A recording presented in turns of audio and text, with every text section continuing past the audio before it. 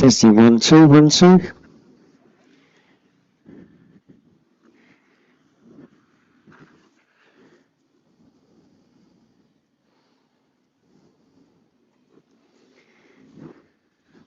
Well, we've just got a small hold at the moment with the craft stopped on the lake.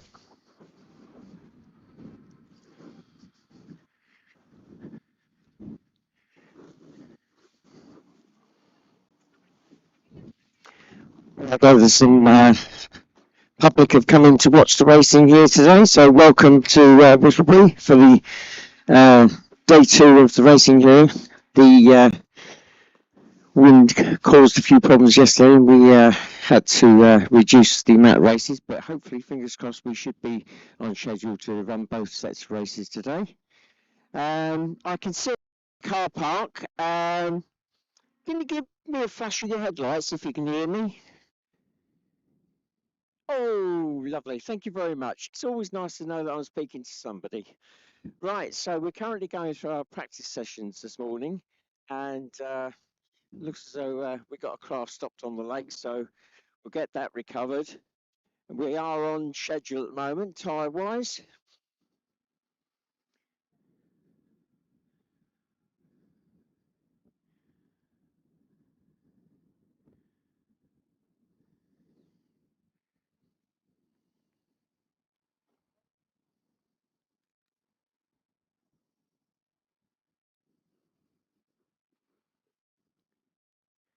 So I've just been informed we've still got 7 minutes of the Colts practice session left before we go into the next group, which is the juniors.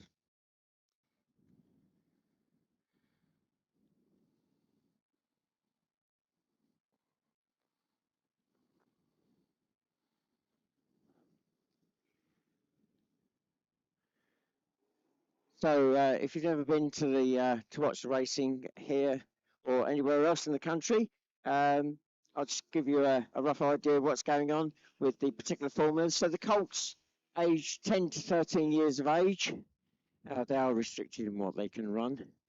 The juniors will be up next. They're aged 13 to 16 years of age, and both those groups have got a 15-minute slot each for this practice sessions. And then we'll finish off with the novices. They'll have 15 minutes as well. So already to start off the practice session this morning, we had the open practice, which is open to all the main formulas. That was a 20-minute slot. Racing at the moment is on target for 11:40, all things being equal.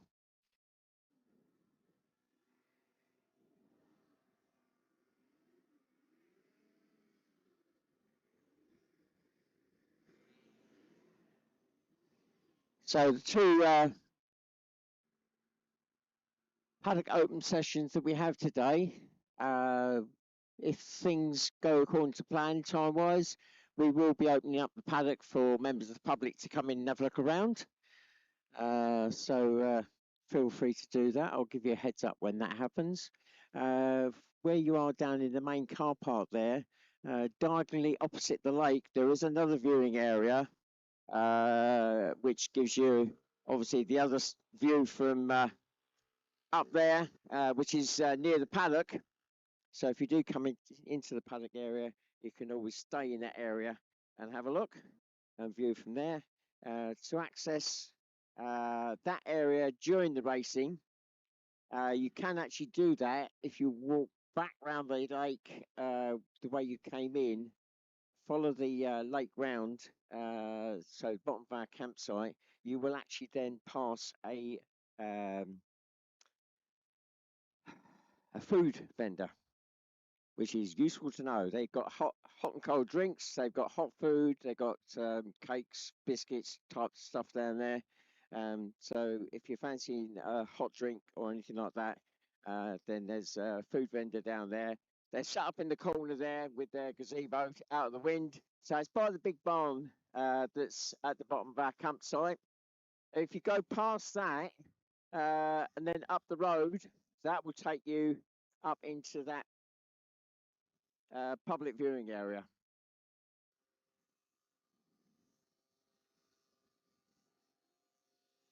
when we actually get the break, we will open up the course so you can walk up more direct, so anti-clockwise around the lake, across the track where they're racing, and up into the paddock that way. That'll probably be the shortest route, and you can obviously then carry on back round later on if you wish to do so.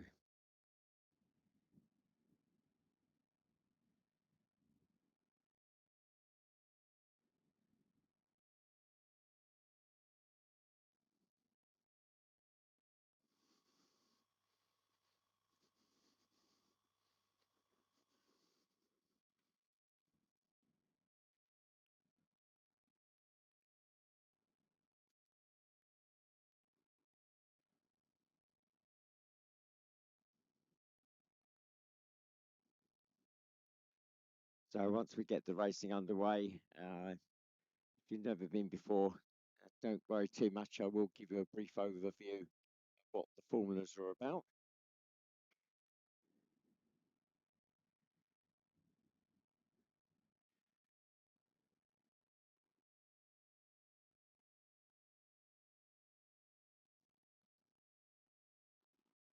So this is the third time we've been here at Whittlebury this year.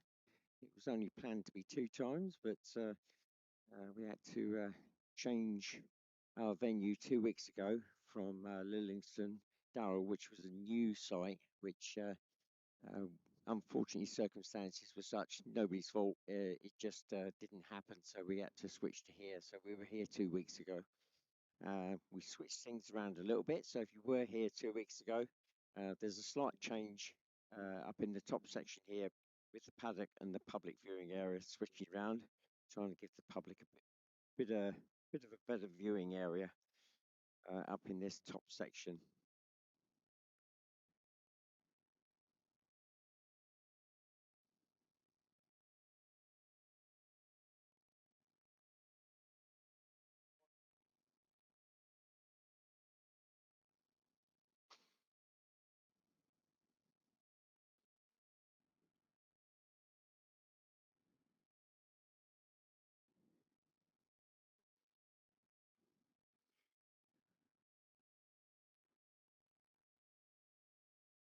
All the crafts that are stopped on track at the moment, they're just being held until that incident's been cleared, and then they'll be released to continue their practice.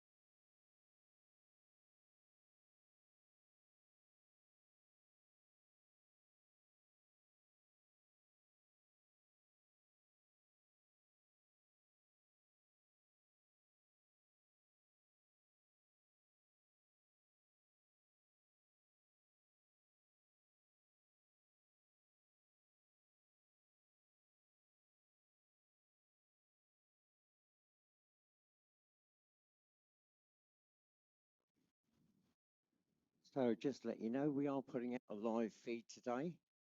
It's quite normal for us to put out a live feed, but yesterday, due to the wind conditions, we weren't able to do it. There was concern about the cameras being blown over. So there will be a live feed going out today. So members of the public that come along, if you want to go back and rewatch anything, then be able to go just search on YouTube, Whittlebury3 25. That should come up with that.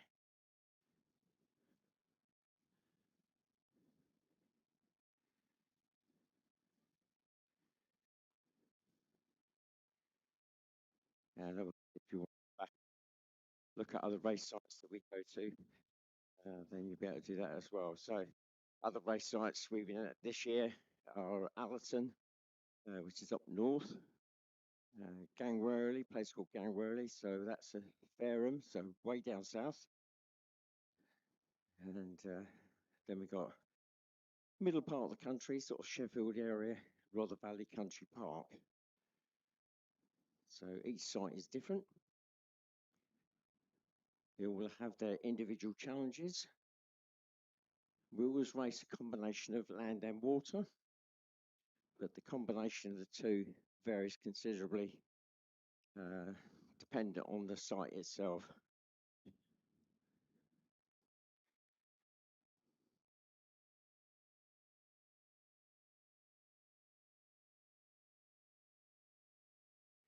Well, it sounds as if the practice session's going to be restarted in just a few moments.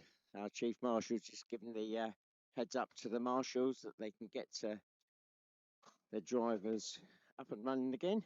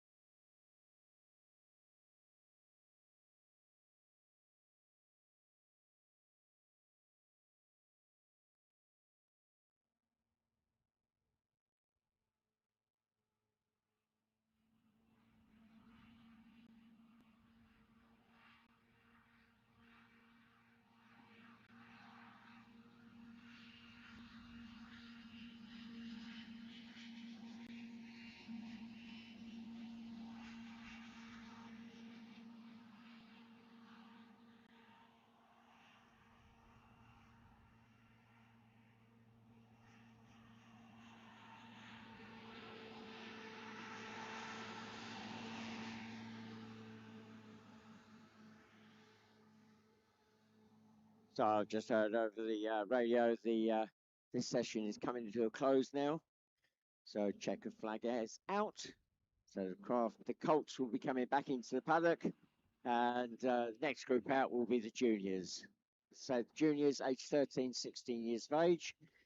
Same as the Colts, there are restrictions, but different restrictions on what they can run. When the crafts start coming out for their individual races, I'll run through all that anyway.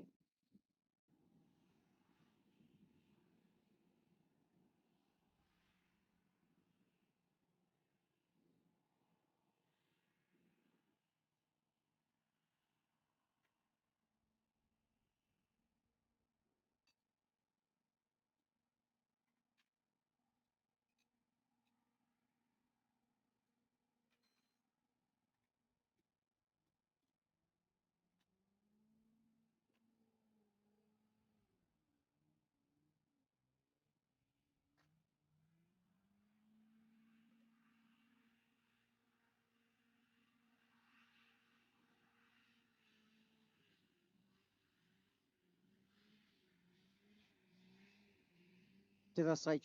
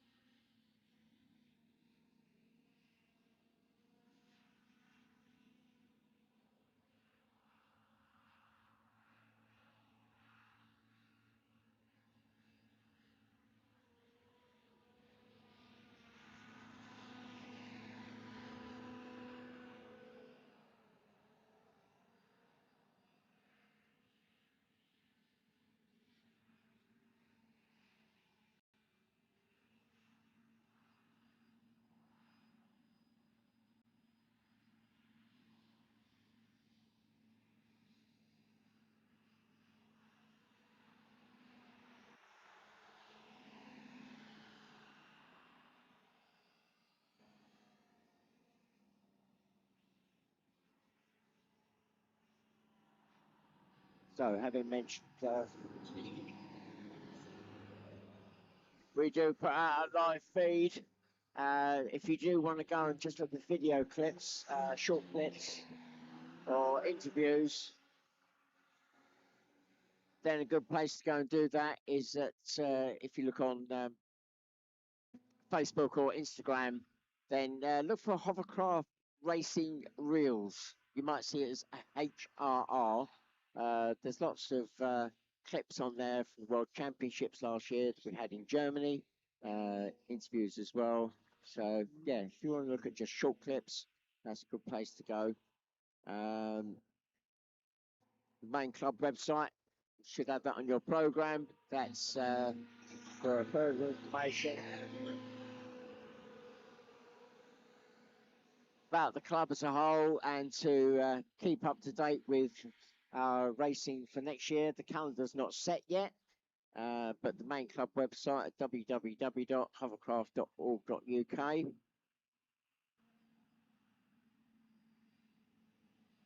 So after this junior practice, we'll be having the novices.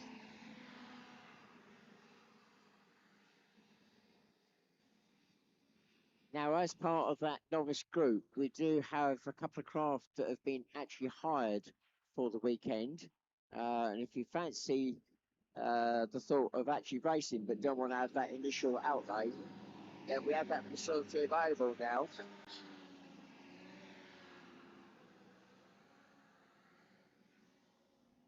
It's called Arrive and Drive Hovercraft to Race. Now, if you go into Google and search that, you should be able to find it. It is the Hovercraft Club of Great Britain that organises it. You may see other people offering similar sort of things, but it wouldn't be in a race meeting. It'd be like driving around a field.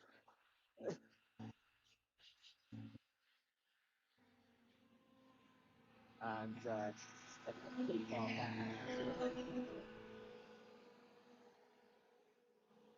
it's actually a father and son combination.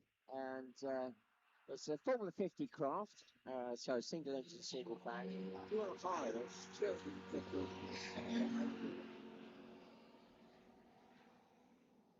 or £360 for 2 days.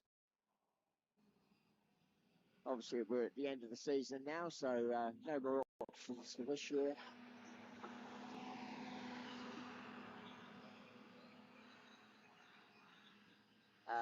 Then obviously don't leave it too long before the season starts next year because those options take that quite quickly during the season. So, let's say either go to the main club website to find that link, or you can go to Google, for example, and search for it.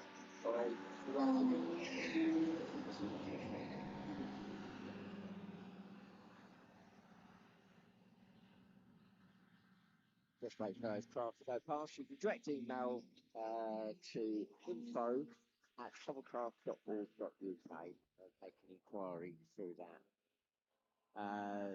Craft will be supplied. You just need to bring along appropriate clothing.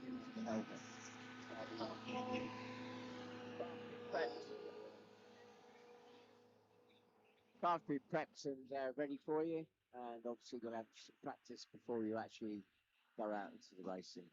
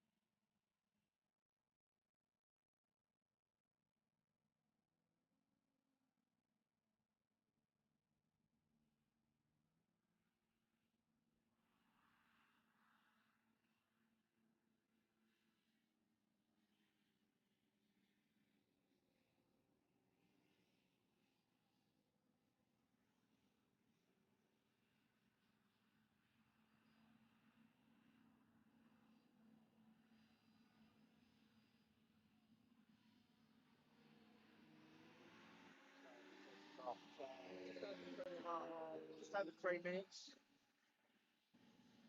Just over 3 minutes of this session left for the juniors. So the novice practice coming up shortly.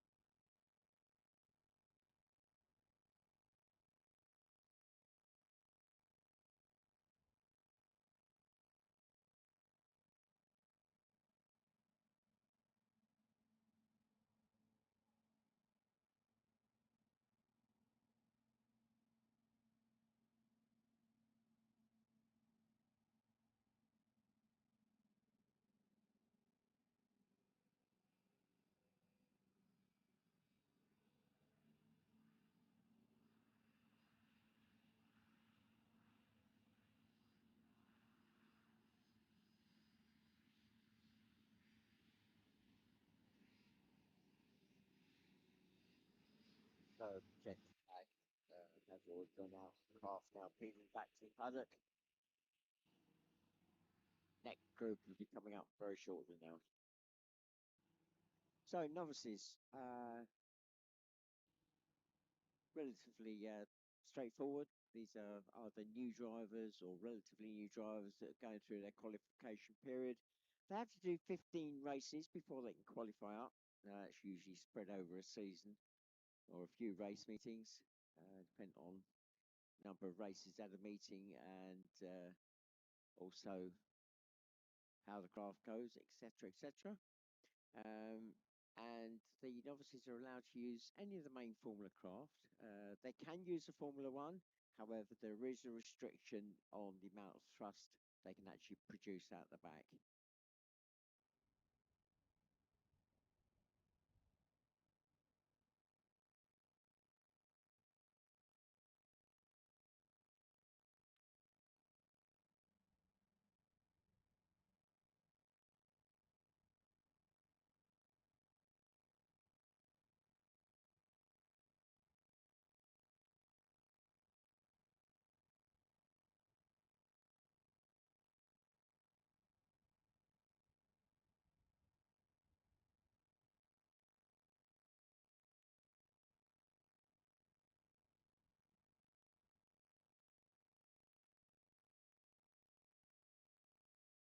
Right, so after the novice practice, we will all be opening up the paddock for members of the public to come in.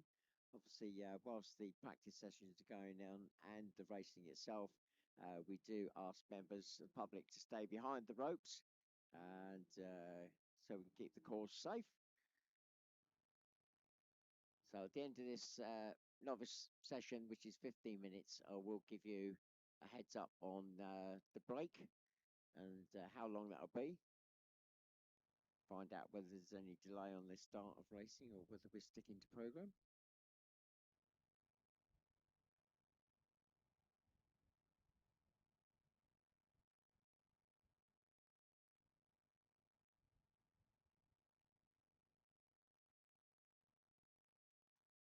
So generally, novices will tend to go for a Formula 50, which is based around the Rotax 503 engine, twin-cylinder air-cooled.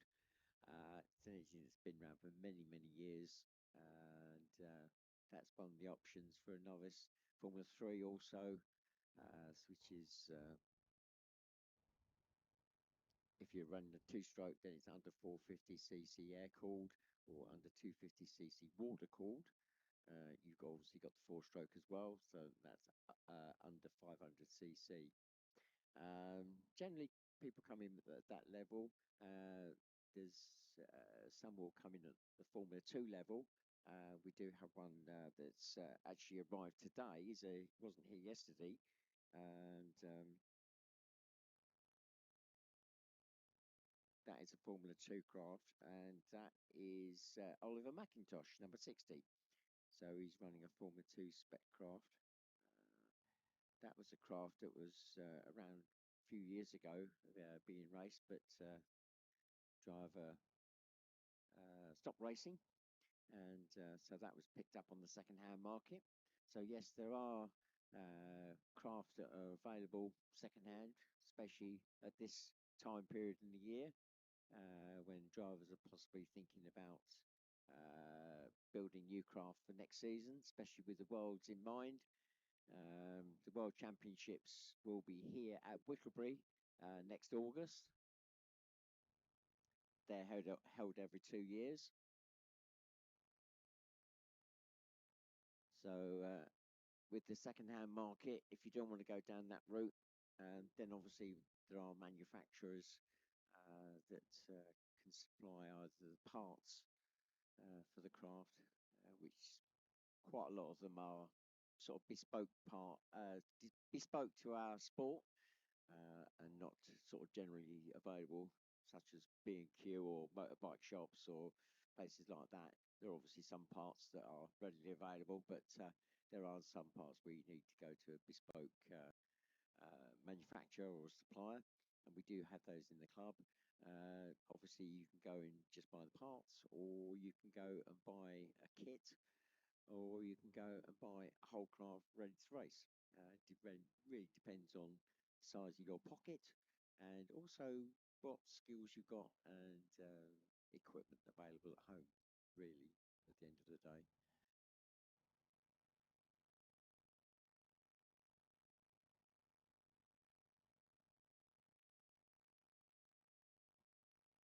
All the hulls these days are constructed of fiberglass. That could be a combination of straightforward fiberglass or carbon fiber in certain areas.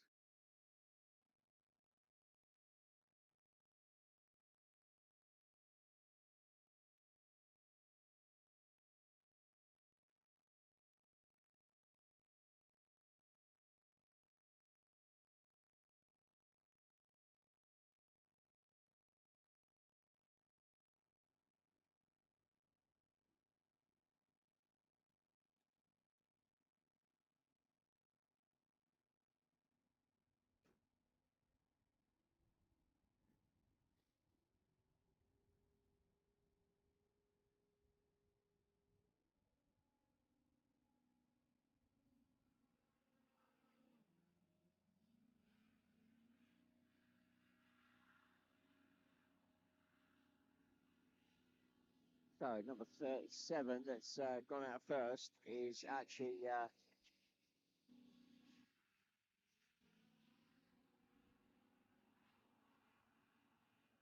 not a novice at all. Was actually a qualified driver, Joe Smith, at 7.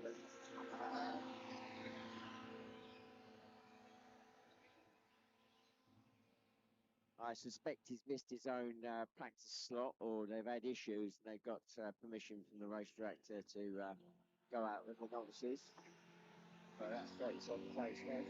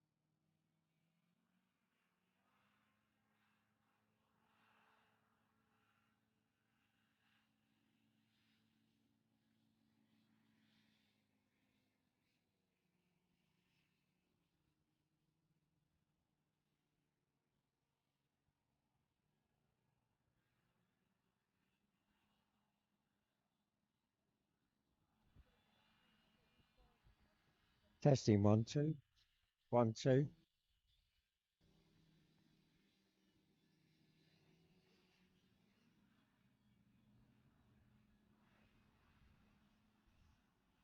Testing 1 2.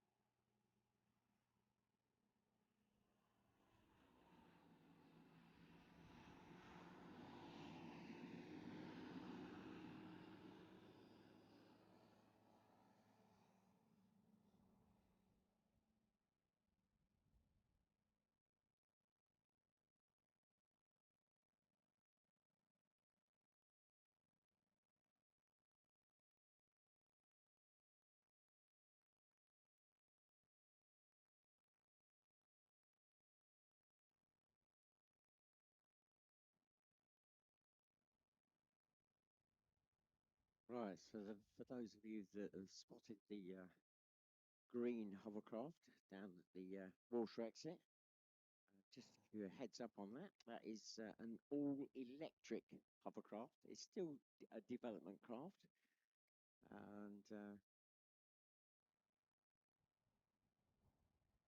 I think that will be going out during the break.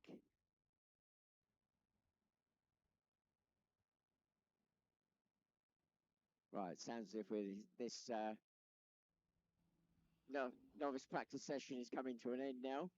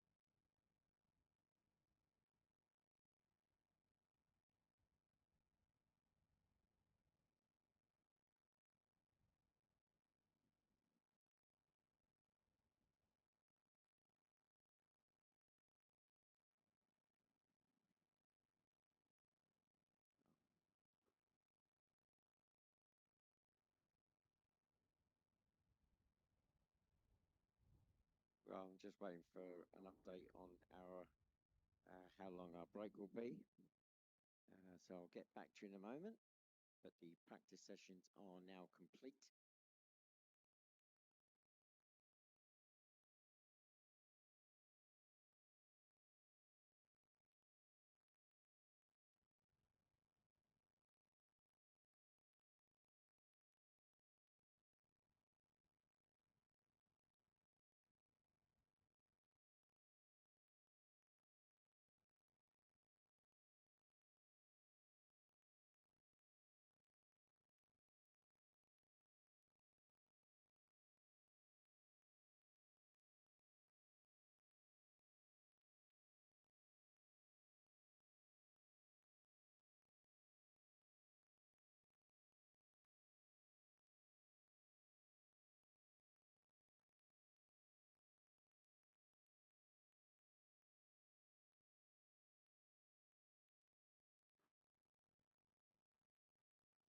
Right, I've just been informed that we are going to stick to program.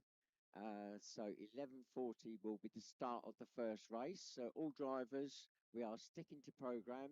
11:40 for the start of the first race. Now, unfortunately, members of the public, we're not going to be able to open up the paddock. The break will be too short to allow you up.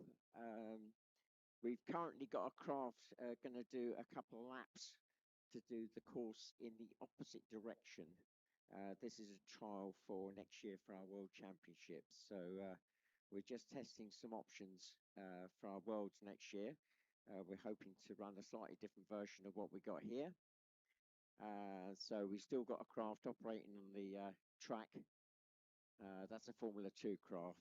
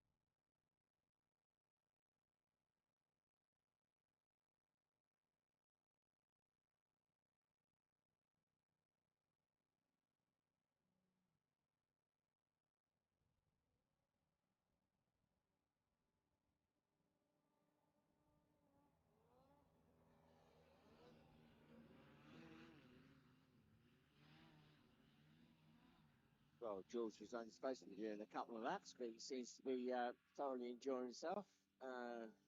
So obviously putting in a few more laps than we expected.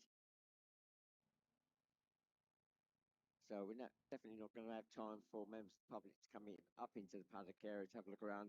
All things being equal, in the next break, that we should be able to do that without any major problems. The green craft down there, if there's time, we'll be going out. He was scheduled to do some rides, but I've been informed that our race director would like to have the first ride, so it depends on what time's available directly after that.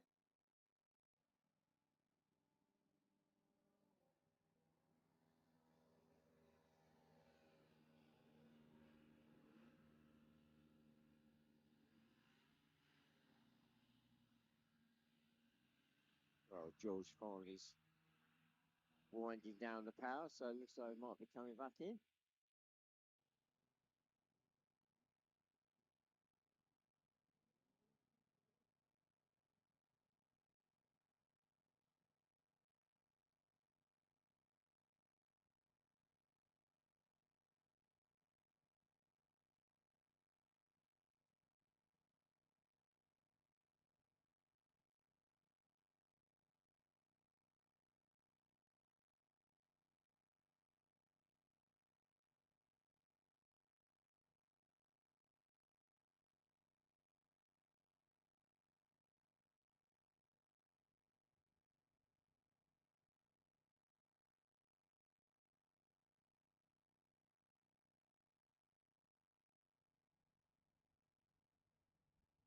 So the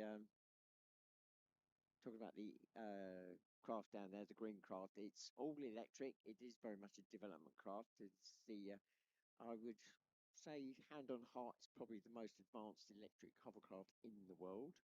To have both lift and thrust, and I'm proud to say that it is my brother that has designed and built that. Both my brother Keith and I joined the club back in 1967.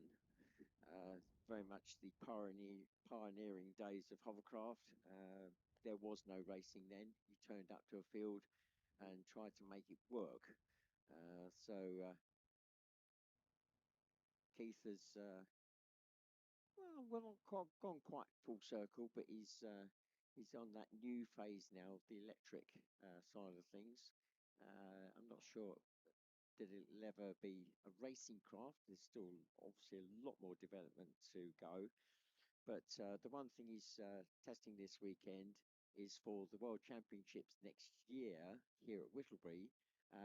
We will have 3 full days of racing, but also there will be 2 days set aside during the week for endurance racing.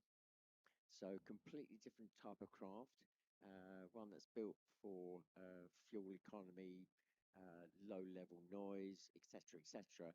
And that will be going on as well. So Keith may not necessarily have the capacity in the battery packs to run the full distance, but certainly when it comes to noise, he beats everybody hands down.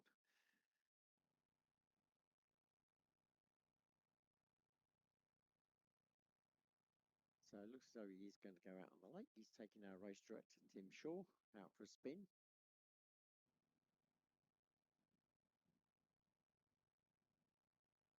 Now, don't forget the snack wagon. If you want hot and cold food and other snacks, that is available. If you go down to the bottom of our camping area, there's a double gazebo set up, tucked away in the corner by the barn that's being built down there. You can access that all day. If you walk back round the way you drove in, you can access that during the racing. Uh, and if you want to come full circle around the lake, you can come up to the top public viewing area and view the course from a different angle.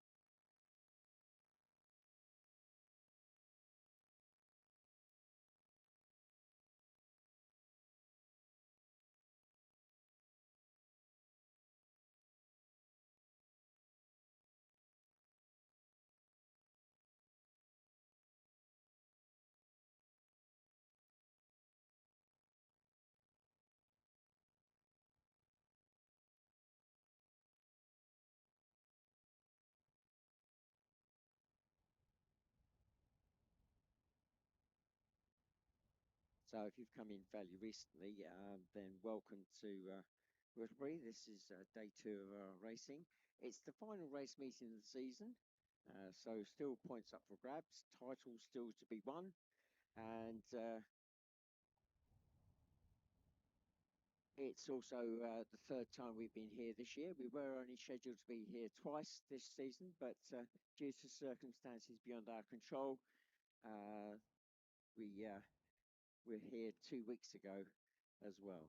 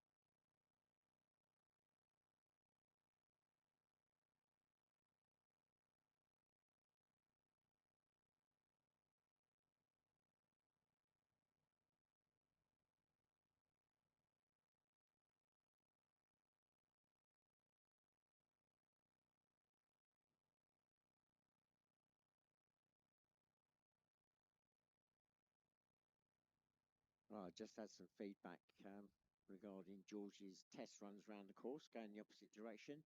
He was trying out the course that we were potentially going to run this weekend, but weren't able to do in the end.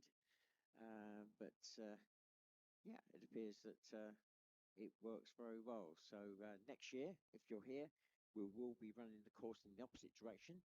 The public area will be even more available, a larger area up in this top area, which will give you a better overview.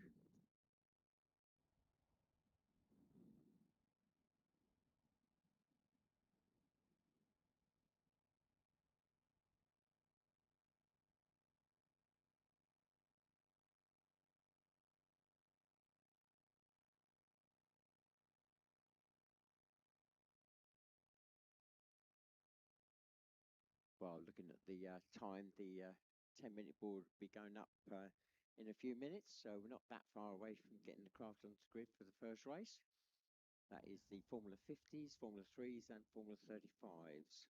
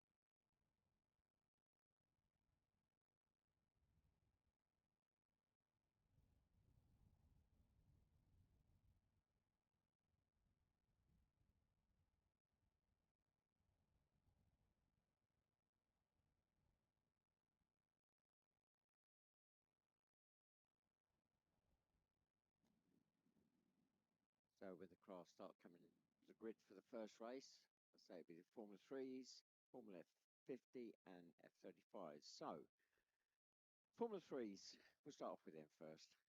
We're looking at that category as being, if you're running a two-stroke, then it's under 450cc if it's air-cooled, or under 250cc if it's water-cooled.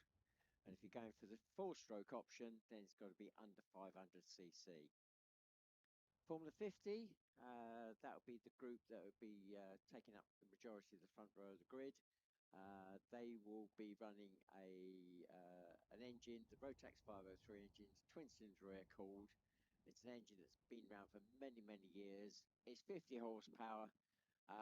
The important elements to this category is they're only allowed to use that one engine to power both lift and thrust. There is a weight constriction on this particular category as well. So the craft are weighed, and the engine has to be pretty much as it comes out of the box, so no special carbs or exhaust. Right, whilst I've been talking, I've just heard the siren go, so we are now 10 minutes away from the start. Formula 35, that is based around industrial four-stroke engines. They have to be air-cooled. So typically, there would be something like a Briggs & Stratton engine, which agricultural type of engine. The F35, well, the 35 bit denotes the amount of horsepower they're actually allowed on the craft. So nothing to do with CC, this is horsepower. So if they go for a twin engine setup, which is the norm, then they would use something like about 5 horsepower for lift and the rest for thrust. There's also a restriction on the tip speed of the thrust fan, so they're running a much far larger thrust fan than the normal craft. And all things being equal, there should be 2 of those out there.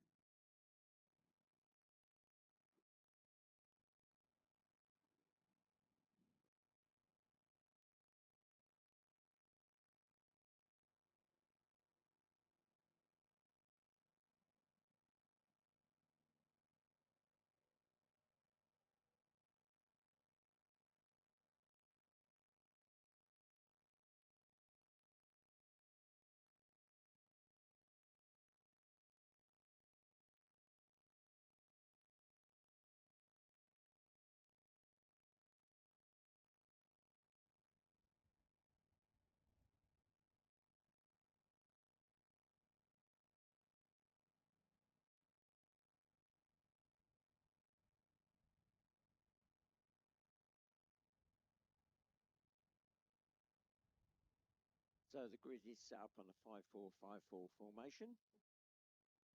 And normally we would be starting the races on a set of traffic lights, but the wind is such up here that it's a bit too unstable.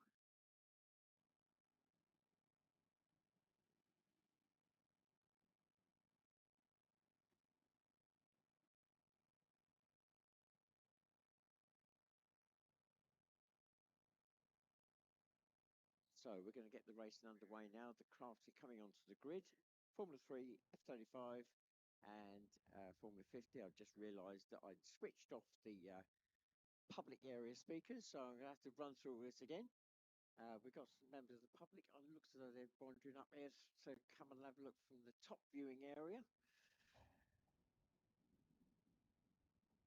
So if you do fancy that later on, as I say, up by the paddock, there is a viewing area up there. So Formula 3, I'll run through that again, what the particular formulas are about.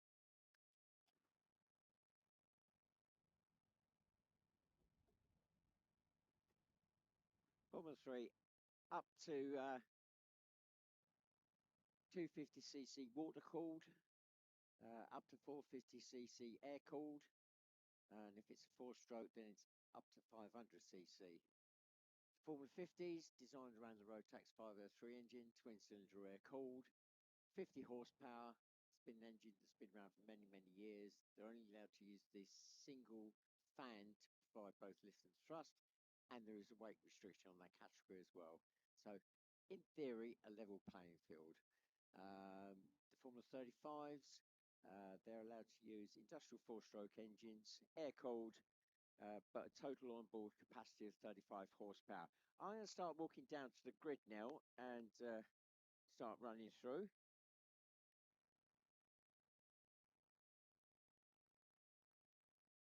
So pulse.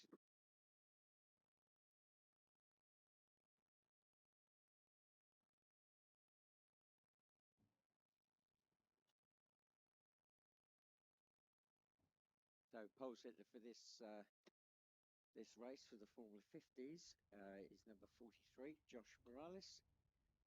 He is the current world champion in this formula, crowned last year in Germany.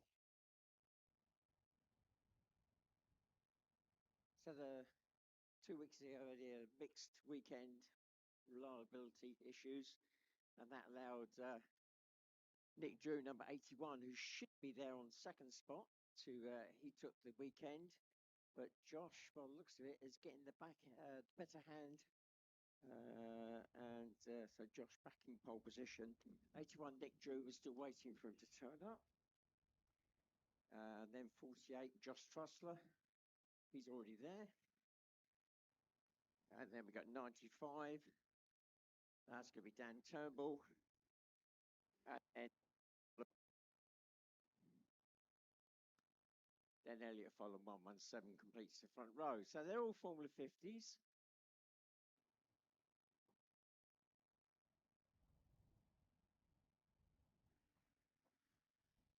Row 2, we got 86 Ben Lambert, another Formula 50.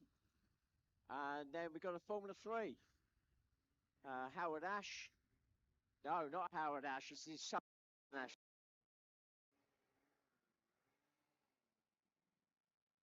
And as I was walking through the grid, 81 Nick Drew arrives to take up his second spot on the grid. So coming back to row 2, after 147, Nathan in that 3. Space missing at the moment. That should be Joe Smith in a Formula 50, number 37. Completing row 2, 75, Mark Allman in a Formula 50. Row 3, we've got 169, Keris Rhodes in a Formula 3. Then 153, Oscar Lewington, Formula 3. Then 115, Craig Emery in a Formula 50. Craig recently qualified at Novices. And on row 4, we've got 145 Charlie Moore in a Formula 3. 116 Serena Hackett in a Formula 50. And then 57, that is Dave Elston in the Formula 50. So it's unusual to see Dave out there. He tends to be focused on his daughter, Lily Elston, who'll be out later on. She is dominating in her particular category. So I'm just looking at the craft coming through and onto the grid. 37 Joe Smith drops into his position on this row 2. His crew just lifted up the side of the craft, so it looks like he's got a few skirt segments loose. Not a good start for the race, so they just got used zip ties to pop those back on. On row 3, 187, Rachel Gifford in the Formula 35 has also dropped in there alongside 171, Zoe Deacon, also an F35.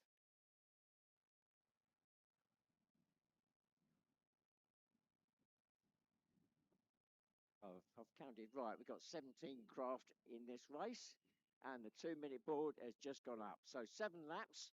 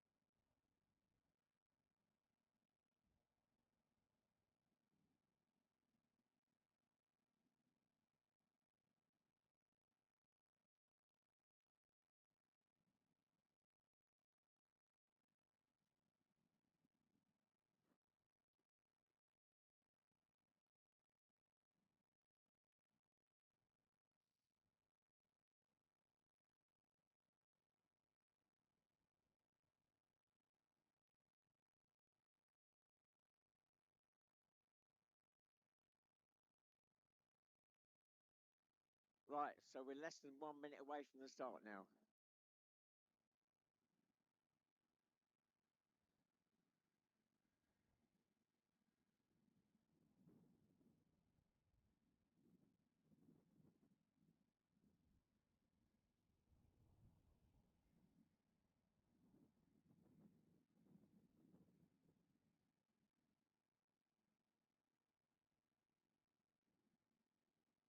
Here we go, the flag's up and we're away.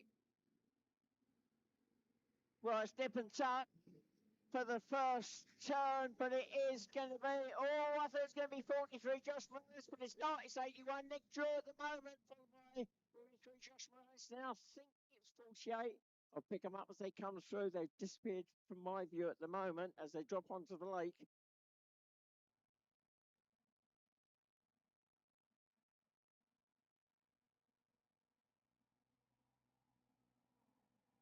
On contact between 95 and 48 at the turn of the marker on the lake. I'm not sure. I think Josh may have had a problem, and that's why the contact was made.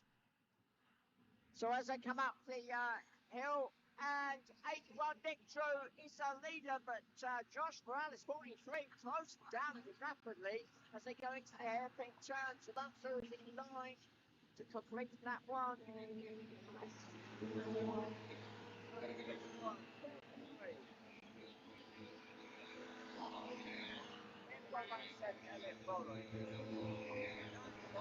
Terrible. Ben Lambert 86. 37 Joe Smith, 57 Dave Elson, 147 Nathan Ash, 153 Oscar Lewington, 75 Mark Allman, then 145 Charlie Ball, 116 Serena Hackett, 169 Kerris Rhodes, then 48 Josh Strasser.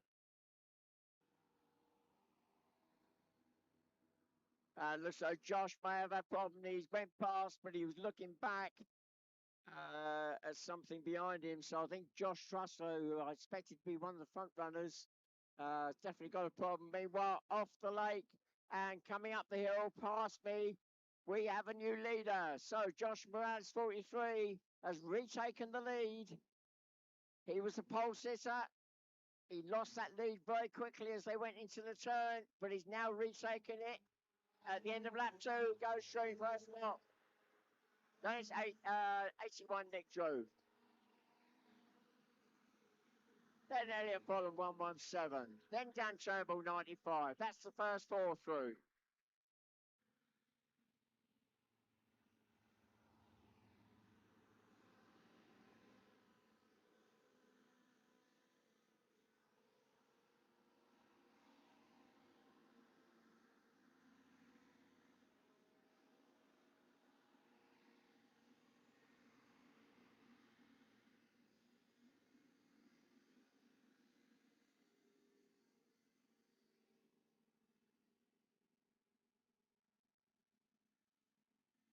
So 48.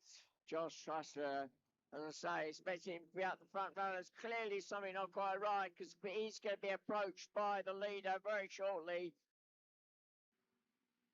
as they come up still to the hairpin turn and through the line.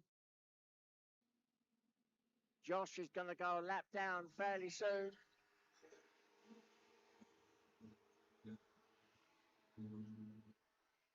So 43, 81, they go through. 117 goes through. 95 goes through. 95, Dan Turnbull challenging Elliot Folland in 117 as they went through the line. So the battle is on for that third spot between Elliot in 117 and 95, Dan Turnbull.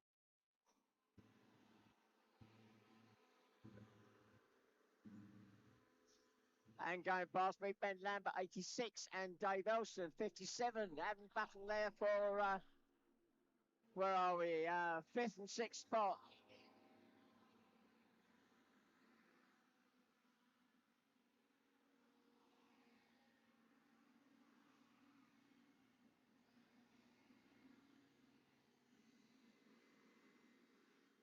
And our lead Formula 3 craft at the moment is 147 Nathan Ash.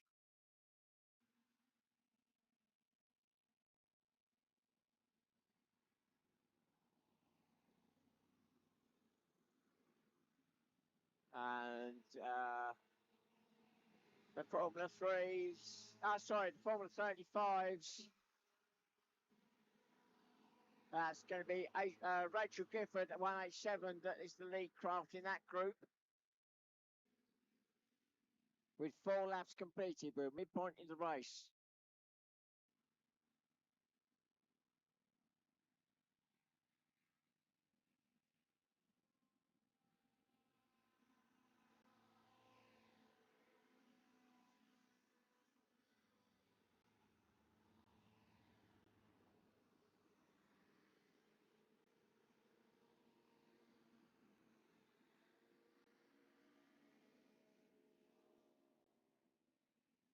Oh, looking further down the field, there's a battle going on between Kerry Slow's one in 116 and Serena Hackett. 116 and 169. They switched places, so Kerry Slow's 169 has managed to get past Serena Hackett 116. So that's a battle between the Formula 3 and the Formula 50. Meanwhile, our leader goes through.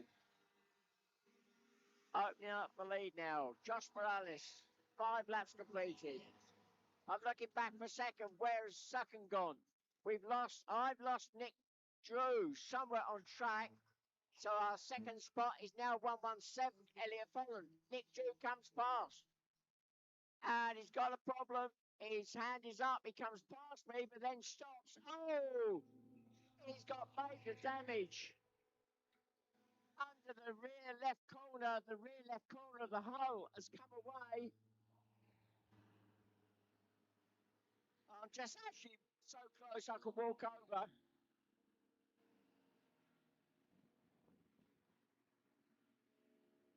So the top hull is fine, but the hole underneath of the rear left corner has come away. So Nick Drew, his race is done.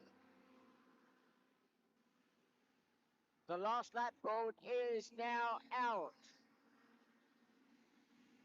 Our leader comes through. 1 lap to go. 43, Josh Morales, now the clear leader.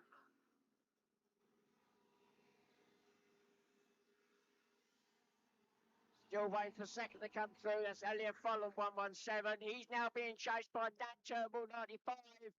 So the battle is on for that second spot with 1 lap to go. Dan Turnbull, 95, chasing Elliot Folland, 117. That's the battle for second. That's in the Formula 50 category. Formula 3s, Nathan Nash, 147, the clear leader there. And the F35s, Rachel Gifford in 187, the clear leader there in that group.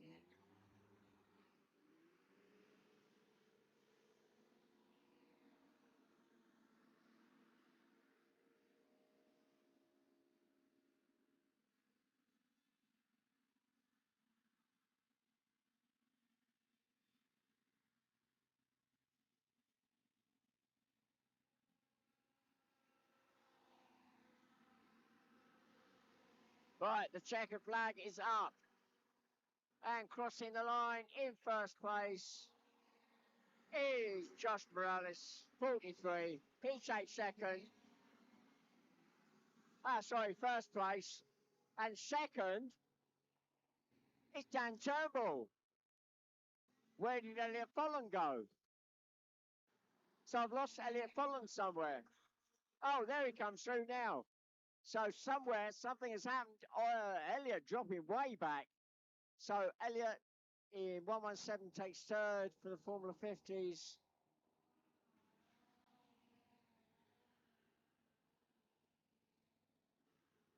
And then coming through fourth for the Formula 50s, 57 Dave Belston, then Ben Lambert, 86 still to come through. There he is now.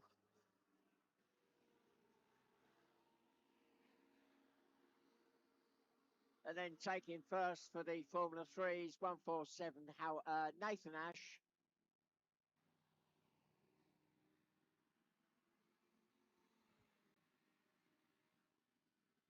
Looks like second for the Formula 3s will go to Oscar Lund in 153. Third will go to Charlie Moore 145.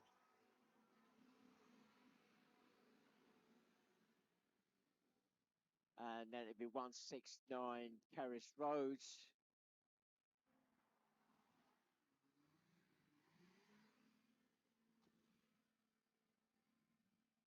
Coming back to the Formula 50s.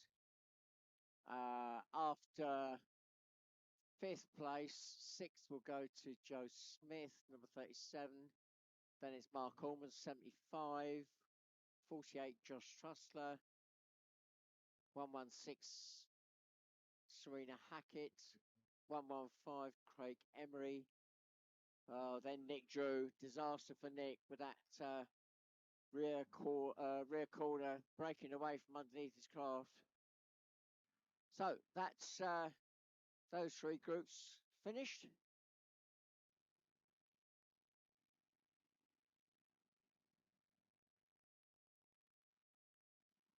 Our next group already formed up on the grid, and we are now looking at the Colts.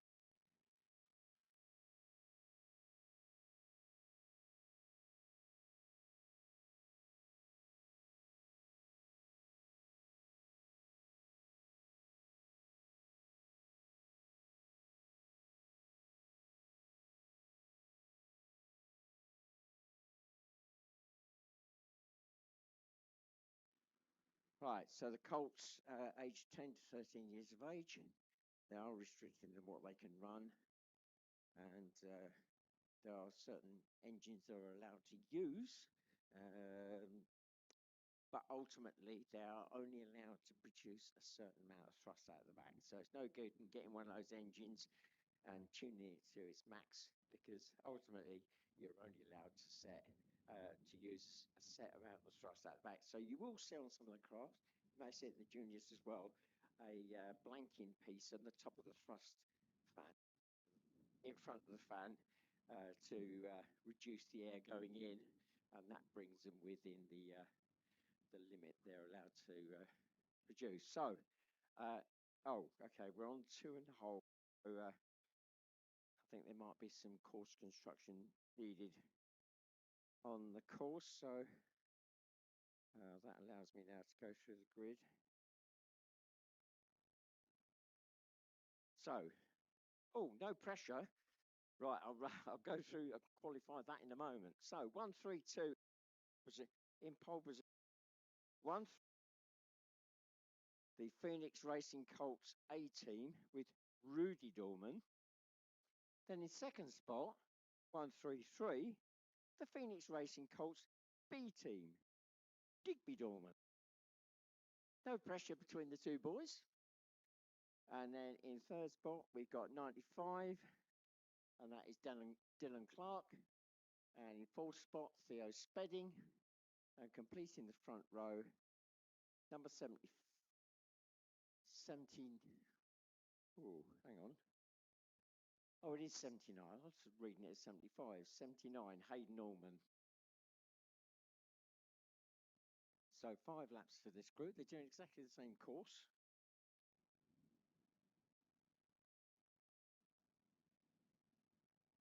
So there was potentially going to be 2 other entrants in the category.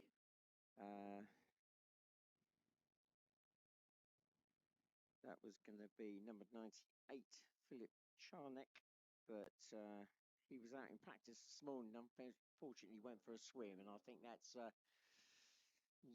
off a little bit for today. Harry has opted not to go out today.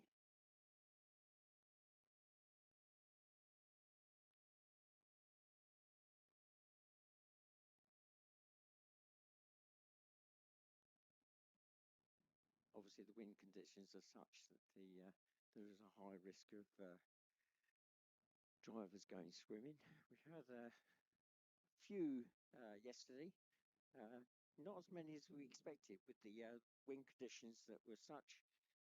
We actually we didn't get racing until after lunch because the wind was so bad. The whole program got changed. We did have practice sessions and then only one set of races yesterday. We had to drop a whole set of races. So there was an initial thought that we could run it that block today, but that was decided against. So we're back on the standard program.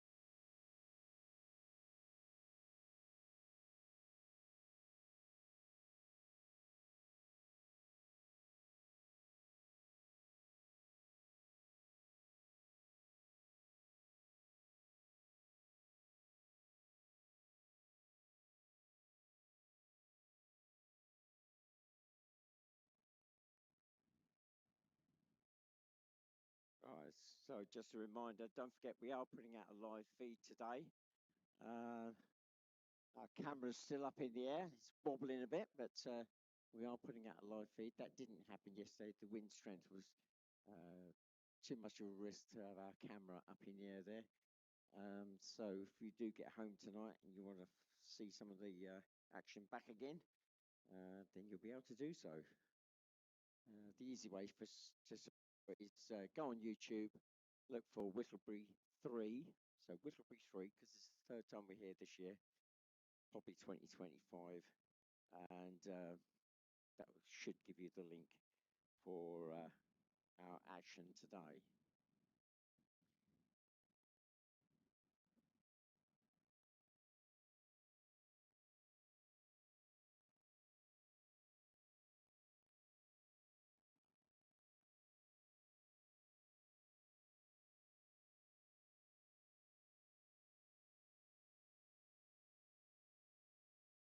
Right, I've just heard that we should be getting onto the two very shortly now. There we go. 2-minute boards now up. So 2-minute boards now up. 5 laps for the Colts.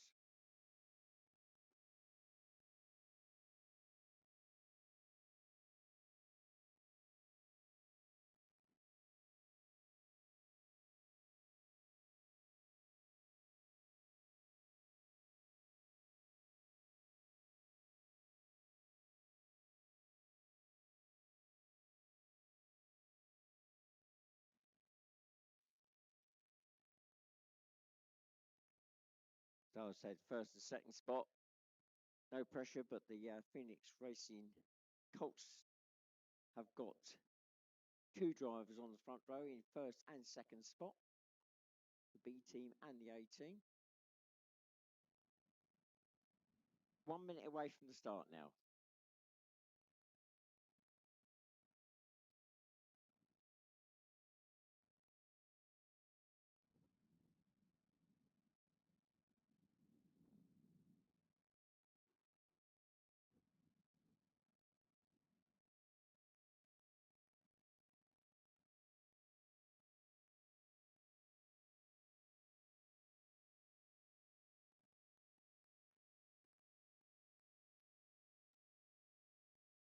All right, coming up to the flag very shortly.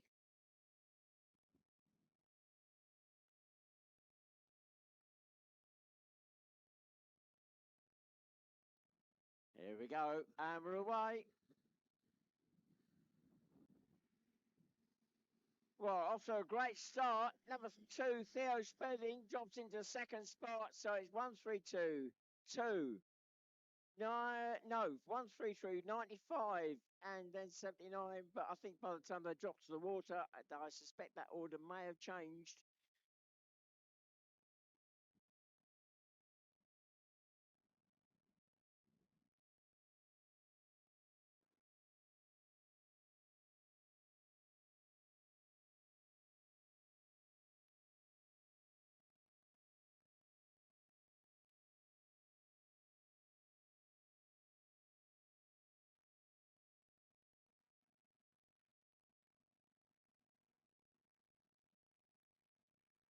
So 132 out of the lake first.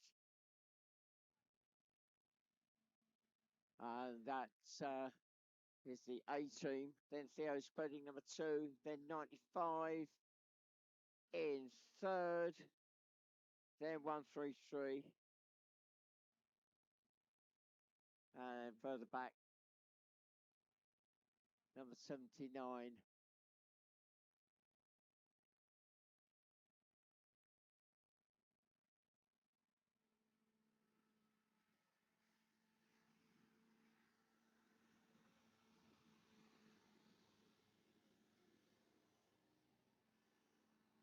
So Rudy Dorman goes through the line first. 132. Closely followed by Theo Spedding number 2. And not that far behind is 95, Dylan Clark. Then 133, Digby Dorman.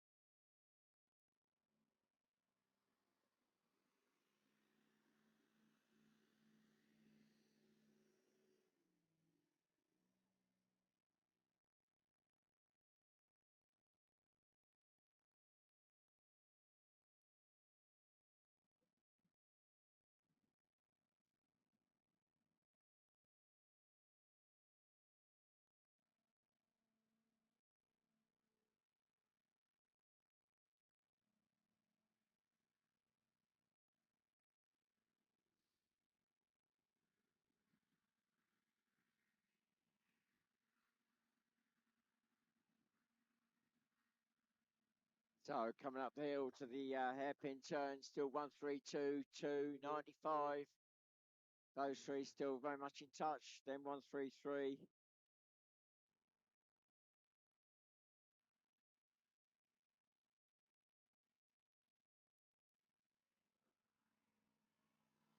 And well, out of my sight, the order changes. Theo Spedding, number 2, is now the new leader, followed by 132, Rudy Dorman, then 95, Dylan Clark.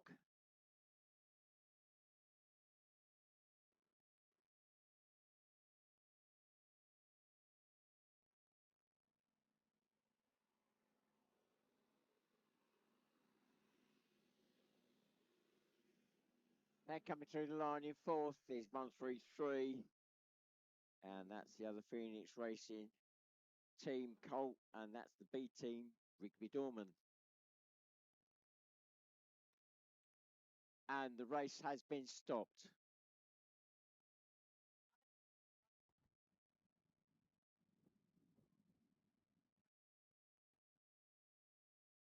So the race has been stopped. I've got no information at the moment. I suspect it's on the lake.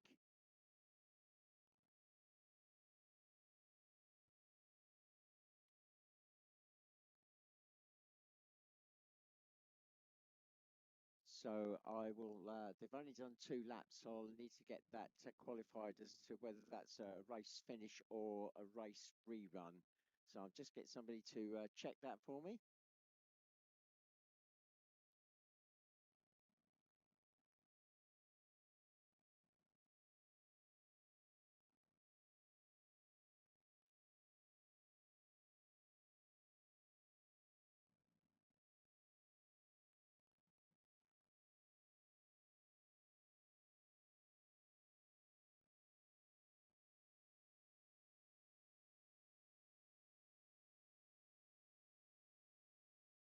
So whilst we're waiting for confirmation on whether that's a rerun or not, that's just waiting for clarification on that. The next groups will be called forward anyway. That will be the Formula 2 and Formula 1s.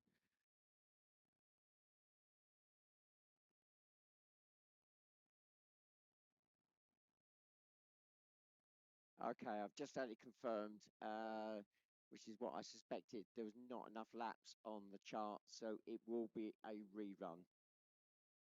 Normally it's 50% race, but unfortunately 50% of 5 laps is always a bit of a challenge how to divide that up. So it is a rerun. So Colts, there will be a rerun of this race.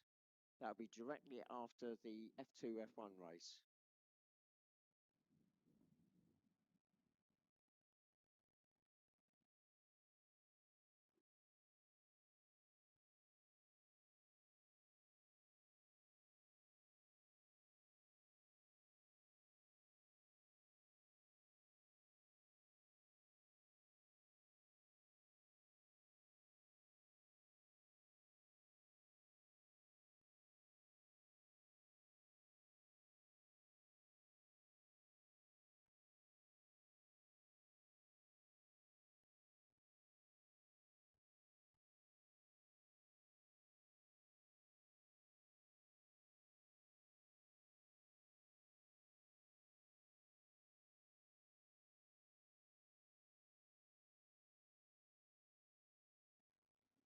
So I've just spotted Theo Spedding's craft coming back on the trailer. So it looks as though it was that craft that was in the incident. So Theo Spedding. So just to confirm, that will be a rerun for the Colts. A rerun for the Colts. Directly after this next race, which is the Formula 2s and the Formula 1s.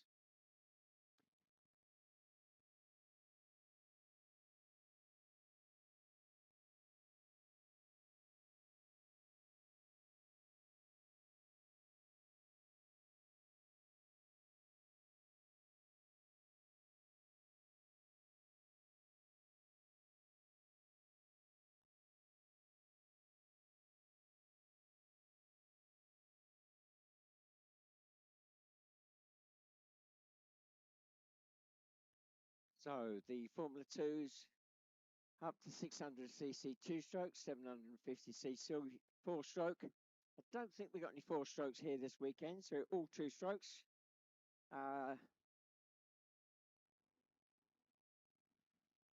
Generally, you'll see the Formula 2s with a twin engine setup, but there are those that run single engine, single fan as well. Formula 1, now we're talking nothing to do with CC, it's all about horsepower. So horsepower wise, for a thrust engine alone, you're talking somewhere in the order of 180 to 220 horsepower plus a lift engine. They'll top out at around about 80, 85 mile an hour. They won't be achieving that this weekend. But they're 0 to 60. They'll accelerate most standard road cars. So it just gives you an idea of their performance. So pole sitter for this race is number 1, Callum Beale. Second at the World Championships in Solberg last year. He was set to take the win, but unfortunately dropped a whole load of points in one of the races due to an incident with another craft. Second spot is number 14, Adam Turnbull. Both those Formula Ones. Then we got a Formula 20, another Formula One in third spot, 25, Stevie Milligan. Then we got the first of the Formula 2s, 119, Josh Trussler. And then 55, Simon Oakley. That completes the front row. Second row, we got 61, Dave Palfrey, Formula 2. Then 98, Marcek Ochman in Formula 2. And then we've got a gap. Now, who should that be? That should be potentially 87, Andy Folland. Oh, he's right at the very back there. He's looks like he may have opted to go to the back. Although he might be just waiting to be put into position. So completing row 2 is 53, Oscar Lewington. That's another Formula 2. And right back. His George Barnes, 77. Ah, yes. I'm just wondering why George is right at the very back. He dropped a whole load of points yesterday. So George, 77, watch out for him right at the very back. The green and orange craft. He was out during the break doing the test course in reverse direction. So watch out for George Barnes, 77, right at the very back there. He'll be chomping at the bit, waiting to get up with the close to the Formula Ones during the race. So 7 laps for this group.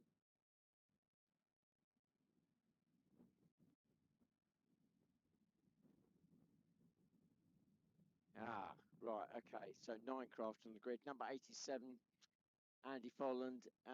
Well, he made it out sort of to the back of the grid, but he's now been put on the trailer to go back. So not quite sure what's happened there.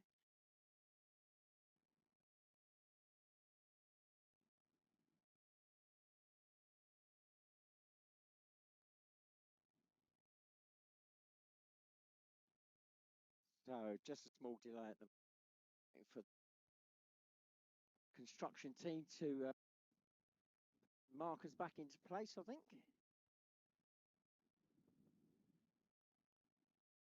And there we go. It's 2-minute board. So 2 minutes away from the start now.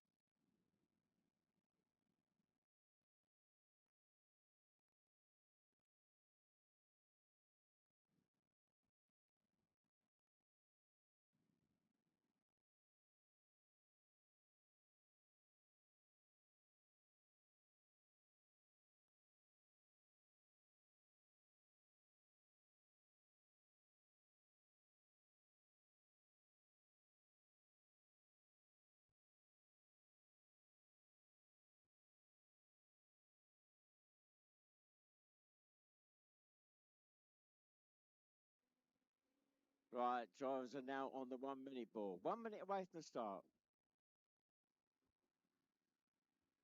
This race could be won and lost as they go off the line.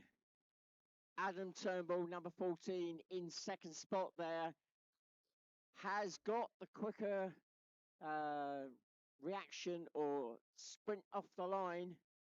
Callum not quite matching it, but Callum yesterday was chomping at his heels, and Adam made a mistake going up the lake, and that allowed Callum through. So let's see what happens this time.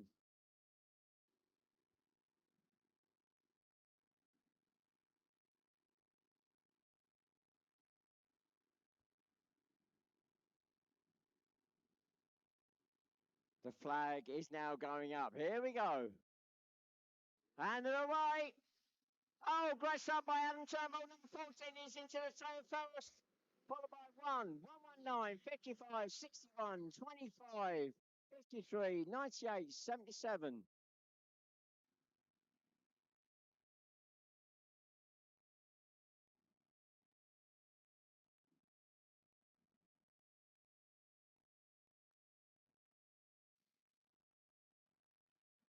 Oh, 119. Josh Trussler getting the craft up on its side as he went round the marker boy, brings it back under control and still stays in third spot overall. But he is the lead Formula 2. Dave Palfrey gets that up on his side as he crosses the road and all over the place, and he does it again. Dave Palfrey, number 61, getting caught by the wind. And so it's a change of places in that group. Crossing the line is 14, 119. That's the first three. And George Barnes, as expected, number 77, moving up through the field. He is now in fourth spot.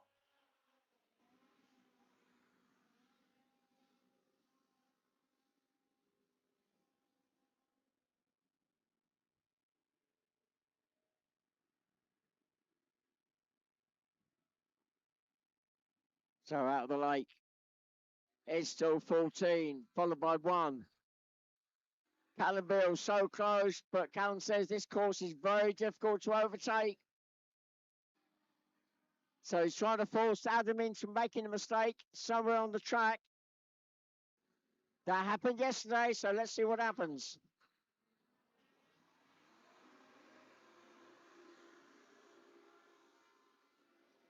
Those two go through, sprinting away from the rest of the field, up in the third spot now. I believe it's the Formula 2 craft of 77 George Barnes, who's about to go past me now.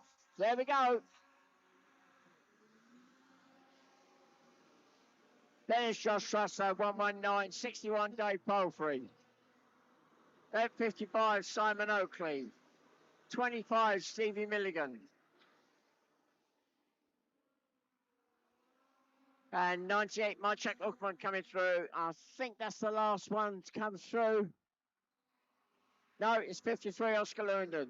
Oh, out of my view, and Callum has made the pass. So Adam, out of my view, has looks like he's made a mistake somewhere, and Callum has taken the lead.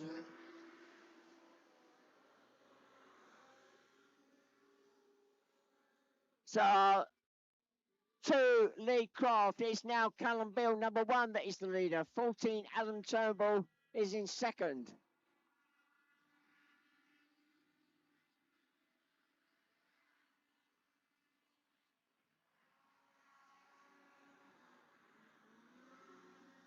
So coming through in third overall, but the lead Formula 2 craft is George Barnes, 77.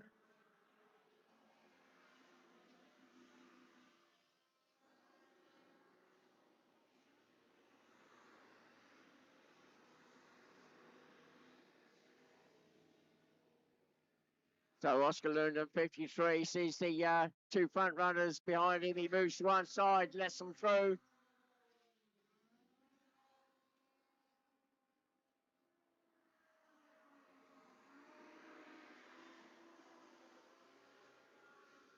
And that is now 4 laps gone.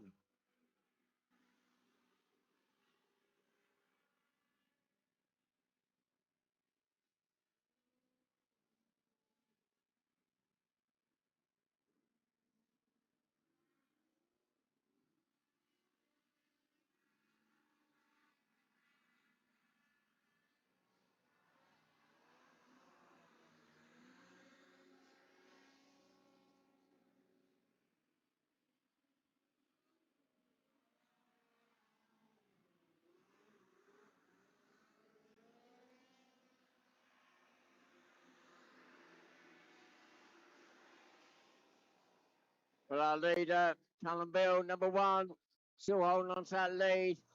Up and open up a small gap now.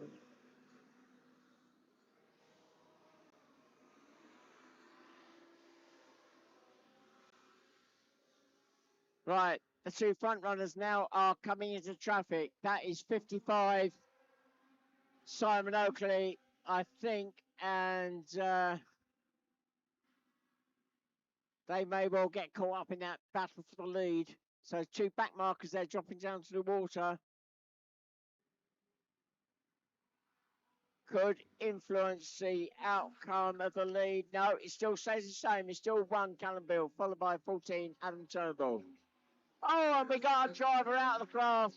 119, Josh Sholster gets the craft airborne, out of the lake, cross the road, rolls it over, is back in the craft, so driver okay. And the lanyards have done their job, the engines have stopped, so he's restarting him now to get back in the race. The last lap board is now up. Our leader goes through, 1 lap to go. So it's 1:14, the 2 Formula Ones, way and clear, with 1 lap to go now.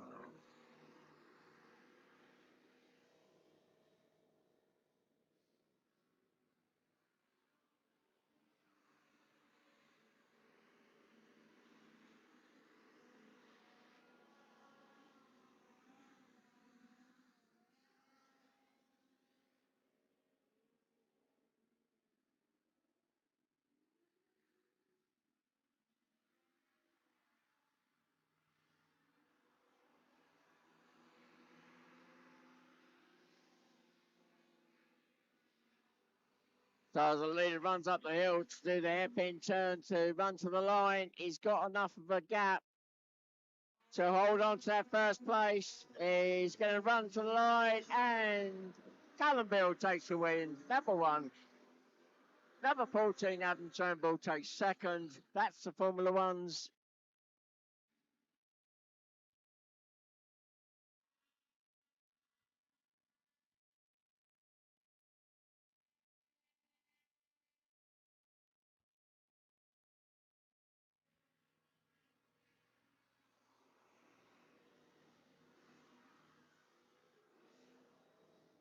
Well, still waiting for the craft to come through.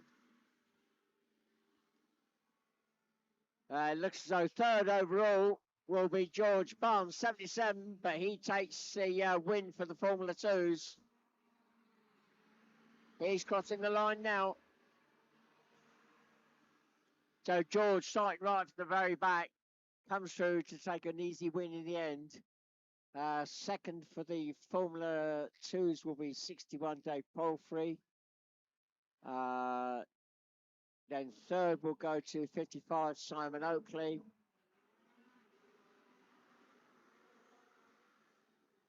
Fourth will go to 119 Josh Trussler after he had his tumble. Then 98 Mychek Uckman, then 53 Oscar Lewandon, and then 87, Andy Folland. So third in the Formula Ones is 25 Stephen Milligan.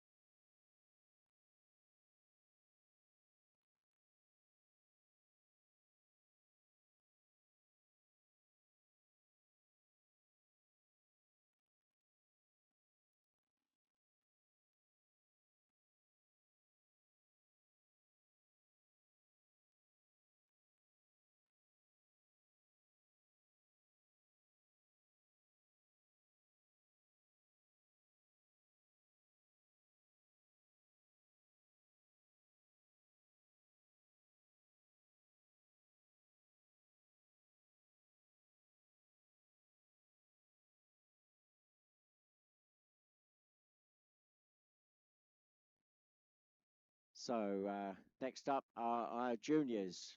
So dropping the pace a bit now, hopefully not excitement. Sorry, I've got the run. No, it is. Oh, Colt rerun. Yes, sorry. I completely forgot about the Colt rerun. The excitement of that F2 F1 race. I completely forgot about the Colts. So we're doing the rerun of the Colts. It will be a complete rerun.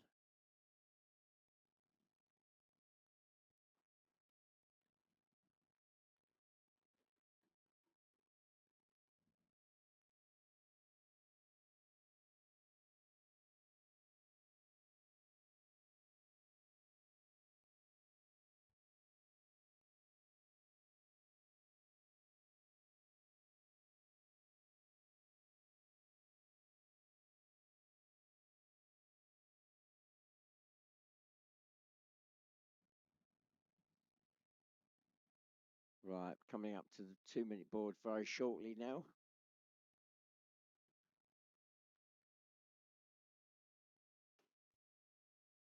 So there we go, 2 minutes away from the start now.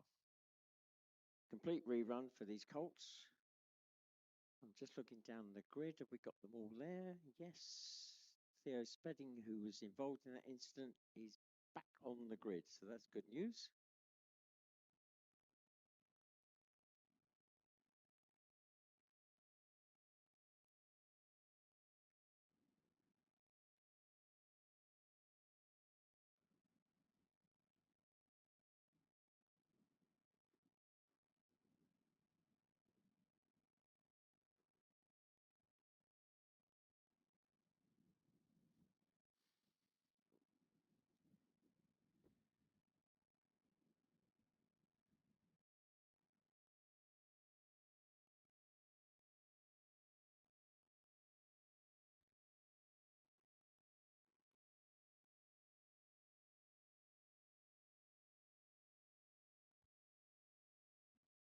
And we're now on the 1 minute ball. 1 minute away from the start.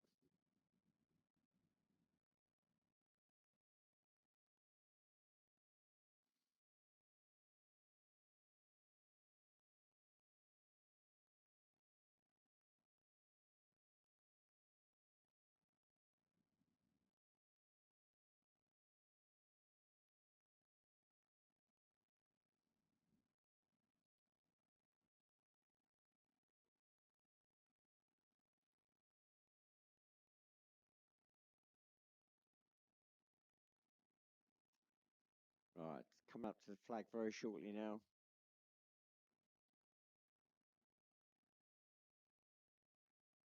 Here we go. And we're away. Oh, there's a meat in the sandwich there, and that meat is 133. He's squeezed in between 132 and 95. So there was no given ground there. They were all determined to get into the turn first, but unfortunately that allowed Theo Spedding, number two, just to sort of sail through. And I think Theo is our early leader. So three of them there got locked together, and yeah, slowed the whole process up. So Theo away and gone for the first turn. So he's still our current leader.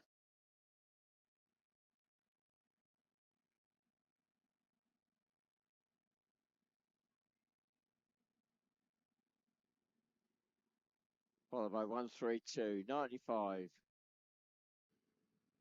Then 133, then 79.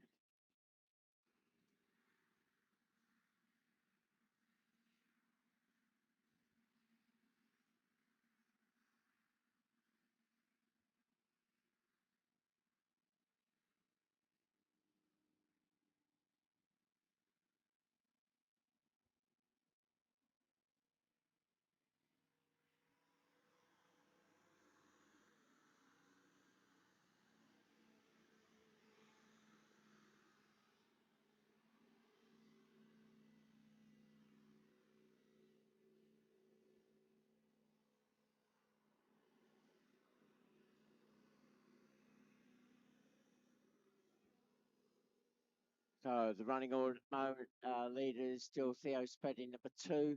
Second is the Phoenix Racing A team with Rudy Dorman. Then 95 in third spot, Dylan Clark with Team Nationwide Fire. And then the fourth spot, 133, and that's the Phoenix Racing B team. And that is Digby Dorman. And then we've got 79, Hayden Allman.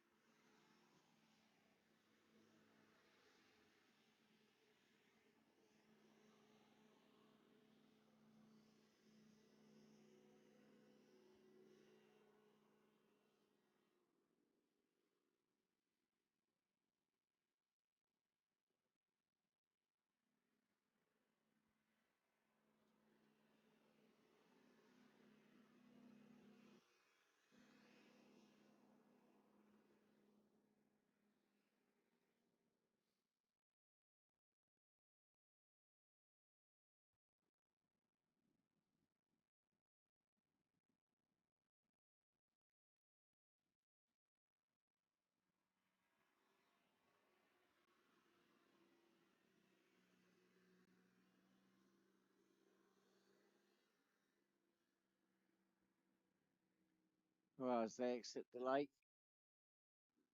It's still Theo Spedding holding on to that lead, number 2, but he has got 132, the Phoenix Racing A team, with Rudy Dorman chomping at his heels, so very much within striking distance, and then not that far behind is 95, the Team Nationwide Firecraft, and that is Dylan Clark.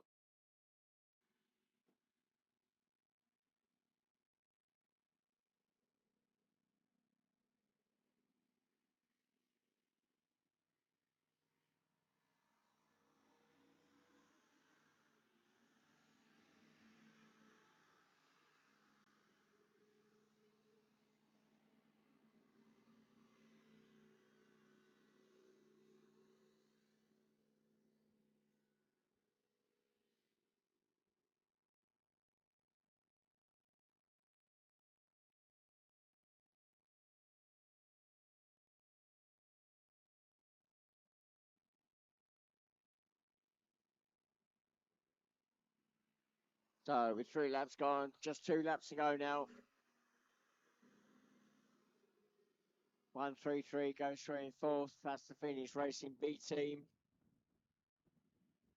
And that's Digby Dorman.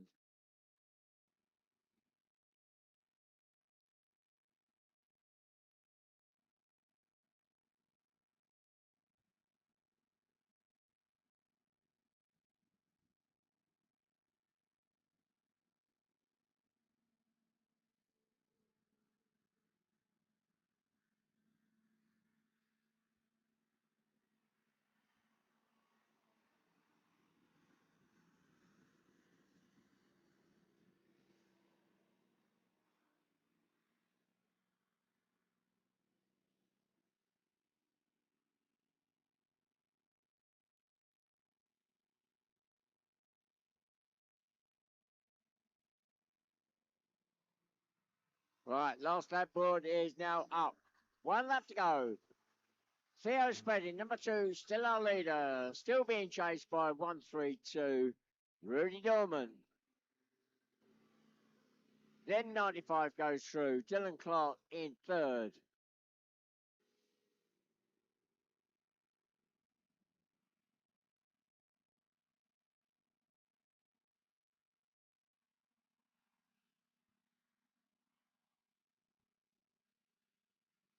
Well, the next group up are juniors. I just heard over the radio that number 95, for whatever reason, that craft is now going to be used for the next race. So it's going to be a quick splash and dash for 95. Currently got Dylan Clark in there. And change of driver.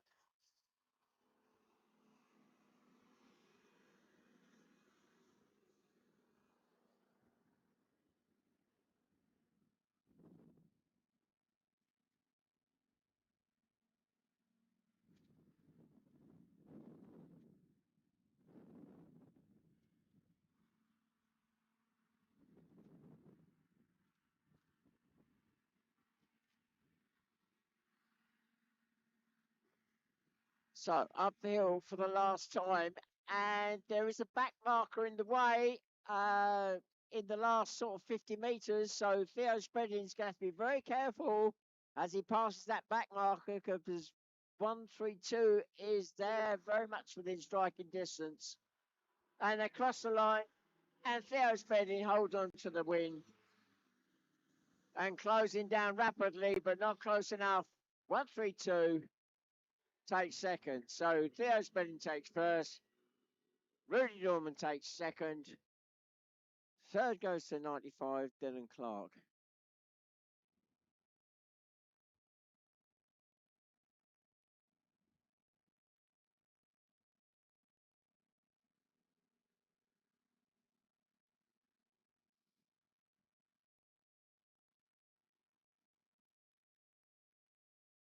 Well, looking down at the grid, the next group already forming up.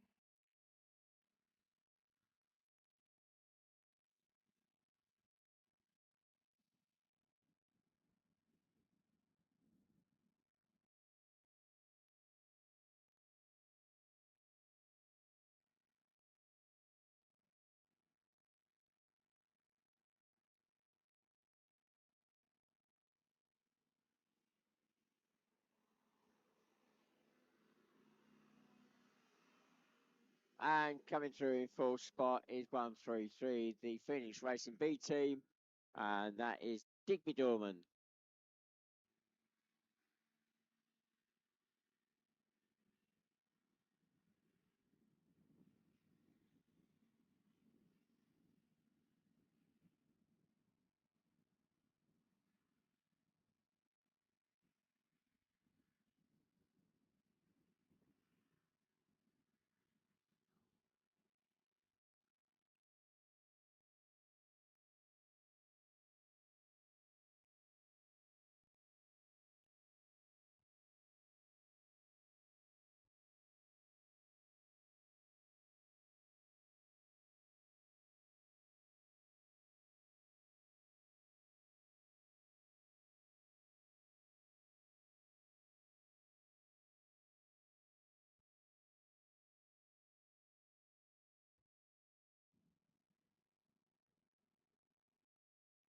So our next group up.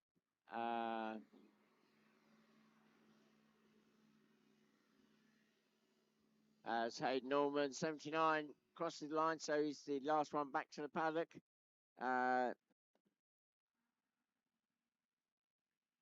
The juniors, aged 13 to 16 years of age. Again, they are restricting what they can run. As a general guide, it's the Formula 3 specification craft, Formula 50, and the Formula 35. Generally, it's the Formula 3 and Formula 50 that they opt for.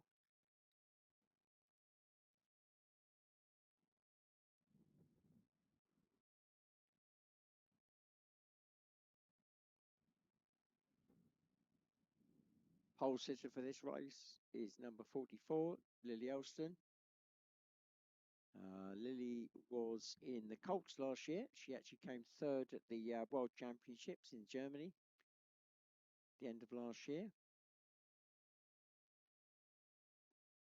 Second on the front row is 75, Harley Allman. Third on the front row will be Lucas Rhodes, number 5. Fourth will be 153, Tyler Reynolds. Then 82, James Cooper. And then 7, Maya Barlow. So the juniors doing the same number as the adults, so 7 laps.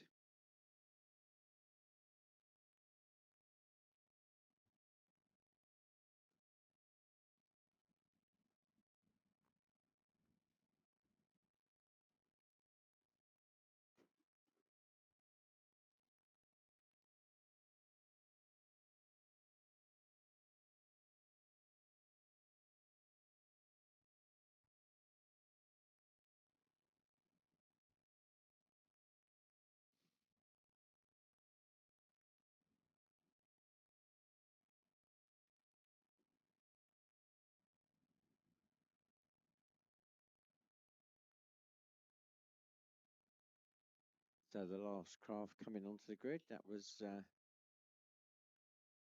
one that had to come back from that last race. Quick splash, change of numbers, I think, and back onto the grid in third spot, so different driver.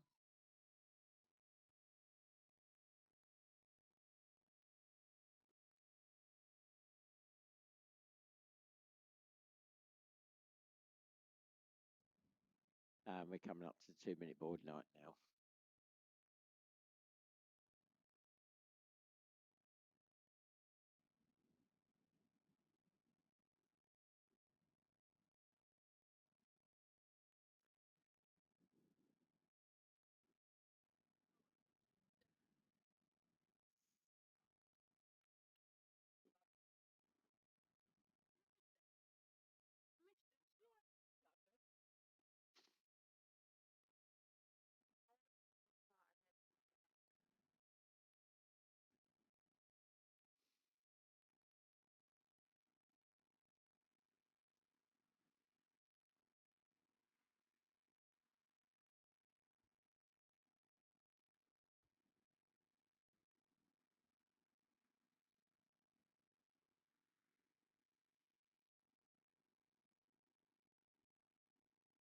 Well, I think we're coming up to the 1 minute board very shortly now.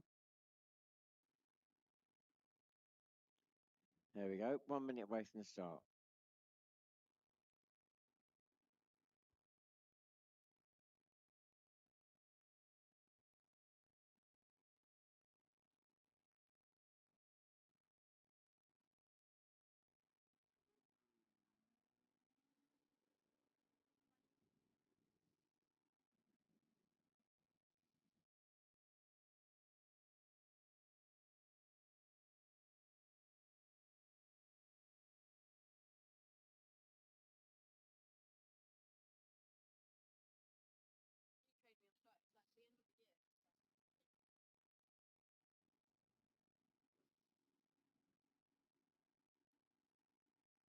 Right, we're on the flag, here we go.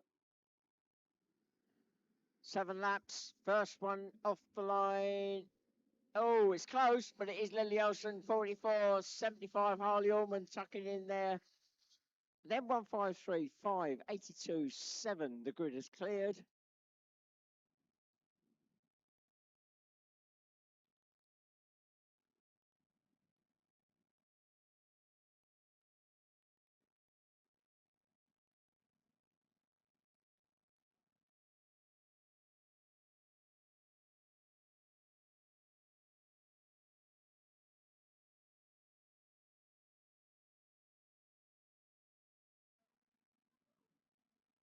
Well, some different lines being taken round the marker board there on the lake. It's 44, 153, 75. So 153, Emily Lewington getting in amongst it there.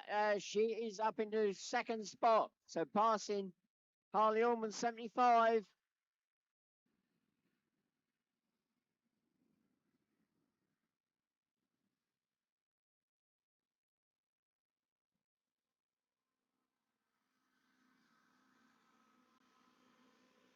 So it's 44 Lily Olsen, 153 Emily Lewington, 75 Harley Allman. 5 Lucas Rose, 4th, and 7 Maya Barlow in 5th.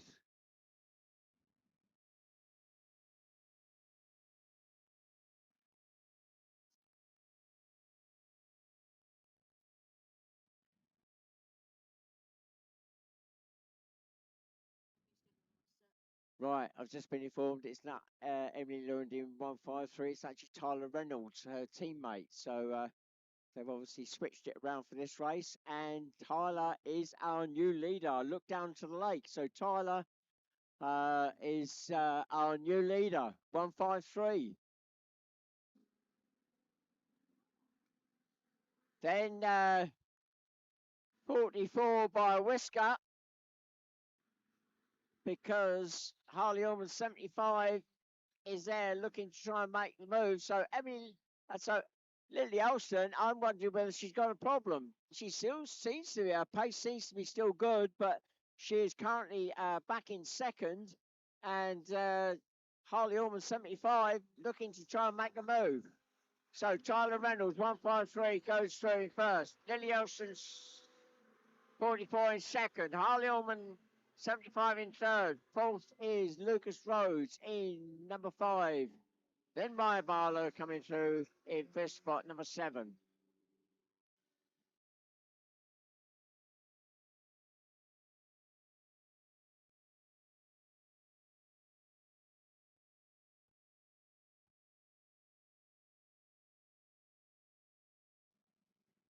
So out of the lake, 82, Tyler Reynolds away and clear. And I'm just wondering what's happening, because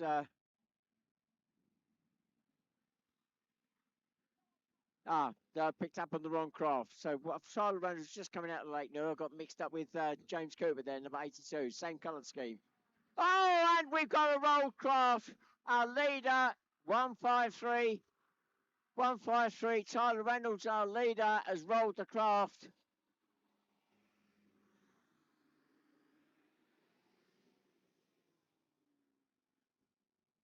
So 153 has rolled the craft. Well, he's sitting next to the craft. The medics are just going to go over to him. So that race has stopped.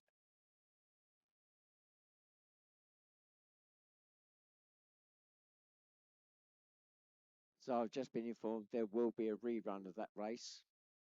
So that section after, as they come out the lake and cross the road, that section to the first turn there to run up the hill, the wind does seem to be catching some of the craft. Some of them have got the craft up on the side there. And of course, the juniors and the Colts, they're quite lightweight craft. And yeah, that caught our leader out there. And the craft has rolled.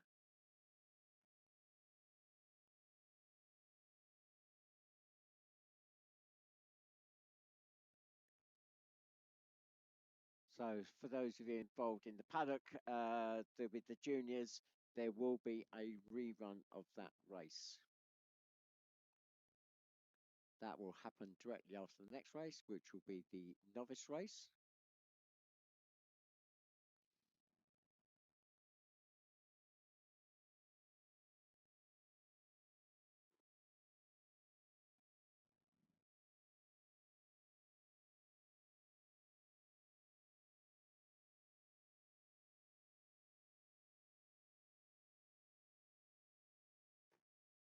So whilst we were waiting for that incident to clear, don't forget if you this is your first time watching the racing here at Whittlebury or even anywhere in the country, because sometimes people do follow us around to the various sites. Then please go to our main club website at www.hovercraft.org.uk for further information about the club as a whole. It is the Chilterns branch that organises this event. We're loosely based around the Aylesbury area, but they're loosely based. We do spread out quite wide. But this is our local site that we run. There are other branches up and down the country, so if you're not actually local, there are other branches around. This is just one of the sites we used this year.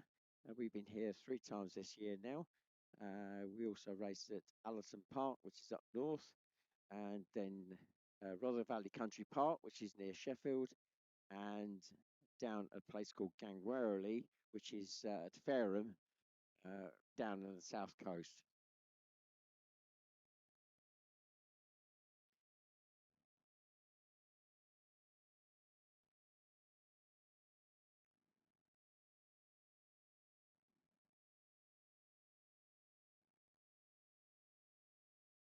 And just a reminder, we are putting out a live feed today. We didn't yesterday due to the wind conditions. And so I'm not sure whether that incident would have captured on camera actually, but if you do want to see any reruns, then tonight or tomorrow, then if you go into YouTube, you should be able to find it relatively easy. If you look at Whittlebury3 Hovercraft Racing, 2025, that should pick it up. And if you want to look at other race meetings, the feedback from the live feedback, sorry, then do another search for the various race sites, and you'll see that the sites do vary quite considerably. Rother Valley Country Park, for example, is predominantly water and a very small section of land. So our paramedic is just giving the driver a ride back to the paddock on his quad bike, so it doesn't look as though there's anything major going on with the driver. They'll probably be checked out properly when he gets back.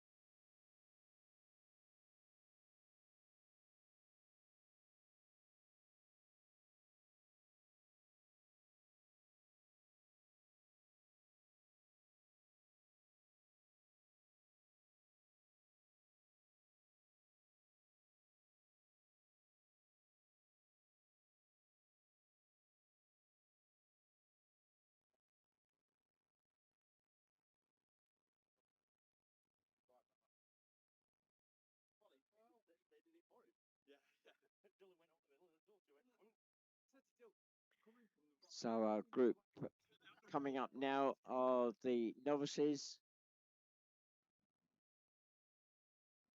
So I think we don't have any complete new novices. I don't think so.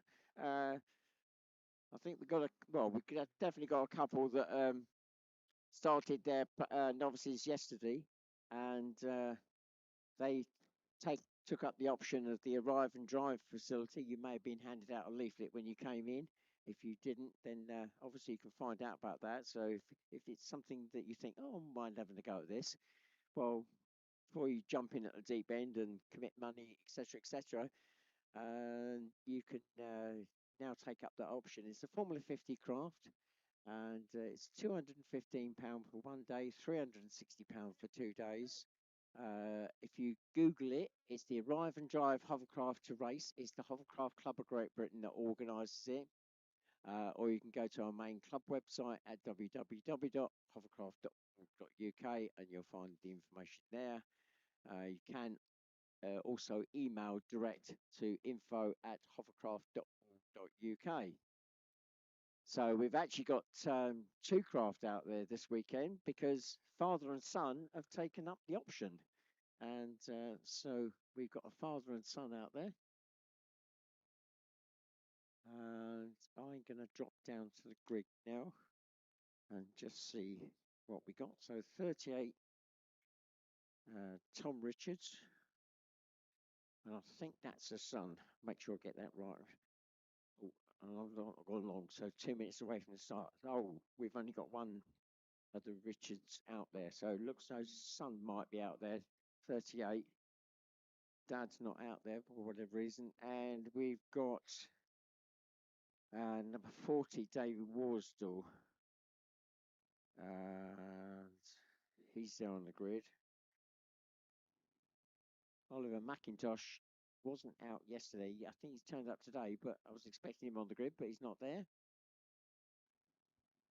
So the novices, they can use any of the main Formula craft, apart from the full-blown F1s. They can run an F1, but they have a restricted amount of thrust that they can use. And they have to do 15 races before they qualify out.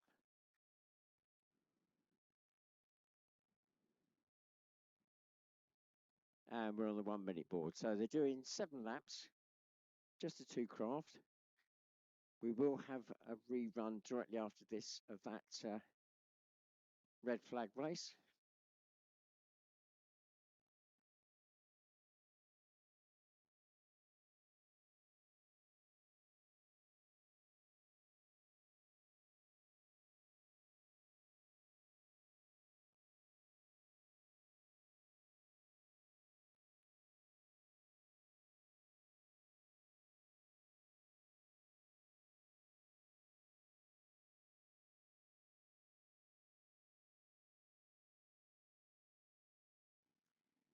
Right, the flag has dropped, and well, the two craft there, number 40, David Worsdell, is running a Formula 2 spec craft there. It's actually in Red Bull colours.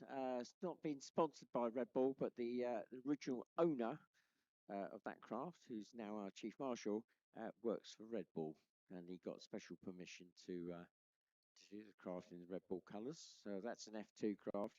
The number 38 craft is Tom Richards, and that's that Formula 50 craft, which is the arrive and drive craft that we have available now.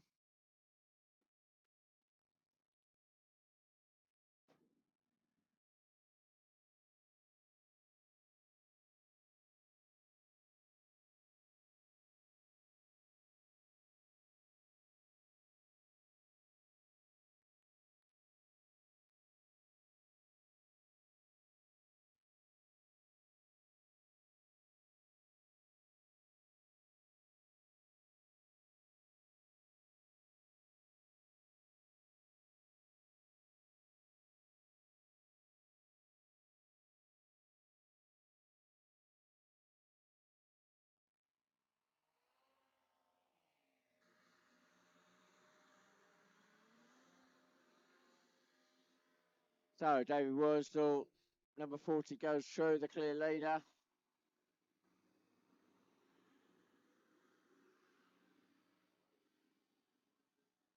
Then 38, Tom Richards.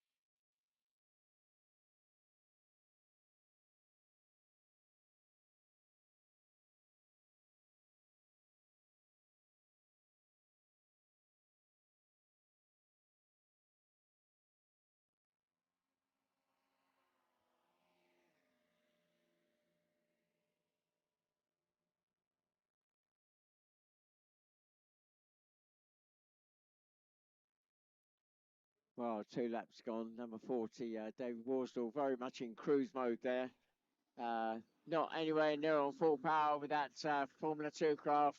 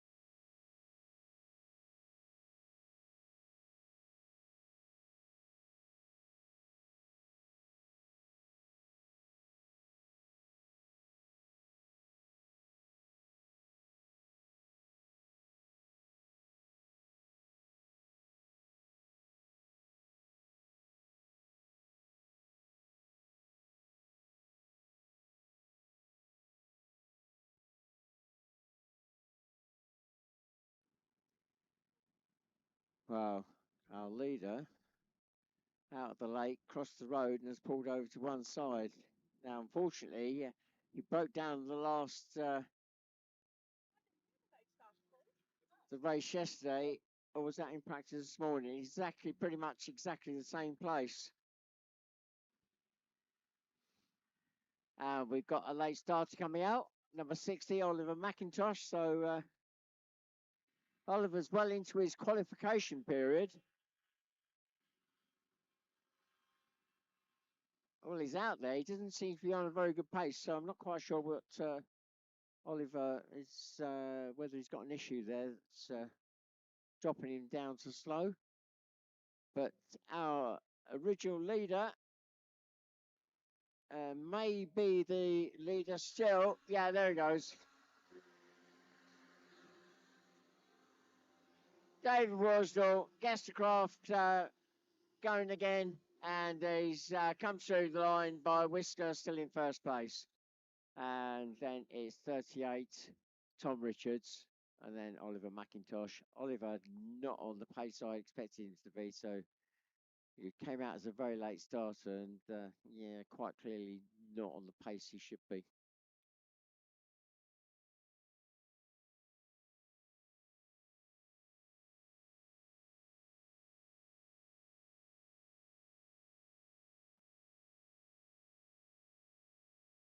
So 4 laps gone now. I'm going to take this moment to actually put a shout out to a certain individual who's watching online, because we are putting out a live feed, somebody who hasn't been particularly well this last week. So this is a shout out to Heather. Heather, if you're watching, hope you're enjoying things, and I hope you're going to be getting better very soon.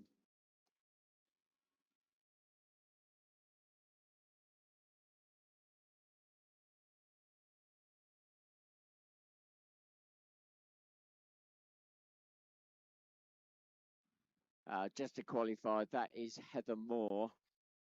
There is another Heather in the club that is not here this weekend. So it is Heather Moore that I was talking about.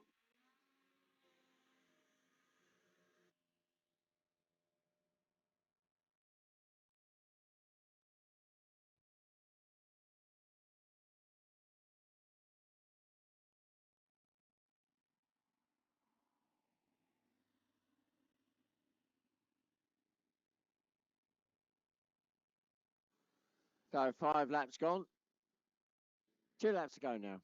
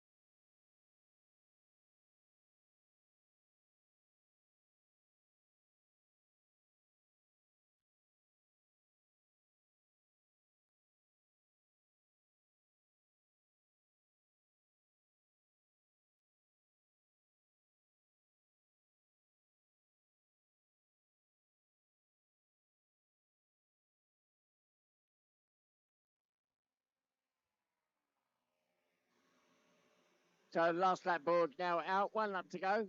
David Worsdale goes through number 40.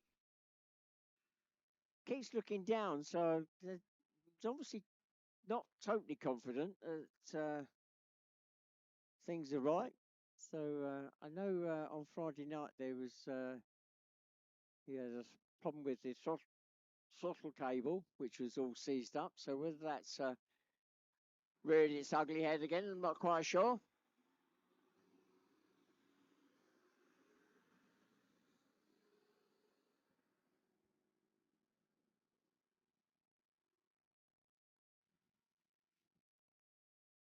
So already formed up on the grid is the rerun of that junior race that was red flagged.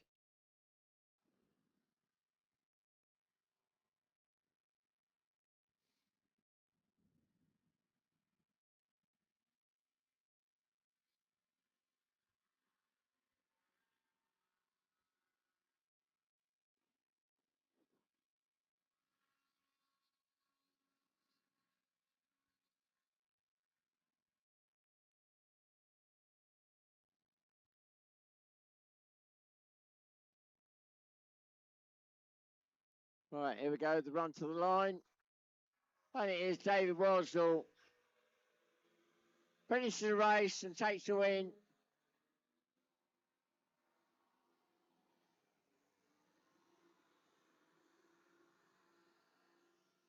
And number 38, Tom Richards will come through in second. And then 60, Oliver McIntosh will take third.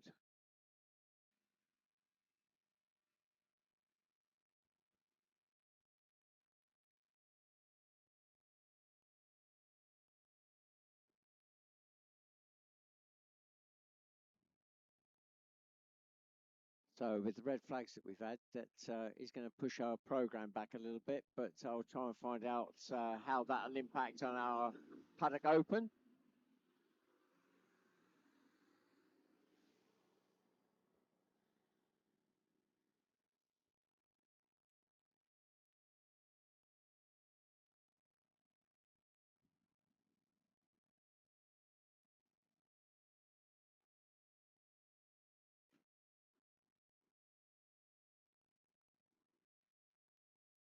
Right, I'm just going to pop down onto the grid and see if Tyler is back on the grid.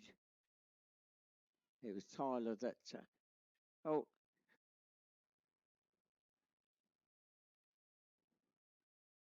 I've been informed by the cheerleaders on the trailer here, aged anything from probably 10 up to 12, that Tyler is on the grid. So that's good news. So Tyler, who rolled the craft, had a tumble, is back on the grid. So that's good news. Let's see what he can do this time.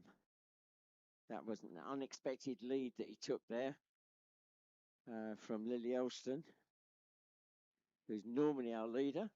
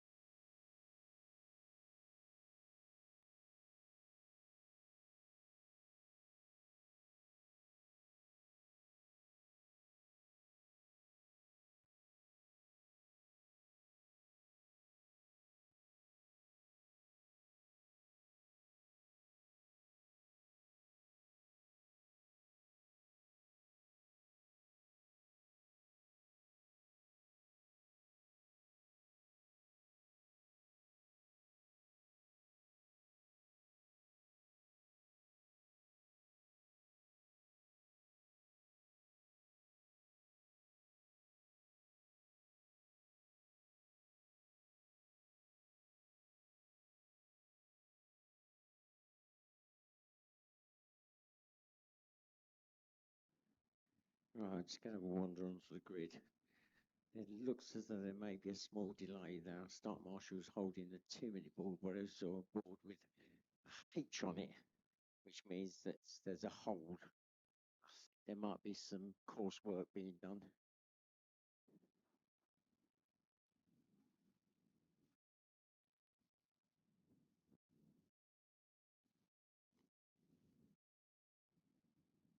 Oh, I'm gonna speak to Lily, our pole sitter for this race, and ask her if there was an issue or whether it's just bad stuff. So that first race, or attempt of this race, you didn't seem to be on the same pace as normal.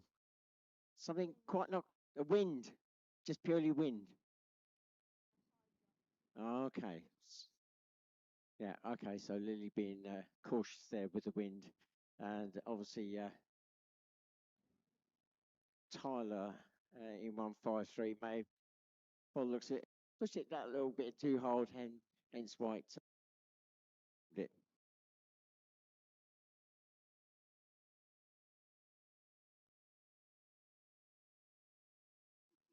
Yeah, I just had it corrected. That I mentioned that Lily was in Colts last year. No, she was actually in juniors last year. Damn these kids, they keep changing their age. And we are on 2-minute board and hold. So small delay.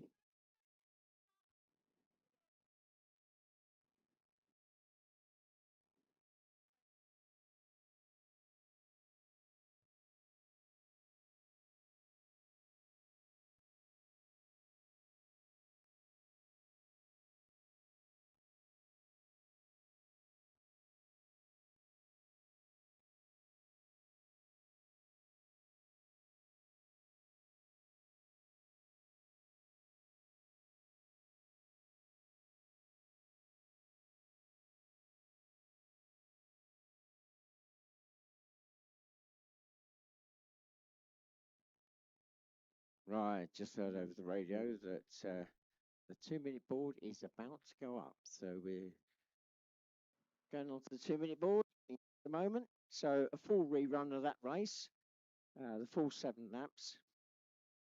And there we go. The whistle has gone.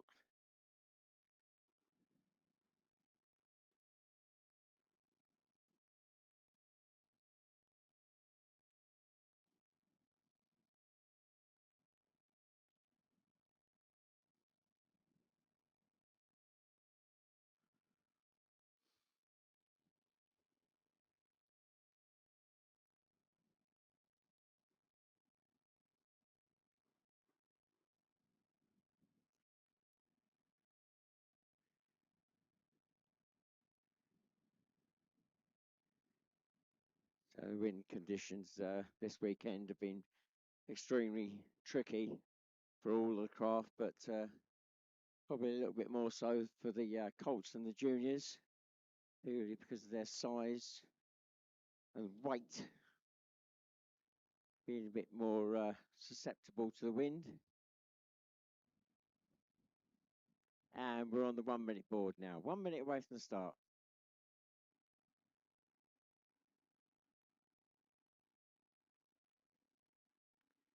Looks as though we've got the complete grid again.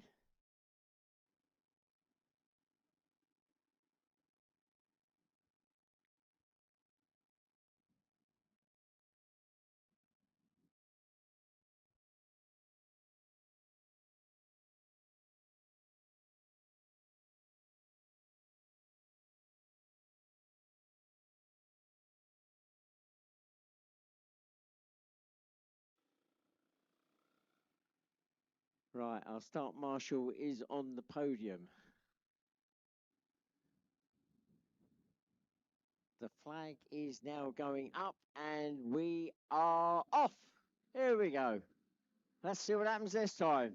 Great start by Lily Elson. 44 goes into turn first. She maintains that lead, I think. Then it's, oh, I'm not sure whether James Cooper actually cut the corner there, but he is currently in second. Somebody slid down the hill, swept wide. That was all a bit of a jumble as they went. Oh, and the race has been stopped again. So out of my view, something has happened as they drop down to the hill.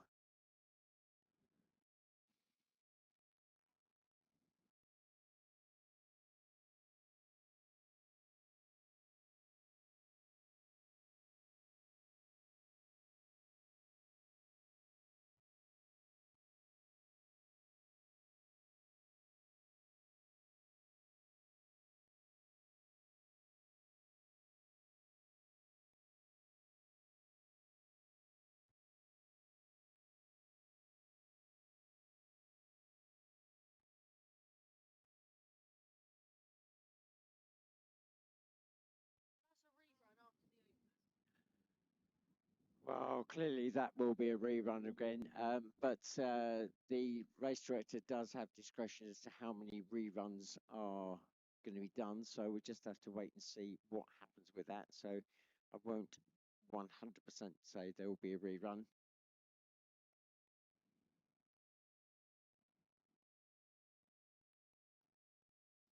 So there may be a ruling by the race director that it may not be a rerun, but we'll have to wait and see on that one. So I'll give confirmation as soon as I get it as to whether there was a rerun or not on this one. Technically there is, but the race director does have the overall ruling.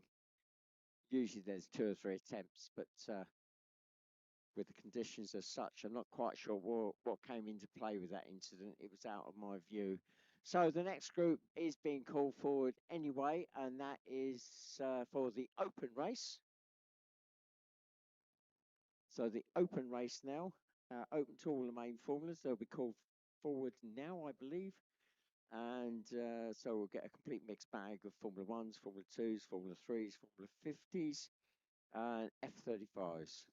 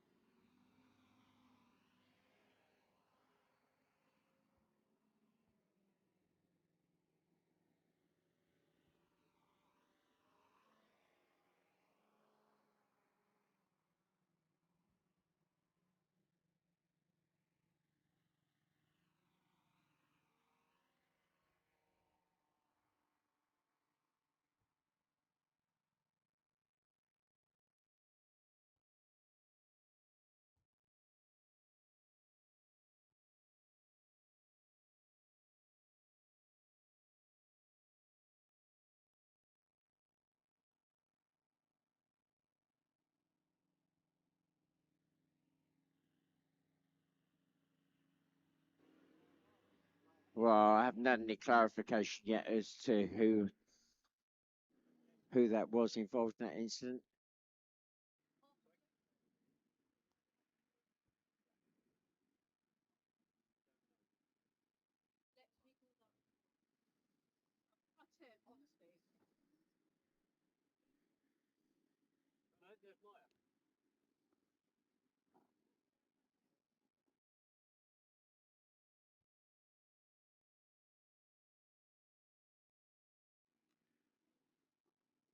And so I've just heard confirmation over the radio. There will be a final attempt at rerunning that junior race. So there will be a rerun of that junior race. That will be the last chance attempt. So hopefully third time lucky. And that will happen directly after this open race. So juniors and the parents, adults associated with that team or driver, uh, there will be a rerun of that junior race. This will be the final attempt at that race, and it will be directly after this open race.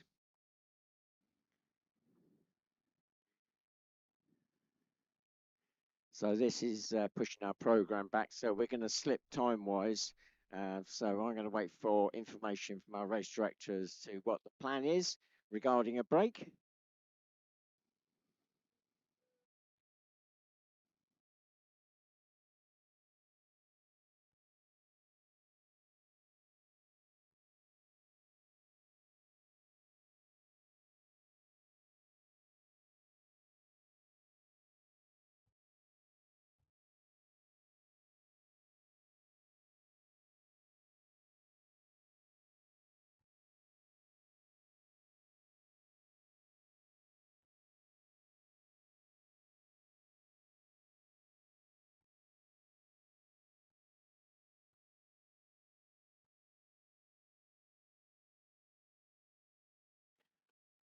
So I've just had a bit of feedback on that incident.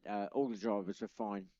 They should all be out for a rerun. So no major drama for that red flag. Right. Okay. Let's see if I can take a wander with my grid sheet and see who's there on the start. So a complete mixed bag. So this is where we tend to find a switch of drivers because quite often, not all the time, but quite often a craft will be driven by a team normally of two. Could be the same driver for all races, but so the pole sitter who's just coming through now is the Formula One craft number one, but this time it's Dad taking it out, Conrad Beale. So his son Callum, second at the World Championships last year, just missed out due to an incident, a collision with another craft, and dropped a whole load of points.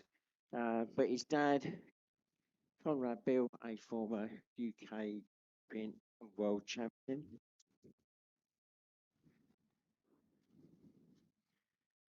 And he drops into that first spot. Second spot is Josh Trussler in the Formula 50. This is where they all get jumbled up. This is all based on positions, not necessarily formulas. Third spot on the front row is the Formula 2, Simon Oakley. Then we got Elliot Folland, 1-7 in a Formula 50. Then a Formula 50 again, Oscar Lewington, 53. Then row 2, we got Joe Smith, number 37, Formula 50. Then Keris Rhodes, 169 in the Formula 3. That's row 2 complete. Ooh, looking back to row 3. I see a change. We'll get onto that in a minute. But we got 187, Rachel Gifford in the Formula 35. Then we got number 14, the Formula 1. But this time it's Dad taking it out. Dan Turnbull. So you normally see him out the F50s. He's a 4K champion himself. He's reigns in this race. So switch of drivers.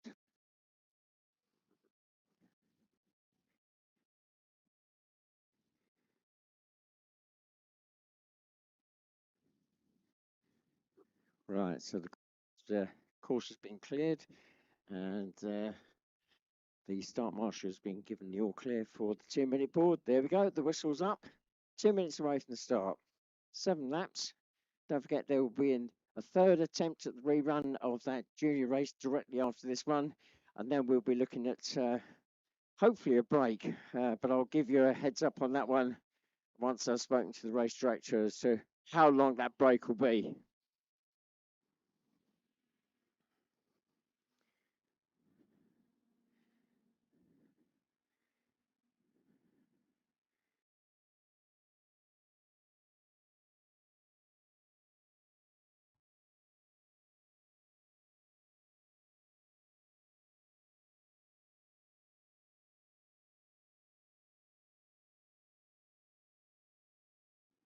And we're now on the 1 minute board. 1 minute away from the start.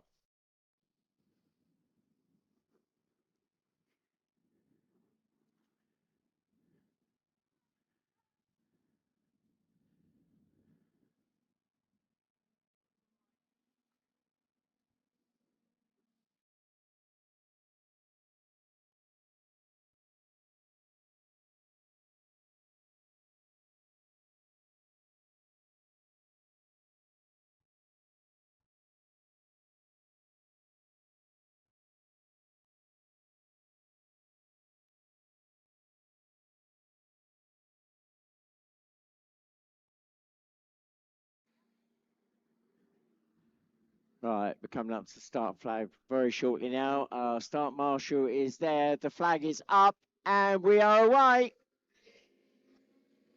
So Conrad Bell in the Formula One sprints off the line. He takes the early lead. Right, who's going to be second? It's 48, 55, 61, 117, 53, 37, 168, 187, and then slowly off the line. Not quite sure why. Dan Turnbull, number 14 in that F1. Maybe he's just waiting for the craft to get off the line, and it gives him a much better clear run to get through.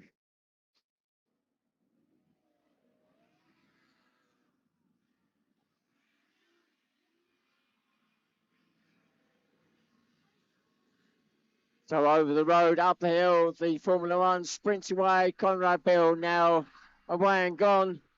48, Josh Trusser still in second. 55, Simon Oakley third. Fourth is now 61, Dave Crawley. Then 117, Elliot Folland. Then Joe Smith, 37. 53, Oscar Lundon. Then it's number 14.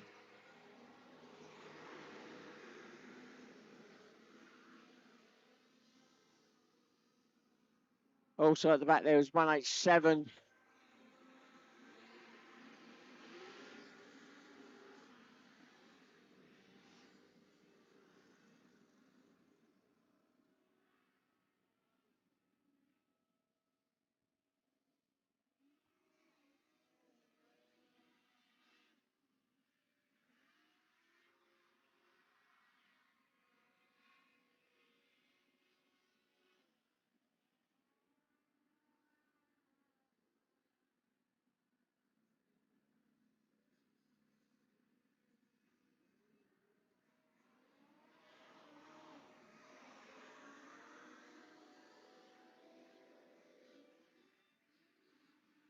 Well, Dan Turnbull in that F1. He's working his way up through the field. Just moving up past the Formula 50 of Elliott Folland 117. So that put Dan up into 5th spot.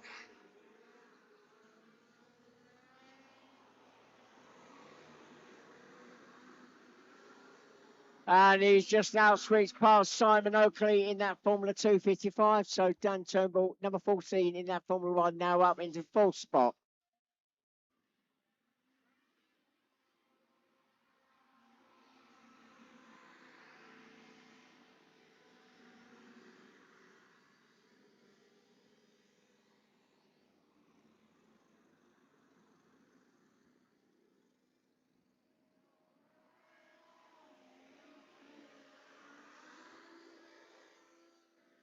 So 3 laps completed now.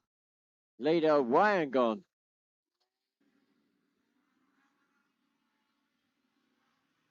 So, up in the second spot is Dave Palfrey, 61 in the Formula 2. Then Dan Turnbull now has moved up into third, number 14. Then it's Josh Trusser, 48 in fourth in that Formula 50. Then Simon Oakley, 55. Elliot Fuller, 117.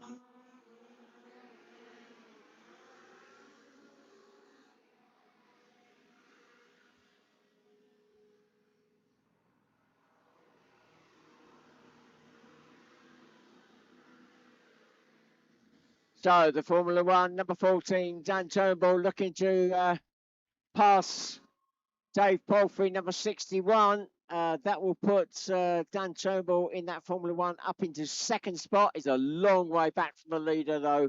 I can't see a challenge happening in this race.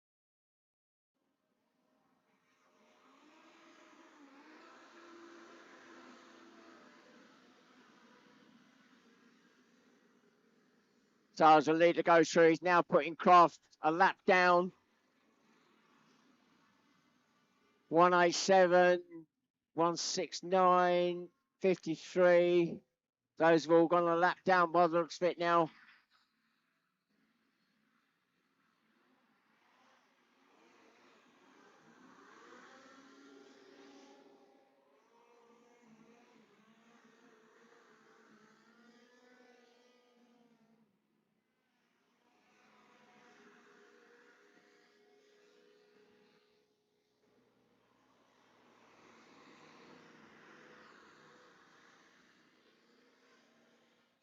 Well, crossing the line side by side, two of them having tussle there. 117, Elliot Fond trying to hustle the Formula 2 of Simon Oakley, number 55. And that is the battle for fifth.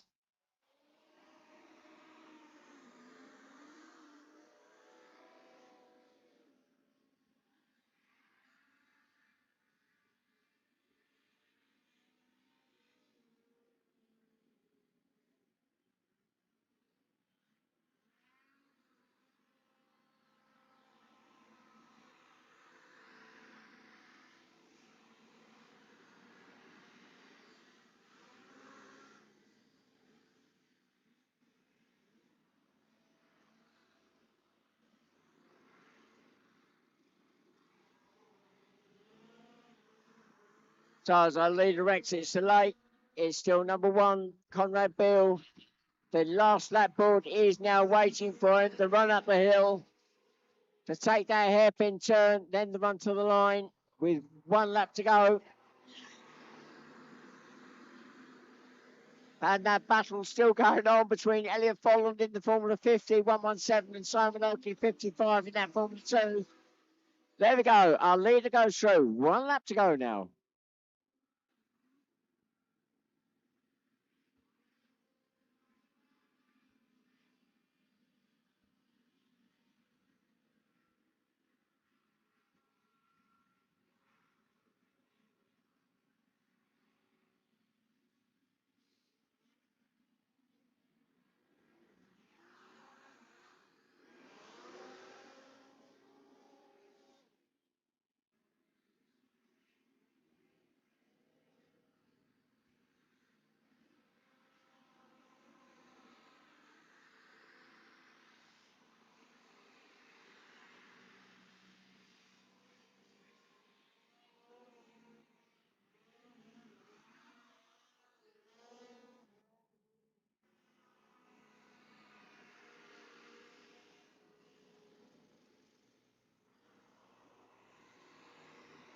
Right, the run to the line. Here we go.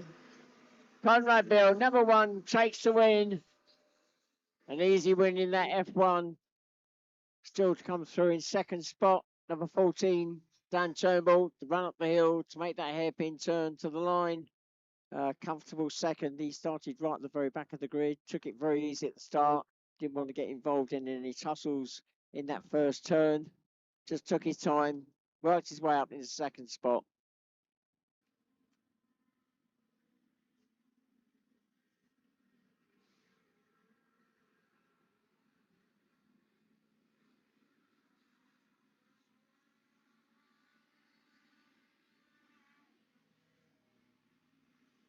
So third is Dave Polf, he's 61. He's in amongst some back markers at the moment.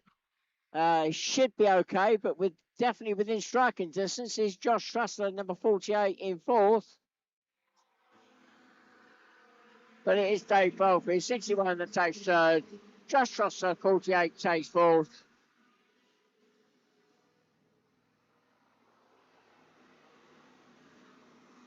And 55, Simon Oakley in that Formula 2 takes fourth, and just behind, hustling him all the way, was 117, Elliot Folland. I think those two had a great tussle at the Formula 50 against the Formula 2. Then we've got beyond Elliot Folland, we got 37 Joe Smith, 169 Carris Rhodes, 53 Oscar Lundon, then 187 Rachel Gifford.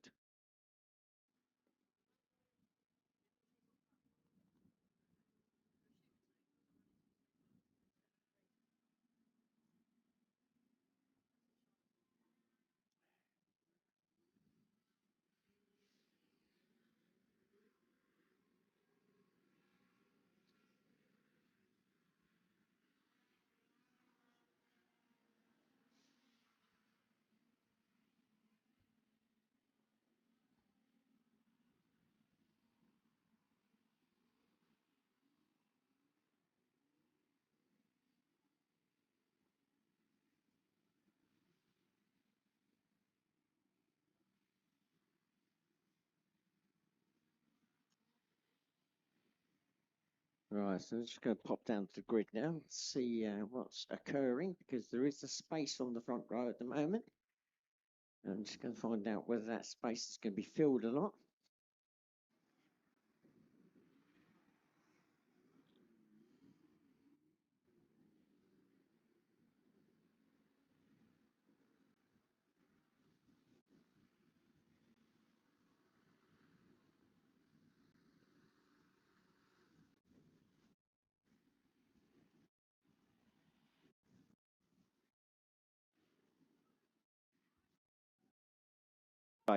That space has been filled.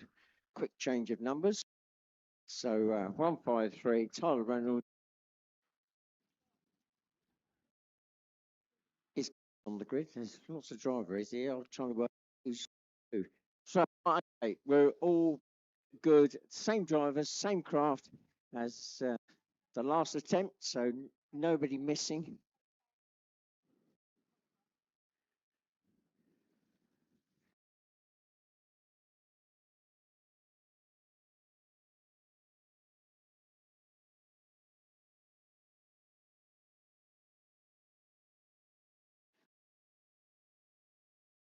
I've got two drivers here, Lewandon laid next to Lily Olsen, and they're both trying to have a nap. Oh, it must be so difficult at that age, going through a whole day without a nap. It's not my age you have the afternoon nap, and mine this weekend.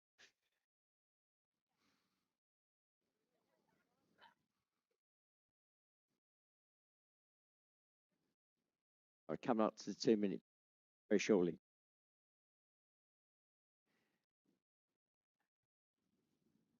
I've been doing this since I was 16. That was back in 1967. Now do the math and work out old. I know all the phones coming out now. Right, we're on 2 minute board.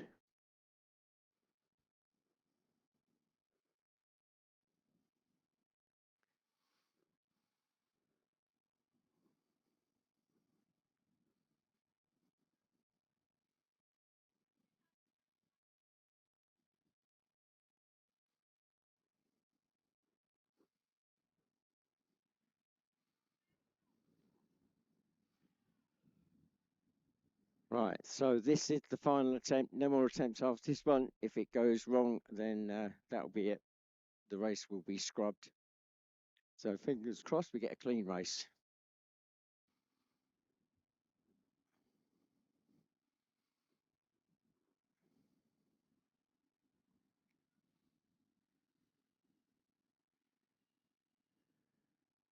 And we're now on the 1 minute board. 1 minute away from the start.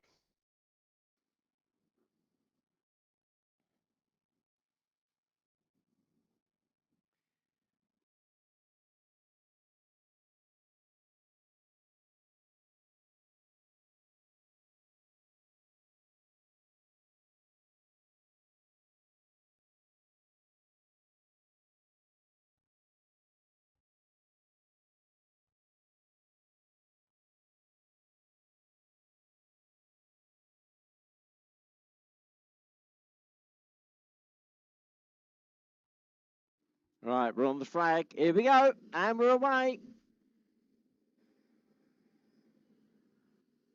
Into the turn first, it is Lily Olsen, 44, then 75 Harley Allman, then 153, no, 82, then 153, and 5 has slid wide. So Maya Barlow moves up a place in number 7 there. So I'll pick up the order as they come through because it all got a bit sliding sideways as they went round that turn, dropped to the water.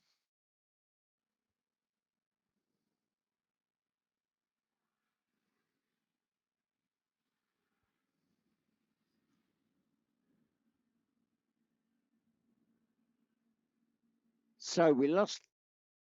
Have we lost? Right, I was just about to say we lost our pulses to Lily Alston, and the race has been stopped. Right, so the race has been stopped. So there will be no more reruns. No more reruns. That race will now be void.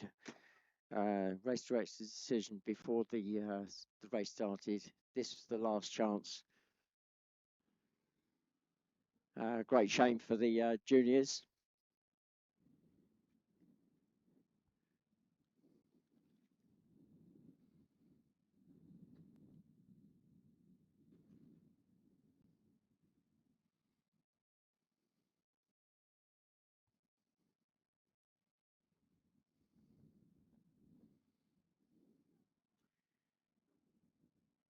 Right. Okay. So I'm going to wait until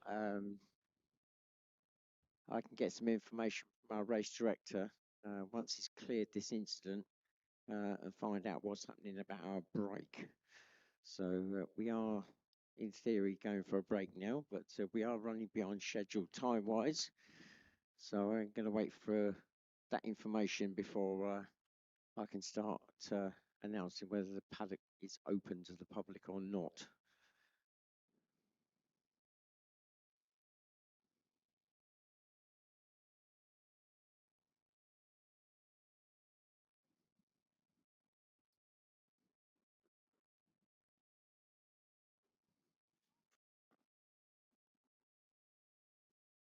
So as I mentioned earlier, we are putting out a live feed today. There was none yesterday due to the high winds. Our camera was is up high in the sky, so it was deemed a bit too dangerous to have that up yesterday. It's got guy ropes on it today to try and hold it steady. And so if you do go away from today and you want to look back at any action, then go onto YouTube, put in Whittlebury3. That would probably be sufficient, actually. Whittlebury3 Hovercraft Racing, and that should come up with today's live action. And obviously, the normal scenario is we do have a live feed. We didn't have one for the last one 2 weeks ago. So there would have been Whittlebury 2, but Whittlebury 1 earlier in the season had a live feed, and there is live feeds from the other race sites that we've been racing at this year, such as Gangwerley, Allerton, and Rother Valley Country Park. All of those sites completely different. We always race on a combination of land and water, and but the percentages of each always vary. So I touched on the fact that we're having the World Championships here next year. They will be in August. So we are hoping to obviously get people from various countries in Europe. We're currently trying to entice a team to come over from America.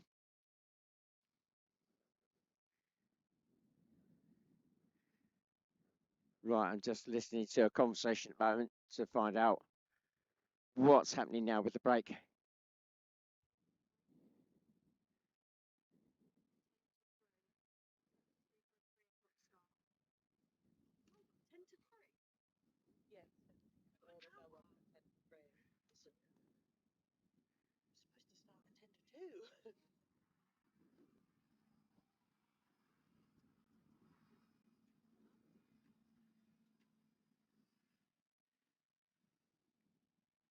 Right, I've just had confirmation that we are going to have a decent break.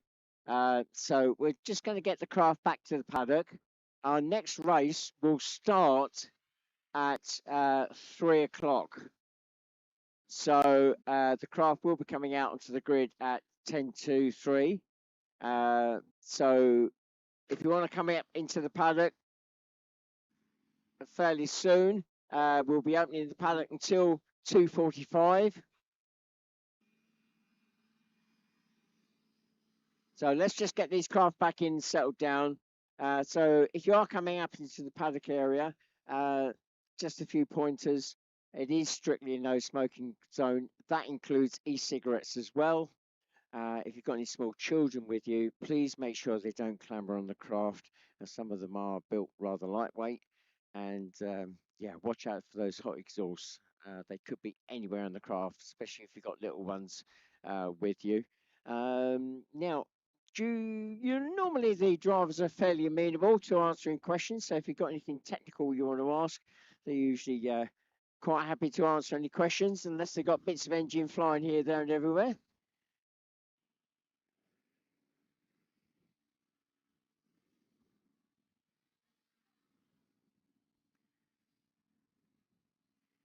Now, if you're not going to the paddock area, then obviously you can access the quickest ways to come up through the course, up the road here, past that green craft, the electric craft, up the road and into the paddock. Once you're up here, you can then actually stay up here if you wish and view from the other spectator area we got at the top of the hill. And if you want to go around to the snack tent with hot food and hot drinks. That is available all throughout the racing. You can access that by walking back round the lake clockwise, so back the way you drove in, and you'll find the gazebos tucked away in the corner in the trees, so they're going to blow over. It's by the barn that's being built there, and that's the bottom end of the our campsite. So that's available all day, doing hot drinks and hot food. And I think we're pretty much clear now. So yeah, members of the public, if you want to come in and have a look around, please feel free to do so.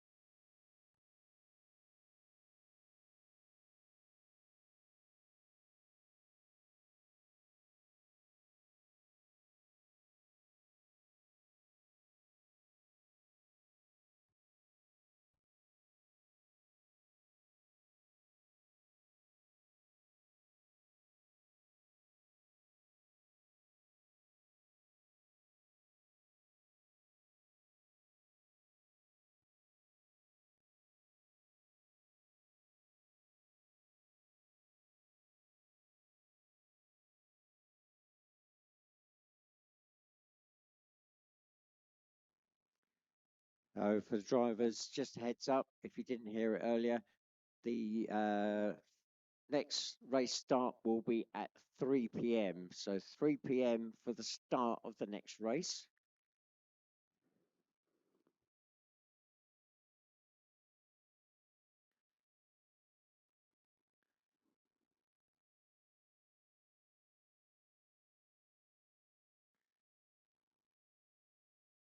Well, for any members of the public that have come in fairly recently, we are in a break at the moment. We've had the first block of racing. We've had a few incidents, red flags, which has put us behind time-wise. But it's been decided we will have a decent break. So you've got until 2:45 to come in and have a look around. That point, I'll be looking to clear the paddock again and get you back to the safety of the public viewing areas. So until 2:45, the paddock is open to go in and have a look around. 3 o'clock will be the start of the next race. If you are coming into the paddock area, just a few points. It is strictly a no smoking zone in the paddock area. That includes e-cigarettes as well. If you've got any small children with you, please make sure they don't clamber on the craft. Especially watch out for the hot exhausts. They could be anywhere. I know it's been a little while since the craft's been running now, but they may well hold that temperature.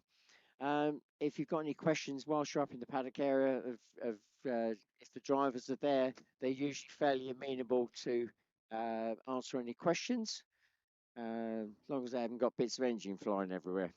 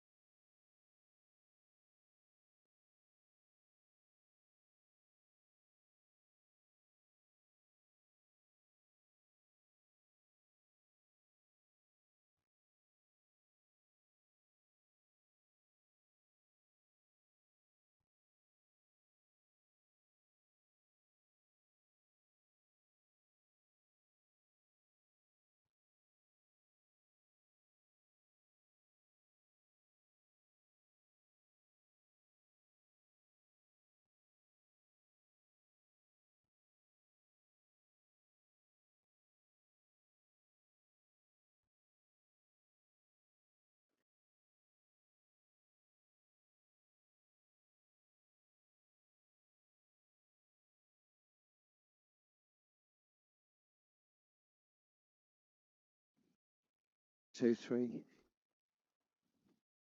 1,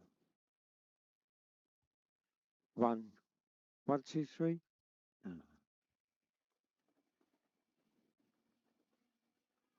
Hello.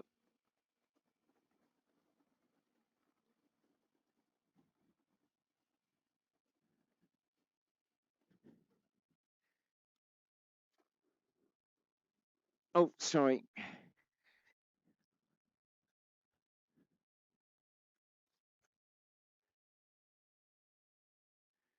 Right, ladies and gentlemen, the time is now, where are we? Quarter two, just turned quarter two. So, any members of the public, if you're in the paddock area, can I ask you to start to make your way back to the public viewing area, and the craft will be coming onto the grid in about 5 minutes. So, any members of the public in the paddock area, can you please start making your way back to the public viewing area in the next few minutes?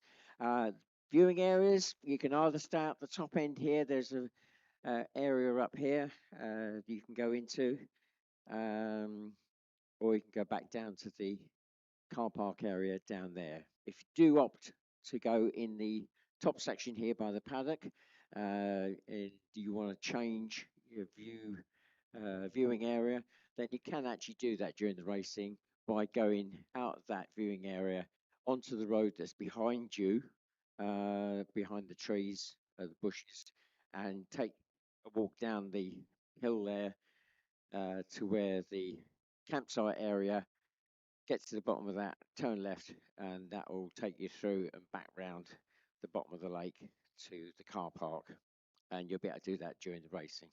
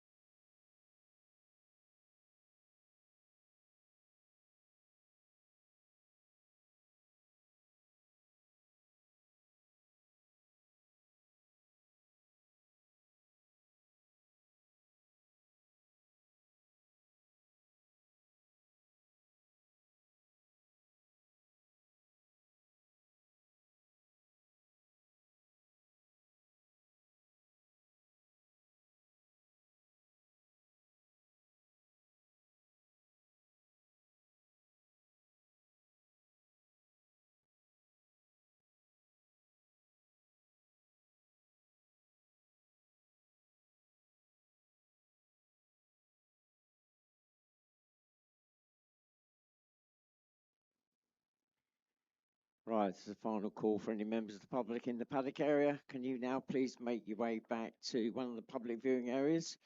Craft will be coming out onto the grid in the next few minutes. The second block of racing underway.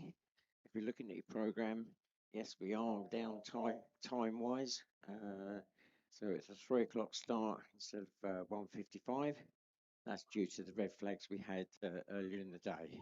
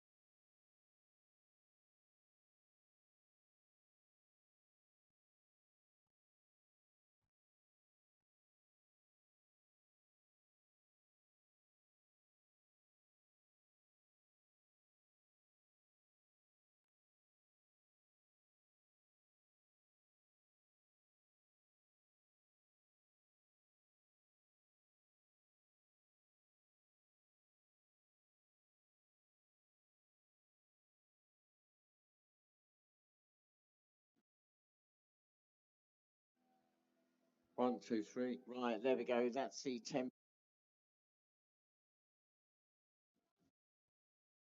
That's the 10-minute siren for the start of the craft coming out into the grid. So 10 minutes away now for the start of the next race.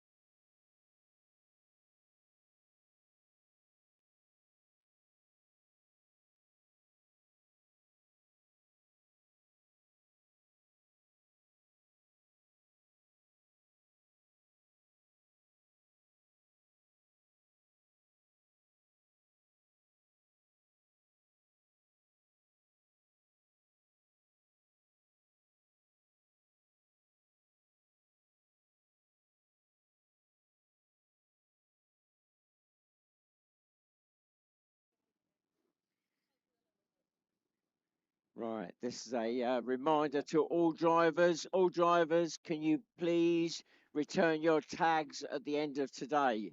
All drivers, please return your electronic tags back by the end of today. That's to the paddock boards. So the paddock boards, paddock exit, that's where you need to drop them off. Otherwise, you will be in trouble.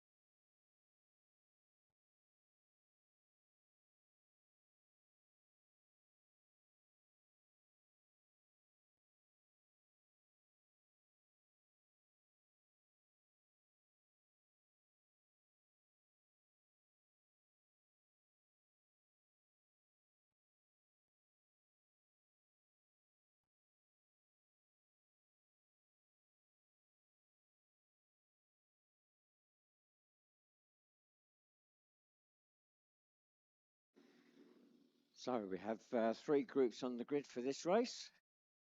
The Formula 50s, based around the Rotax 503 engine, twin-cylinder air-cooled.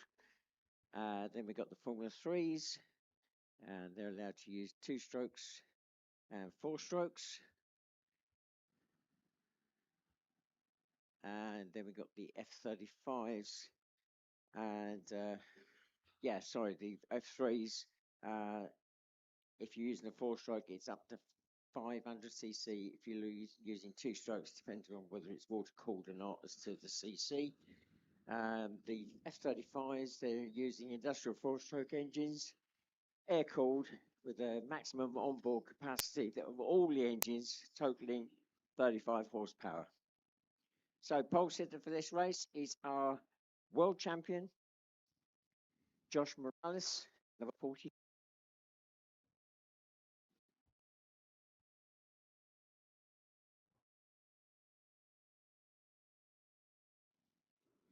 Alongside him all weekend was number 81, Nick Drew, but Nick had a major failure on the craft in the last race. Part of the floor, he ended up dropped a whole load of points. So he's on the second row. So dropping into second spot now is Dan Turnbull, number 95. Third on the front row, 117, Elliot Folland. Then Ben Lambert, 86.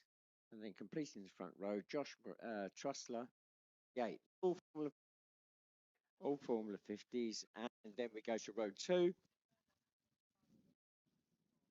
81 Nick Drew, that's where he currently sits, and he needs to get up to the front runners fairly quickly because he needs points for the overall championship. So work out all the numbers, he knows what he needs to do. Alongside 81 Nick Drew, then we got a Formula 3, Nathan 147, Joe Smith in a Formula 50, number 37.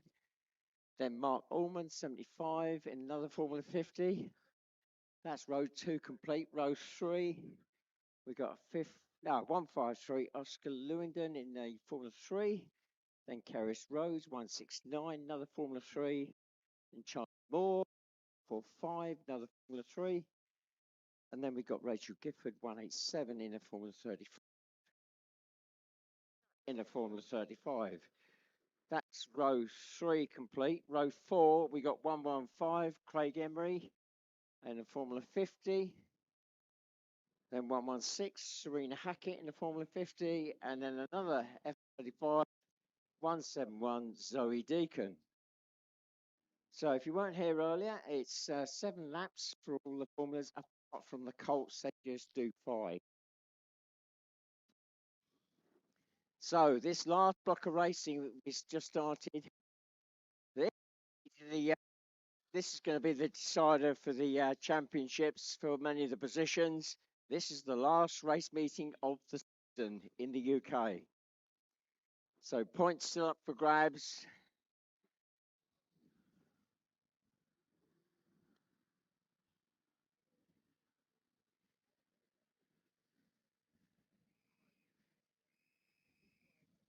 And I think we got 17 on the grid. 57, Dave Elston has just appeared right at the very back. And that's a Formula 50. We're now on the 2-minute board. 2 minutes away from the start.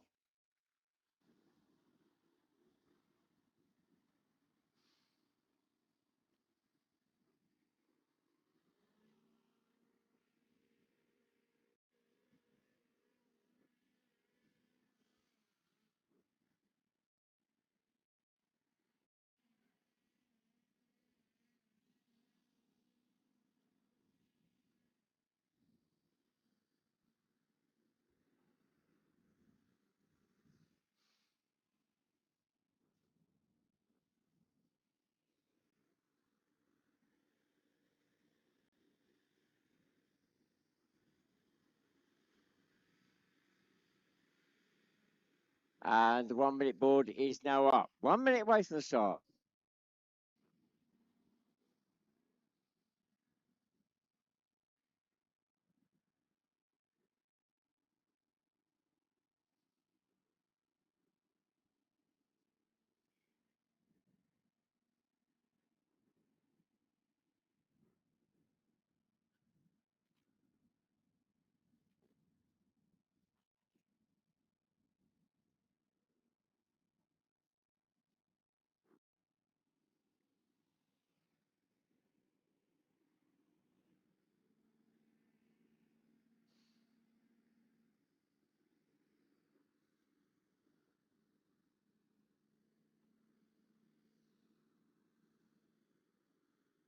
So start marshal now on the podium.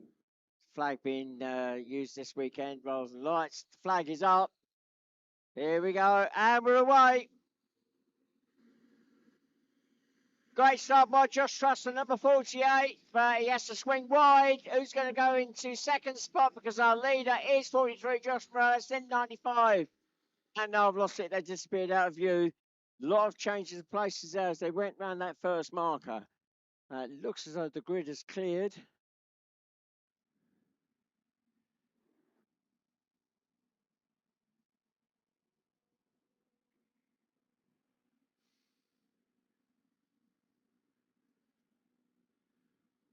So Nick Drew moving up through the field. Looks as though he's up into fourth. He needs those points. They're quite critical now for Nick Drew. Our leader is still Josh Morales, the world champion, number 43, being chased by Dan Turnbull, 95, then Josh Trussell, 48, then Nick Drew, and the race has been stopped.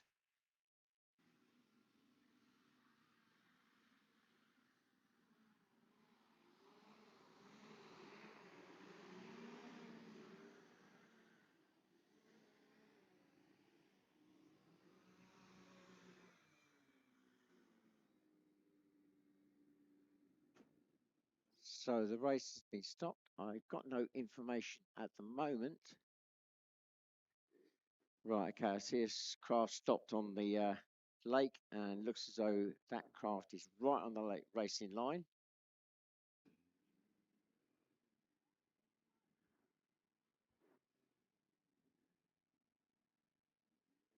So it's Charlie Moore, 145, that's stopped there. Charlie clambering back in the craft again. So it's, I think that's the second set of dry clothes he needs this weekend. He's already been for a dip once.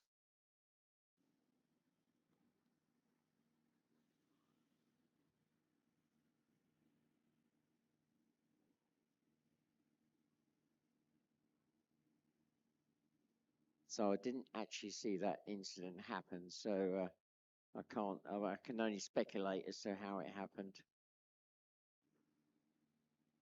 So Charlie in the Formula 3 craft. So they're both now in attendance. What will happen now is the craft will be brought back to the paddock. And the next group will now be called forward. And that'll be a Colt race.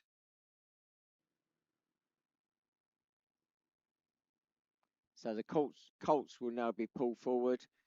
The F3s, 50s, and F35s will be returned back to the paddock in just a moment. And that gives them a chance to refuel. And they'll be back onto the grid after the Colts have had their race.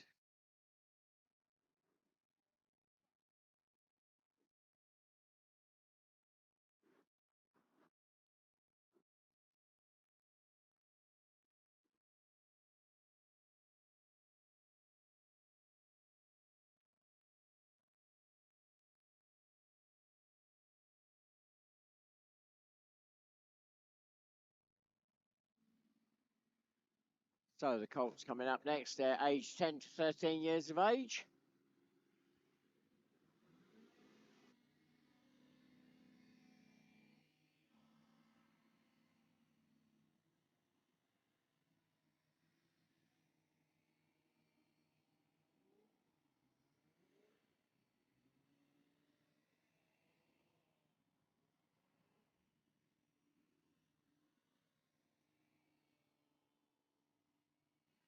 Right, I'll start that again. Colts, aged 10 to 13 years of age. They're already forming up the grid. They were obviously chomping at the bit, ready to come out. Looks as though they're all lined up, ready to go already. Let's run through that grid now. Who have we got? Right, before I mention who we got, so this Colt group, aged 10 to 13 years of age, they are restricting what they can run. There is a list of engines they can have or use, but ultimately, at the end of the day, they are restricted to the amount of thrust they can actually produce out the back. So there's no point getting an engine that fits the criteria and then tuning it to its max. You can still only produce that set amount of thrust. It is checked. So you will find some of them will have a blanking piece on the top of the thrust duct that interferes with the air going into the fan, and that helps reduce the amount of thrust up the back to bring it within limits. Pole sitter for this race, number 132, the Phoenix Racing Colts A team, and Lou McAvan this time. He's in pole. Then second spot, Theo Spedding, number 2. Then third spot is 133, the Phoenix Racing Colts B team, and the driver JJ McGavin. And the fourth spot, 95, Team Nationwide Colt, and that's Dylan Clark. And completing the front row, number 79, Hayden Norman. On row 2, we've got number 98, Philip Charnek. That sounds like a 5-minute board, so we've still got another 5 minutes before we get this race underway. So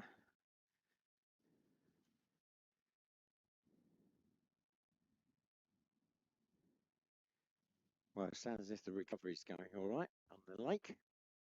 So don't forget, if you do go away from today and you want to find out some more about the racing, especially if it's your first time ever seeing the hovercraft racing, then main club website should be on your program, www.hovercraft.org.uk. That will give you at some point, probably beginning part of next year, our race calendar for the 2026 season, and any more information about the sport as a whole. We've got the Arrive and Drive hovercraft race if you want to take up that option. That's been available now for a couple of years.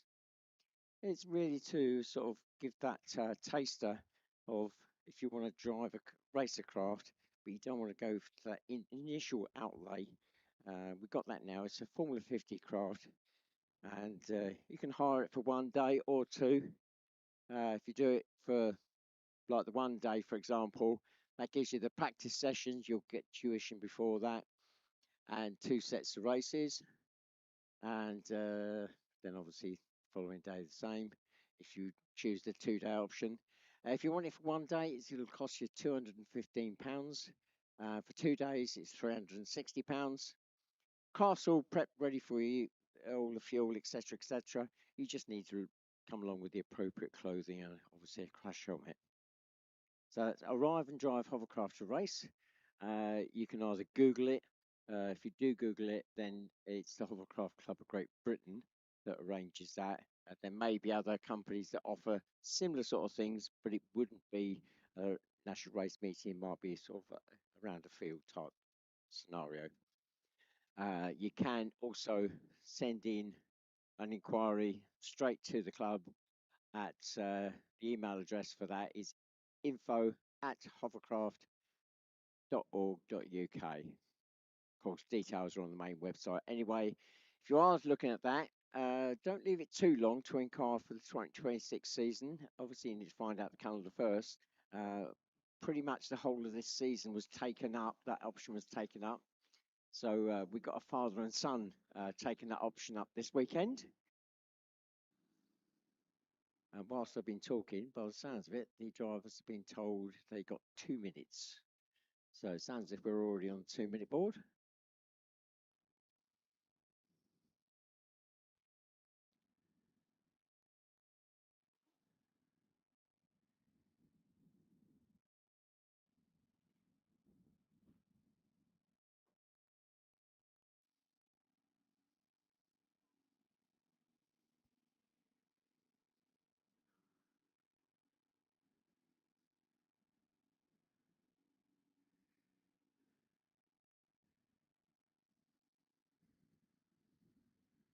And if it is the first time you've seen us and wondering why you've never seen it before, we've been around for many, many years. I started with Hovercraft in 1967. So there we go. It's not a new sport. Been around for many, many years, but never taken off big time, which is why it's still very much family orientated. And as I speak, the flag goes up and we are go.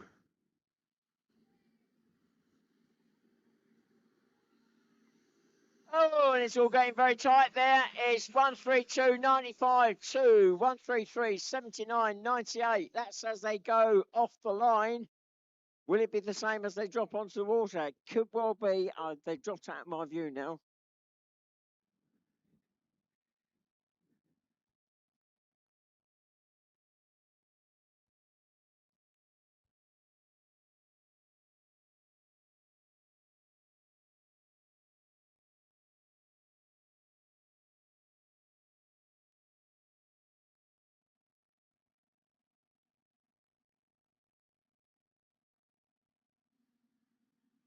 Go out the lake first. 132. Louis McGavin pulling a small lead over second spot. That's Dylan Clark in number 95. Then Theo Spedding number 2 in third. Then 133. JJ McGavin still coming out the lake. It's then 79. Hayden Norman. And then Philip Charnick.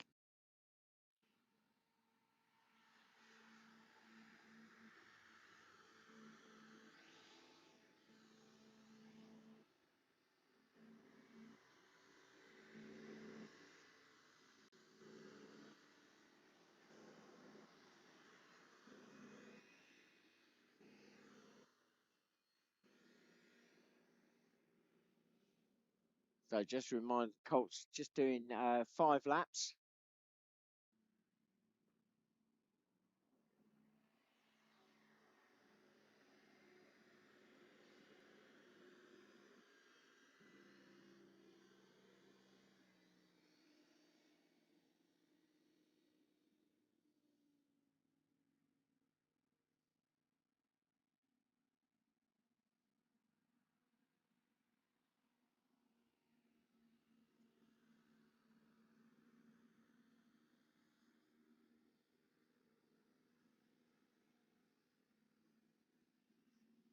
Well, our leader, Louis McGavin, extending that lead and pulling away.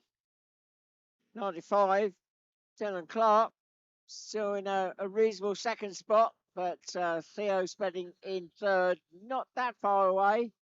And then we got the other Phoenix Racing Team Craft, JJ McGavin in number 133.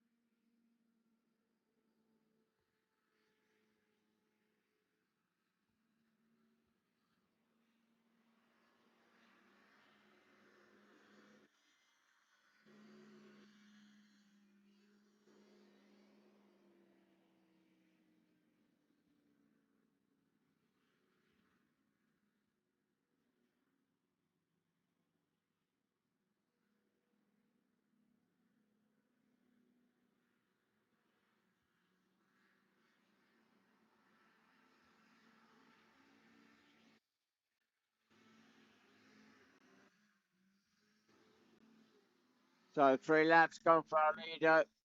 132. Lou McGavin. Away and clear. Good lead now over second spot. Just coming across the line. 95. Dylan Clark. Then Theo Spreading, number 2. Then 133. JJ McGavin. Well, JJ going past me, shaking his head. I'm not quite sure why. He's not sure whether he's got a problem or he just wants to get out, get more power in it and go faster. Maybe that's the, but it's definitely a sense of frustration, shaking his head as he went past me.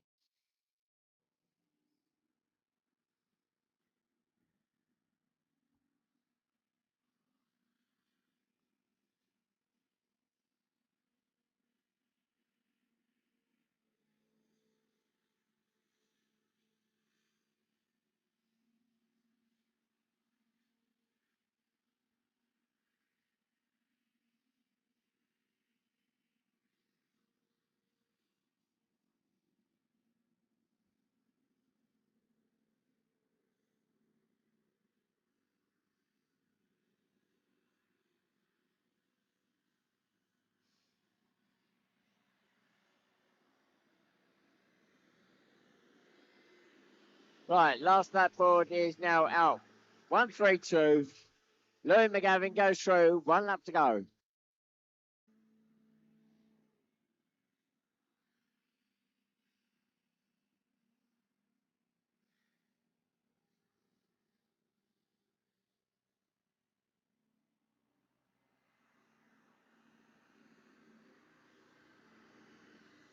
And coming across the line.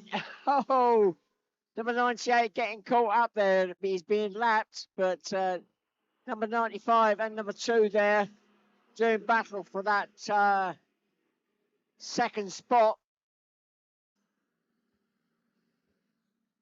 Dylan Clark still holding on to second. Theo Spedding still trying to close that gap down to Mount Challenge. He's in the number 2 craft. But with about half a lap to go now, I think that could be a bit of a big ask, but we shall see.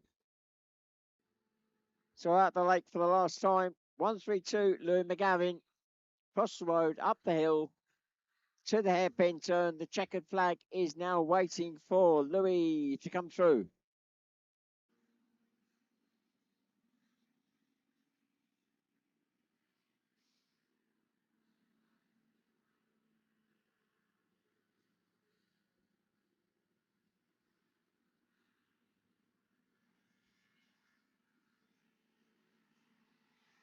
And 132, Louis McGavin takes the win.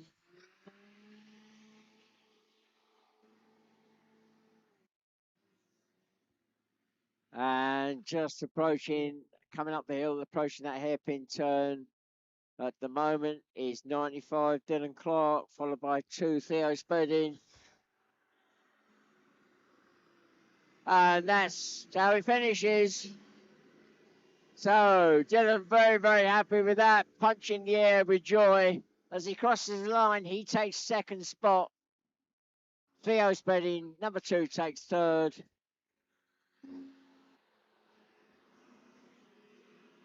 Fourth across the line, 133, JJ McGavin. Fifth across the line, 79, Hayden Allman. And then sixth across the line, 98, Philip Chernick.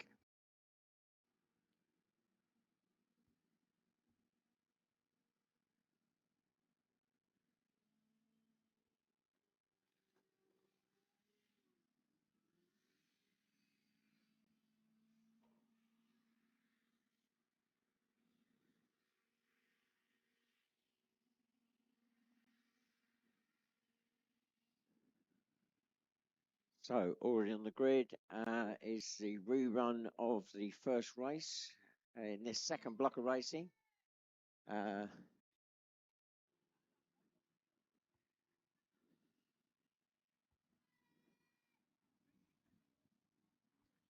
So we've got the Formula 50s, the Formula 3s, and the Formula 35s out there for this rerun. Oh, I've just been informed that Hayden Ullman has taken the scenic tour and is in the bushes around the back of the island somewhere. So just have to see whether there's any delay.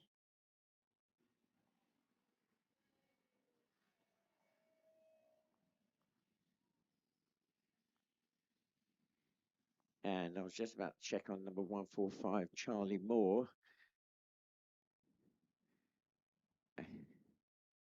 He was the one that went for a swim on the lake.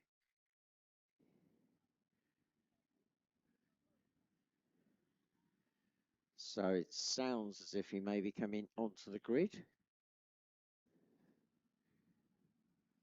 So 145, Charlie Moore. It was a straightforward, just went for a swim, no damage to the craft.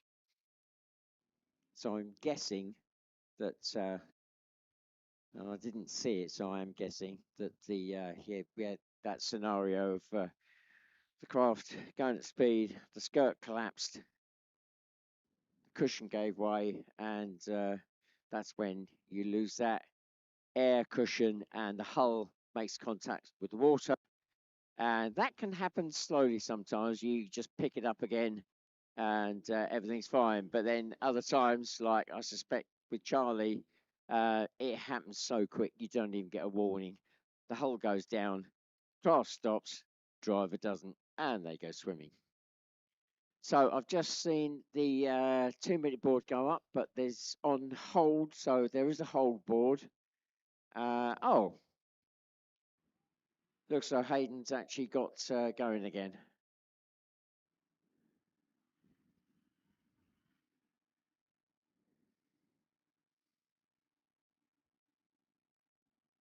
So Hayden Norman, who went off into the bushes to do a scenic tour, is back out, and so all good.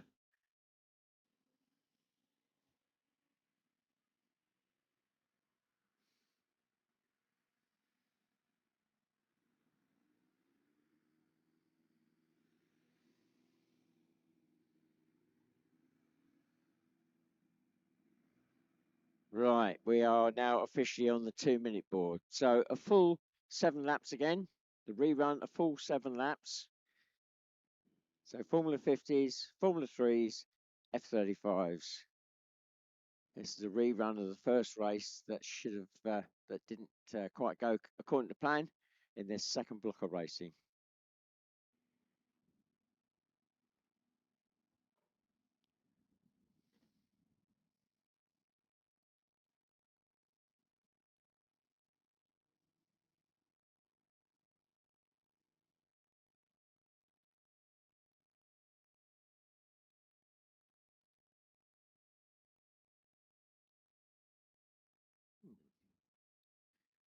Just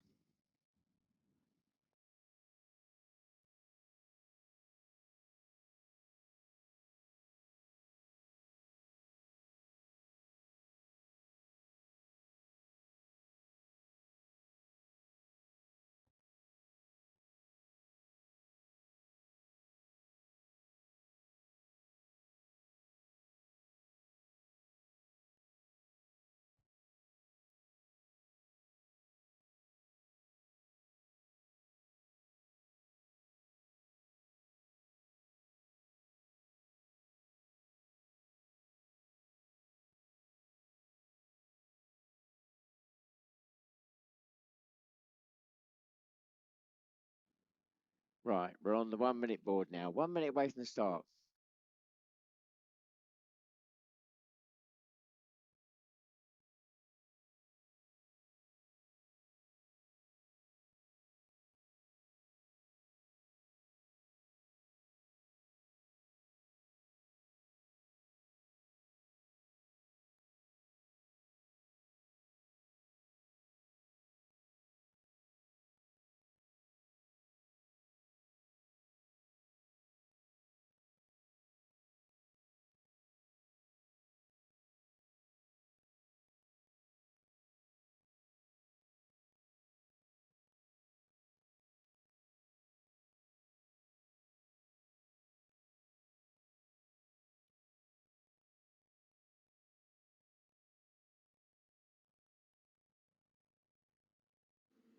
Right, here we go. The flag has dropped. They're away again. It's 43, 95, 48 in amongst the big so it's 43, 48, 95, then 81, I think. So the Formula 50 is dominating the start of this race. It looks like the grid has cleared.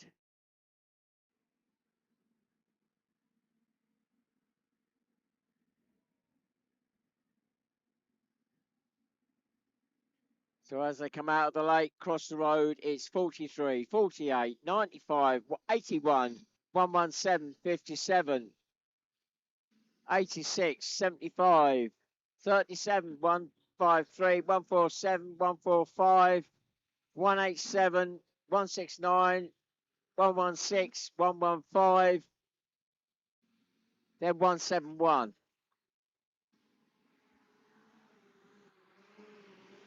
So Josh Morales opening up a small gap, but the battle is on for second, third, fourth, fifth, sixth.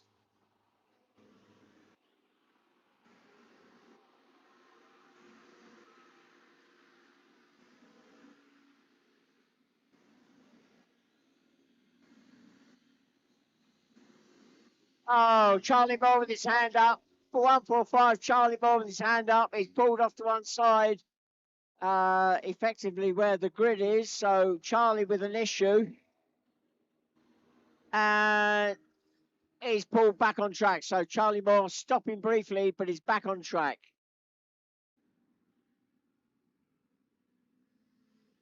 So out of the lake, 43, our world champion, Josh Morales up the hill there to that hairpin turn, opening up that gap. The battle is on for that second, third, fourth.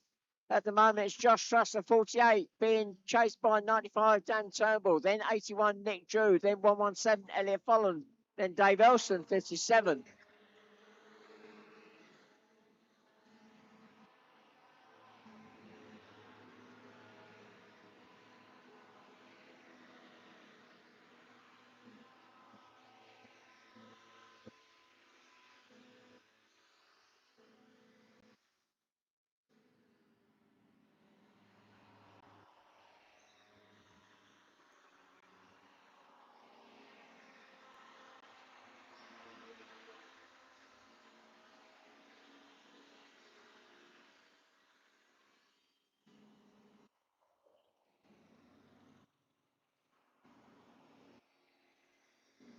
So looking down the field, the lead Formula 3 craft looks as though it's 147, Nathan Ash. Then Oscar Lewin at 153, then 169, Harris Rhodes. Then the lead Formula 35 craft is Rachel Gifford 187 and Zoe Deacon 171 in second. That's the F35s. And talking to Zoe Deacon, she's just been lapped by the F50, the current leader, 43, Josh Morales.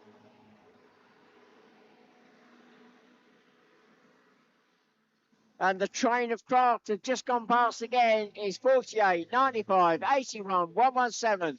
Those four locked in battle for the top points. Nick Drew, he needs the points desperately. He dropped a whole load in that last race when part of the floor came away.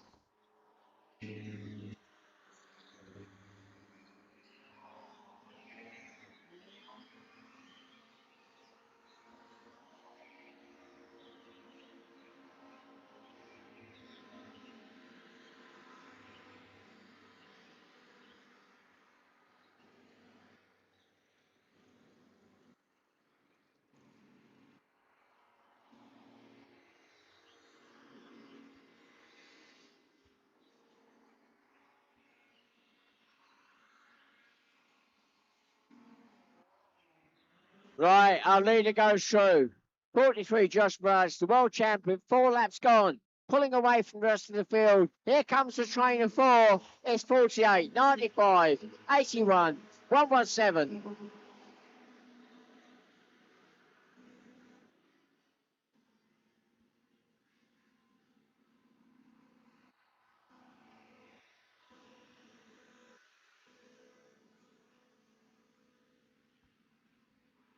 Well, it all looks as though it's getting very close. They drop down to the water. That train of four. Any small mistake between any of those four craft, that could all change very, very quickly.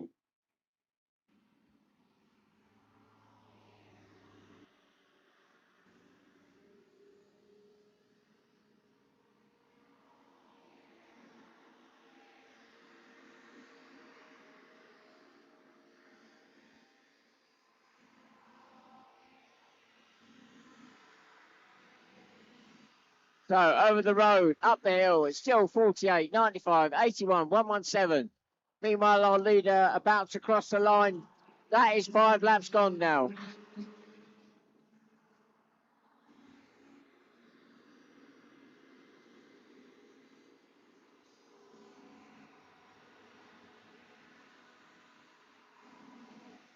Second, third, fourth, fifth goes across the line.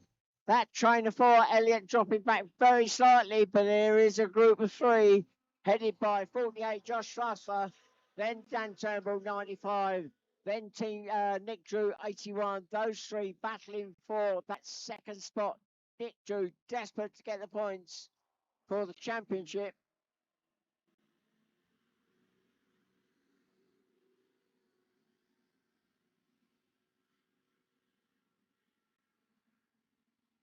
And they're going to be coming up to traffic fairly soon, that group of three. Our leader up the hill to the left of me, 43, Josh Murs, into the hairpin turn. Is now running into the traffic. Dan Turnbull trying to make a move on Josh Strasser as they make the turn to come up the hill, and not quite making it. And 81, Nick Drew almost seizing the moment. 1 lap to go now. 1 lap to go. The leader's gone through. Here's the battle for that second spot. The train of four is 48, 95, 81, 117.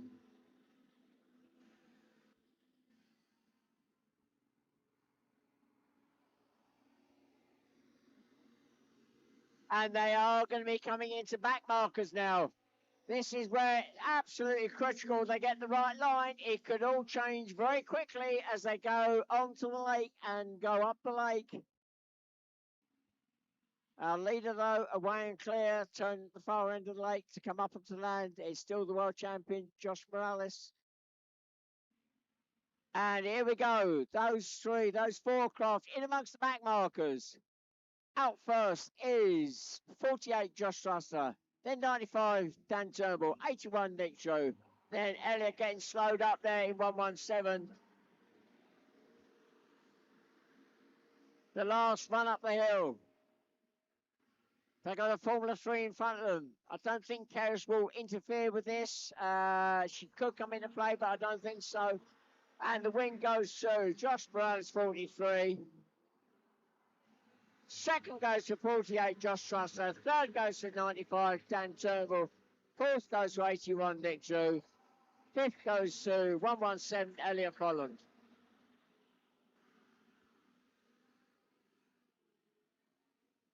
Wow, great battle there between those four for second, third, fourth, and fifth. They're the Formula 50s. Dave Elston, 57, just crosses the line in sixth for the Formula 50s. Then it's 86, Ben Lambert in seventh. Then in seventh will be Mark Ullman, 75. First goes to 147, Nathan Ash for the Formula 3s. Second will go to Keris Rhodes in 169.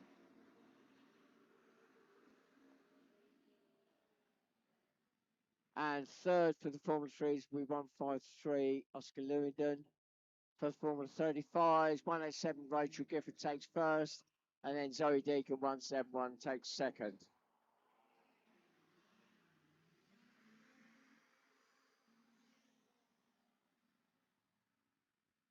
So going back to the Formula 50s, they still continue to come through. After Mark Ullman is Joe Smith, 37.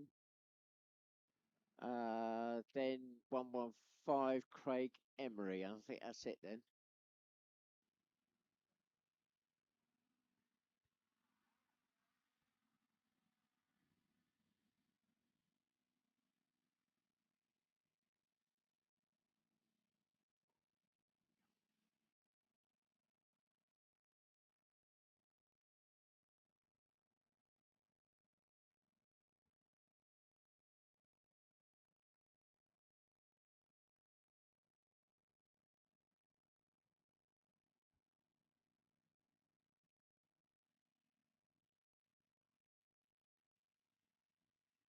So now we have got the combined formulas of Formula 2 and Formula 1. So Formula 2 up to 600cc 2-stroke, 750cc 4-stroke. They're all 2-strokes this weekend. Then the Formula 1s, forget the CC, we're talking about grunt, and that grunt is horsepower. So we are looking at somewhere in the order of 180, 180 to 220 horsepower for thrust alone, and then plus a lift engine as well. They'll top out at round about sort of 80, 85 mile an hour. 80, 85 mile an hour. They won't be getting up to that speed on this track, especially with wind conditions. 0 to 60, they'll accelerate most standard road cars. Right, okay. Here we go, through the grid. Pole position, number 1. Callum Bill, second at the World Championships last year. Disaster in one of the races, dropped a whole load of points. Otherwise, he would have been there, taking that number 1 spot. He now races as a team with his dad, Conrad Bill, a former UK, European and World Champion. You'll see Conrad out later in the open race. So, number 14, Formula 1, dropping in his second spot. This time, it's Adam's dad, a former UK Formula 1 champion. He's now taken up the reins for this race. So let's see what happens between number 14 and number 1.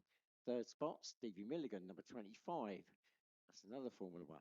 Then we got the first of the Formula 2s, 61, Dave Palfrey. And then 119, Josh Trussell. So Josh has just been out in the Formula 50 craft. And he's now out in the Formula 2. So completely different craft. Row 2, we got 55, Simon Oakley in the Formula 2. Maciek Ochman in number 98, that's the Formula 2. And then George Barnes, 77, Formula 2. George dropping points yesterday in one of the races, hence why he's on the second row. So watch out for George Barnes, 77. He'll be looking to try and get up through past the Formula 2s fairly quickly and see if he can chase the Formula 1s.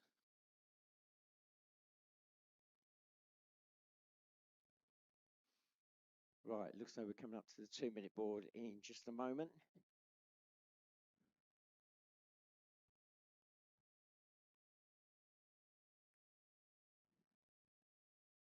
Right, there we go. The whistle sounds. We are 2 minutes away from the start. So 7 laps, just a whole lot quicker.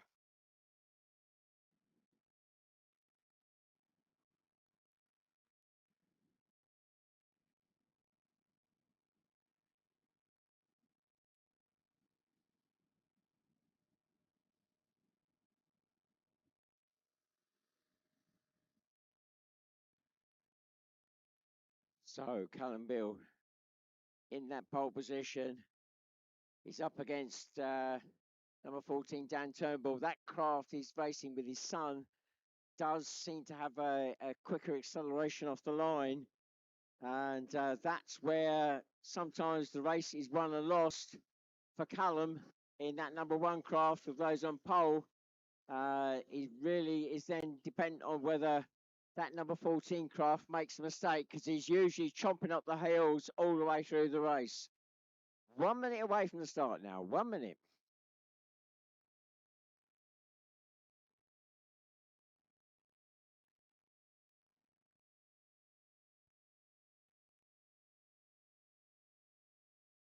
Oh. Okay. I've missed a message. Got all excited there. They've stopped their engines. Apparently, race control aren't ready. So they're probably still double checking and making sure that last race is properly scored. So we're just waiting on race control at the moment. That shouldn't take long, hopefully. Fingers crossed. So just another reminder, we are putting out a live feed today. Didn't happen yesterday due to the strong winds.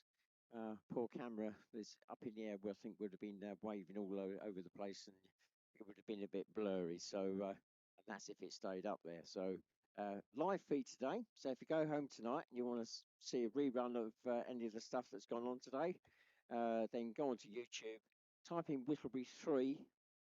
That probably will get you to today's racing because it's the only time we've had a Whittlebury3. We've had Whittlebury1, Whittlebury2, but never a Whittlebury3.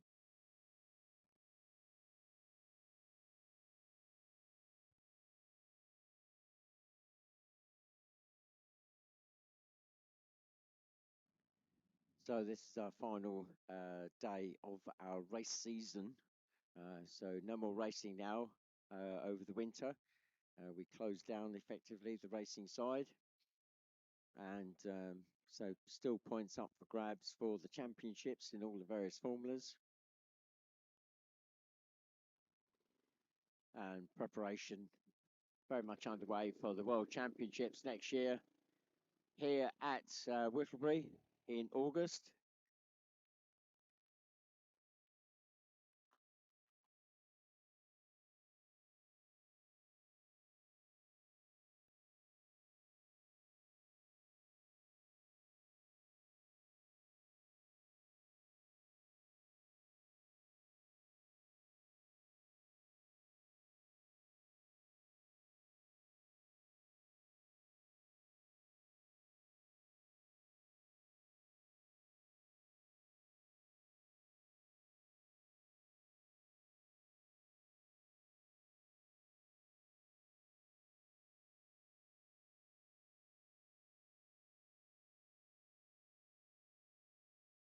Right, I just heard why there was a delay. The computer crashed. So we do have manual lap scorers in there as well. We don't just totally rely on the electronic side, but yeah, the computer crash.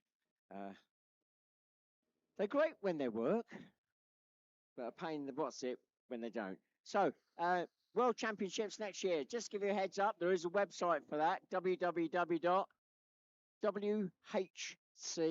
So World Hovercraft Championships.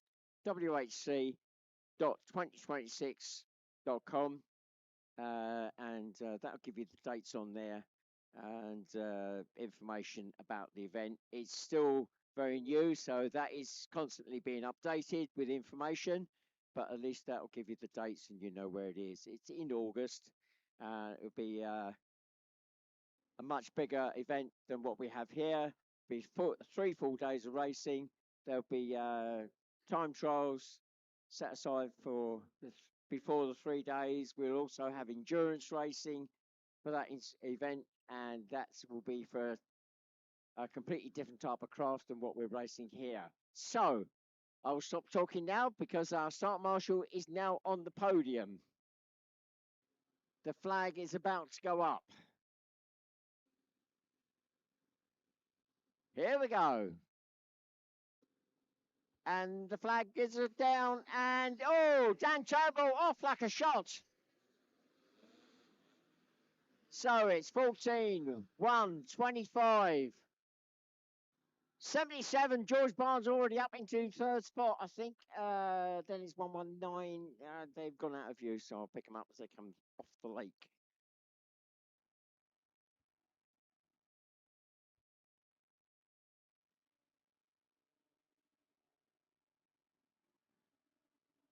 Well, I missed out Stevie Milligan. So it's 14. Dan Turnbull leading. 1, Callum Bill in second. Third is 25, Stevie Milligan. Then George Barnes, 77. 119, Josh Trusser. And 55, Simon Oakley getting the aircraft a bit sideways and airborne. He swings off to one side. That's allowed Dave Palfrey in 61 to move through and take him. And behind Simon Oakley, 55 is 98, Mytek Hoffman. So, first lap gone.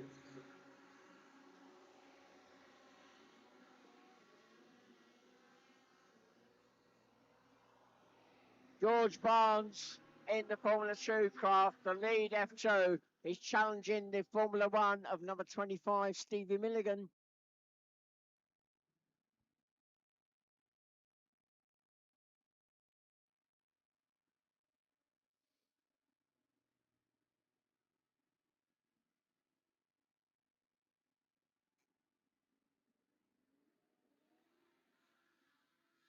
Well, Callum Bill Yeah, it's only a couple of craft length in it between number 14, Dan Turnbull, and Callum Bill, number 1.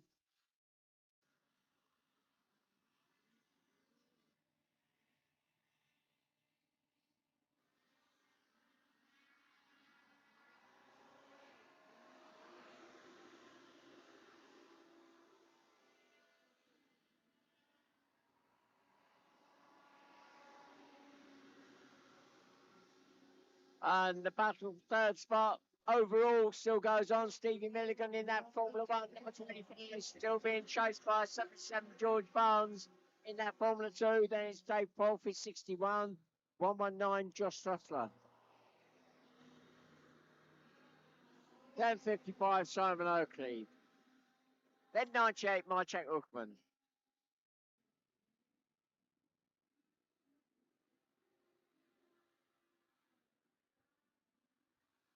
So Callum Bill in that number 1 craft up the hill, putting pressure on Dan Turnbull, trying to force him into an error. George Barnes, 77, over the road and gets the craft a bit sideways and airborne. He loses a little bit of ground on Stevie Milligan there.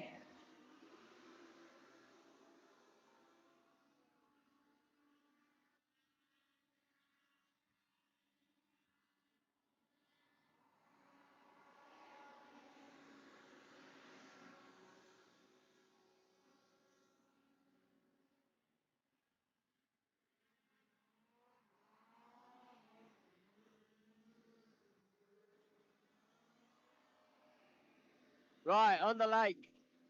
Callum Bill all over the back of Dan Turnbull as they go round the marker boy. He's trying to mount the challenge, but not quite making it.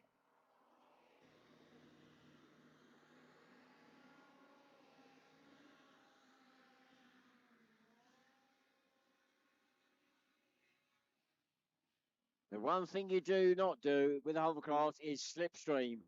That puts you directly in the thrust line and you want to be off to one side to make the move.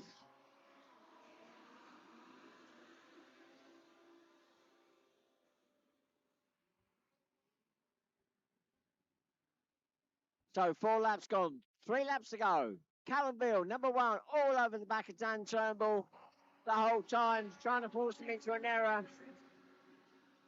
And that battle for third spot overall still going on between 25 Steve Milligan in that Formula 1. He's being hustled by George Barnes, 77, in that Formula 2. Then we got Dave Polfy, 61. Dave in 5th spot overall, but 2nd in Formula 2. And 3rd in Formula 2, 119, Josh Trussler. Then Simon Oakley, 55.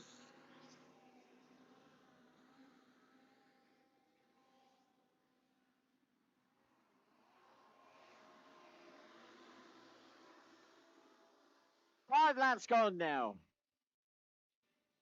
It's 14, it's 1. The train of 2 go through. Callum desperately trying to put the pressure on Dan Turnbull, which is going to be difficult.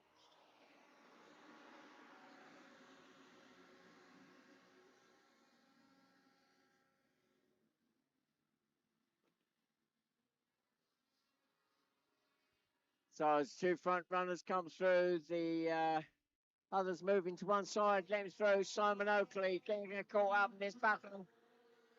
It could change here. No, Simon moves to one side. And lets it through. I thought Callum was going to give it a squirt and go past him, but no, Dan Turnbull still holds on. Last lap board is now up. 1 lap to go.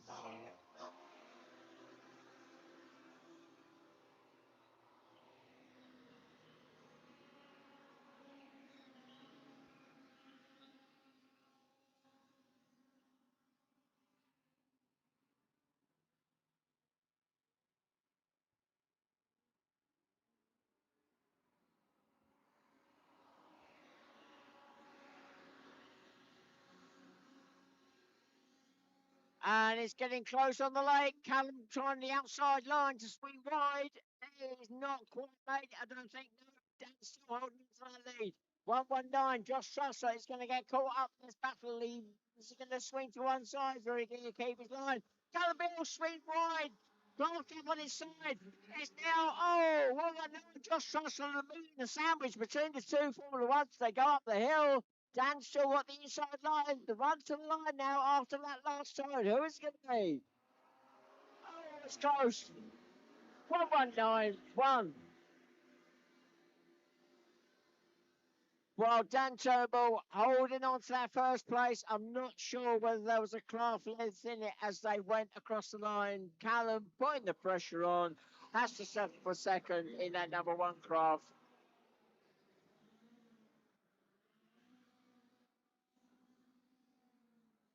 A great race between those two Formula Ones.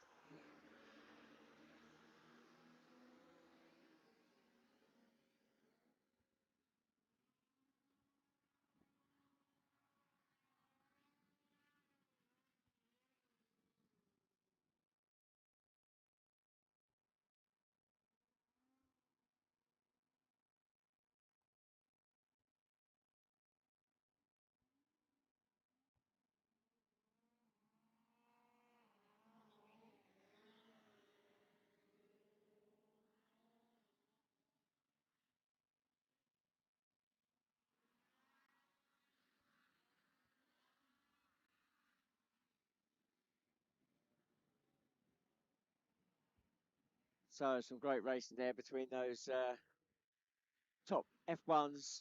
Just consider they have no brakes. And they're racing so close together, so precise. Just really does show the skill level they have. So we are now moving on to the next group. We are looking at the juniors now. So juniors aged 13 to 16 years of age. And they are allowed to use the Formula 3 spec craft, the Formula 50, or the Formula 35. In that group, they tend to be using the Formula 3 or Formula 50 spec.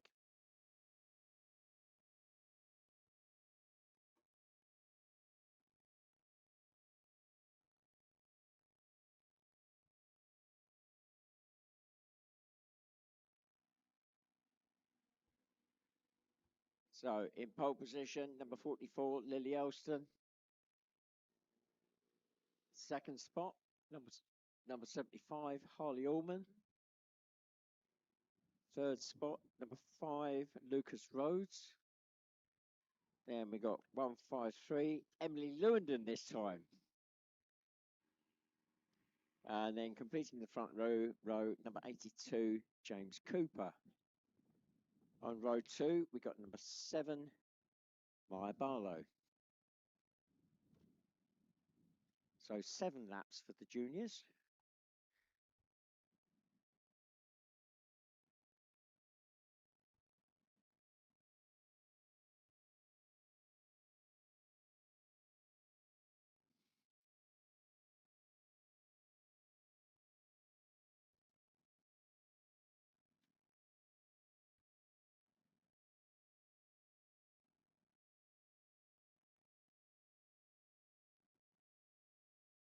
Right, here we go. We're on the 2-minute board. 2 minutes away from the start now.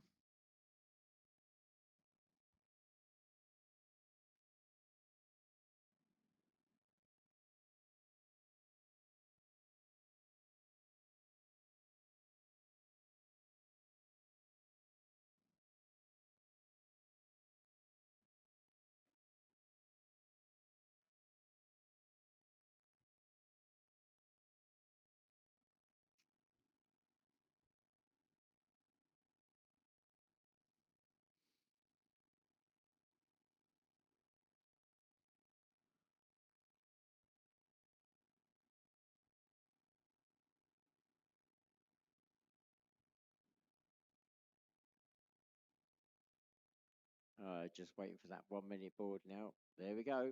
1 minute away from the start.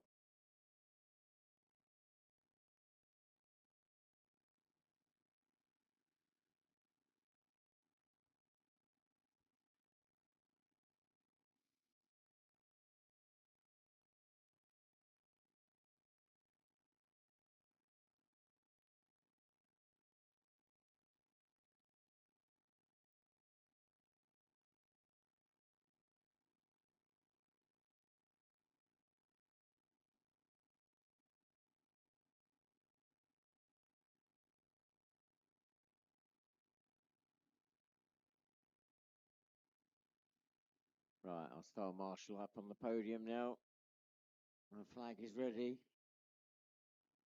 Flag is up, and we are go. So into the turn first, it's Lily Olsen 44. Then it is Harley Allman 75. Oh, 82 sneaking through into third spot. Then 5, 153, then 7.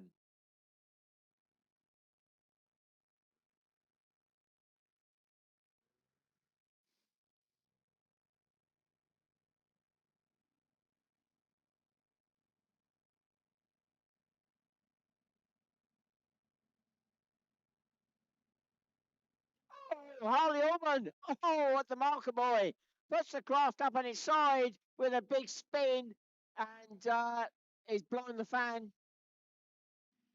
So Harley Allman getting the craft airborne as he went into that turn, and suddenly as it came down, the fan has gone. So Harley Allman 75 out of the race. Meanwhile, our leader up the hill, 44 Lily Elson, already opened up a good lead over number 5. And that is Lucas Rhodes. Then 153, I think Emily Lewington. Via Barlow moving up past James Cooper up the hill to do that hairpin turn to the line.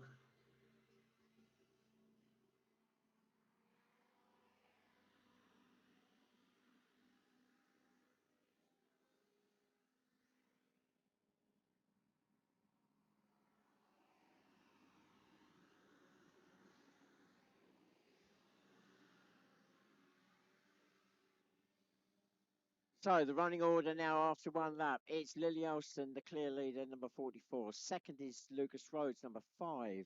Third is 153, Emily Lewington. Fourth is 82, James Cooper. Fifth is 7, Maya Barlow.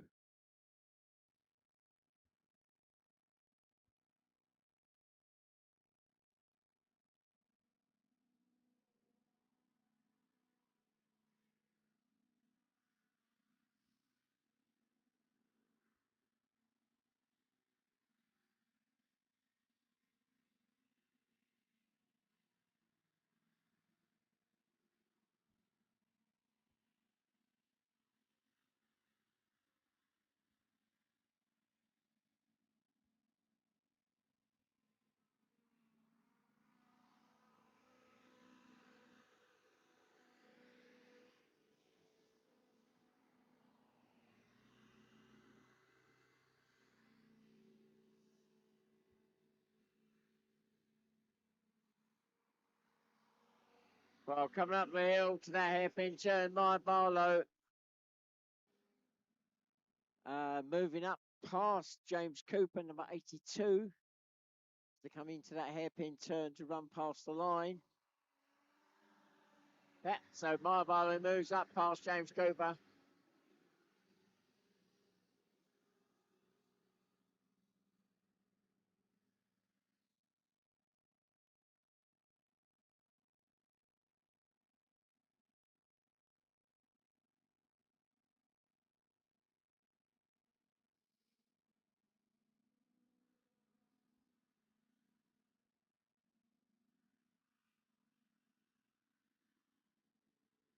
So Lily Elston across the road, 44, still with a good lead over number 5, Lucas Rhodes. Then it's Emily Lewington, 153. Those three starting to spread out a little bit now. And then some way back to fourth is number 7, Maya Barlow. She just exits the lake now.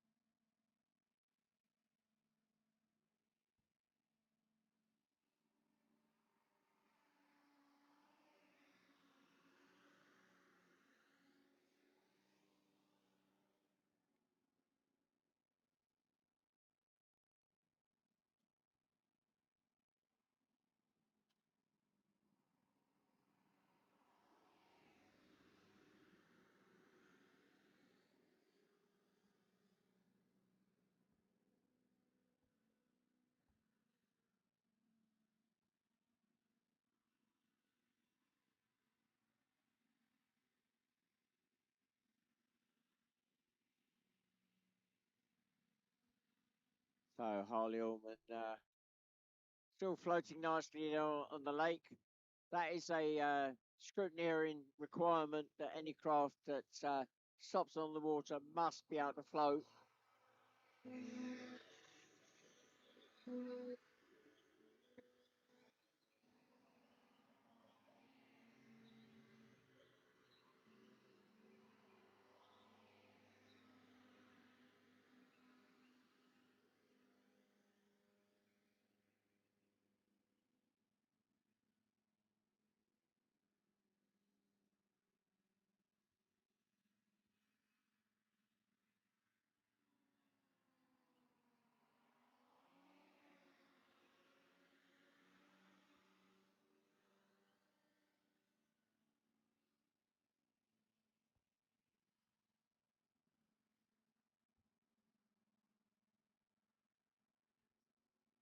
Well, Harley being passed on both sides there as the two front runners go to the marker.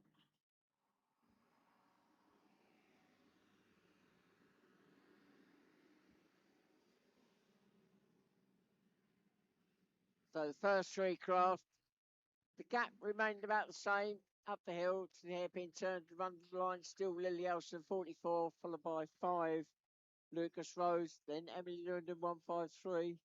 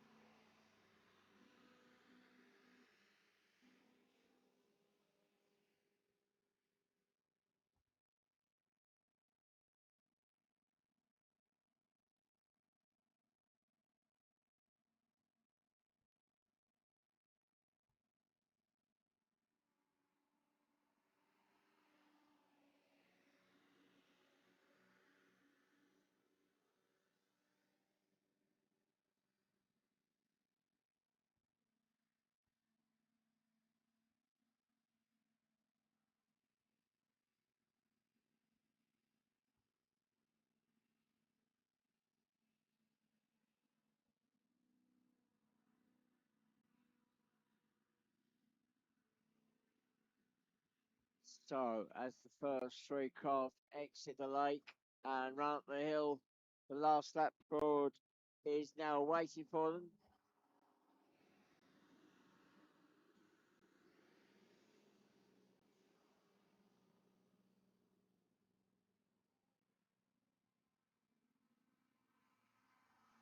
So one lap to go now, one lap to go.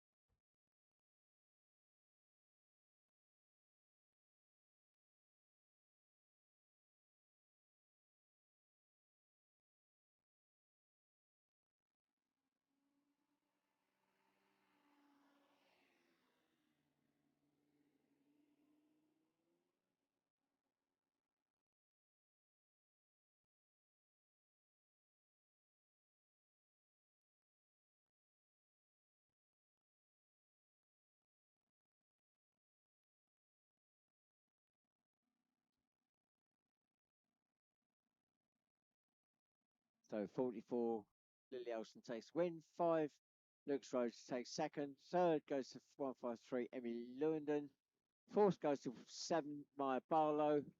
And 82 has made it round. He comes through in 5th spot.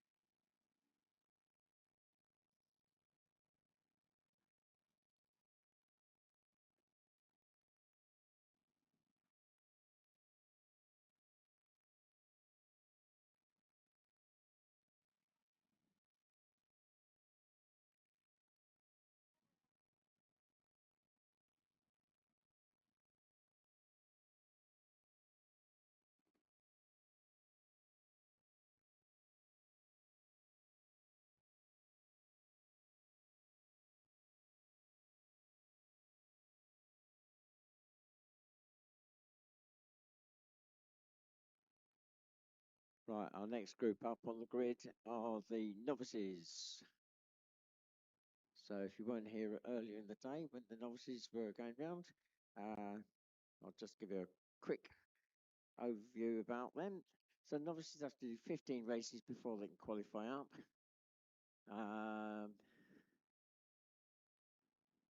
They can use any of the main Formula craft, apart from the full-blown Formula Ones. They can use the Formula One derated. The derated bit is the amount of thrust they can actually produce at the back. Generally, people tend to go for the Formula 3, Formula 50, or Formula 2 in some cases.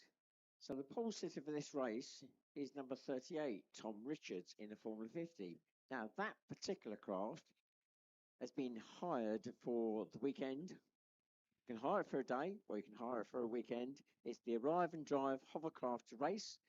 He actually took up the option with his dad. So dad, for some reason, not out today, so he was out yesterday. Tom taking that pole position, and second on the front row there, the Formula 2, David Worsdall.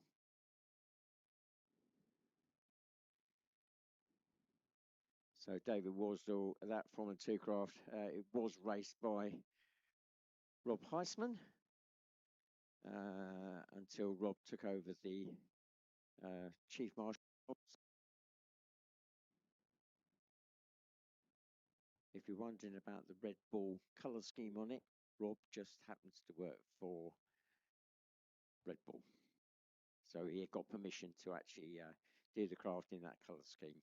So David, I think it's the first time he's been out in that craft this weekend. Well, he was out yesterday and today, but his first weekend, should we say, of racing that craft.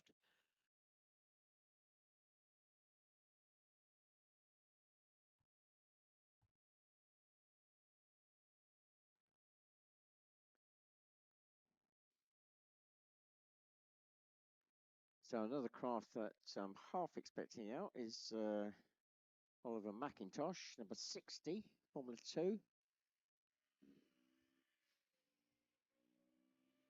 Was out earlier, but I got the impression it wasn't on the pace it should have been on. Oh, he's standing there.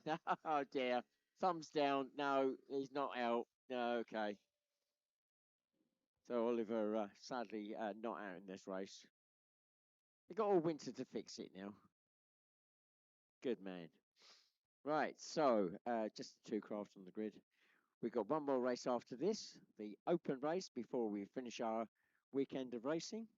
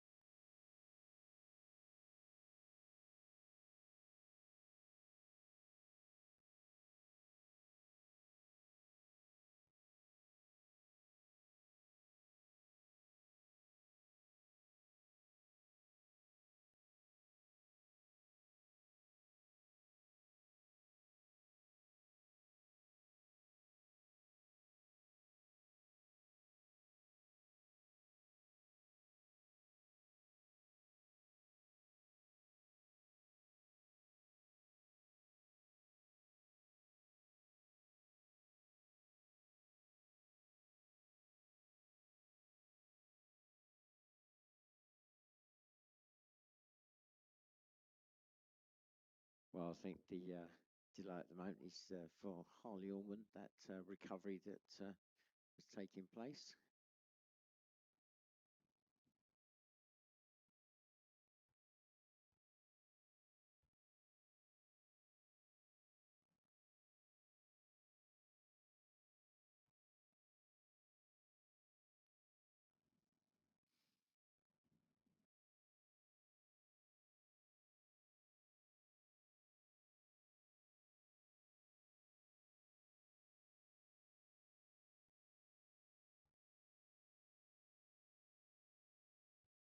Well, it sounds as if the recovery of that craft is done and dusted. The craft is on the trailer. Boats moved back into position now. So start marshal has been given the all clear to get this race underway. So 2-minute board will be going up in just a moment.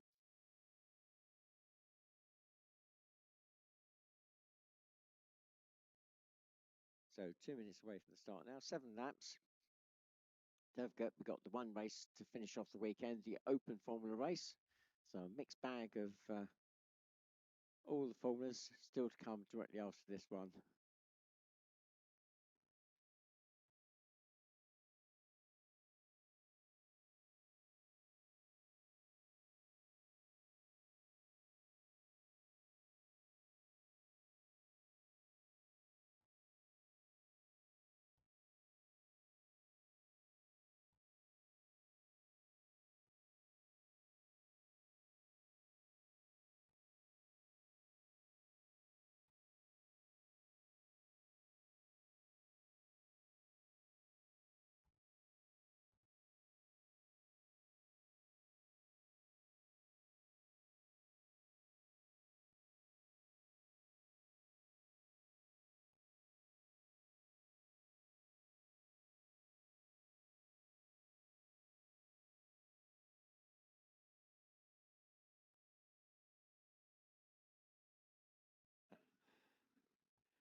Right, we're coming up to the start now. The start marshal on the podium, and the flag is up, and we're away.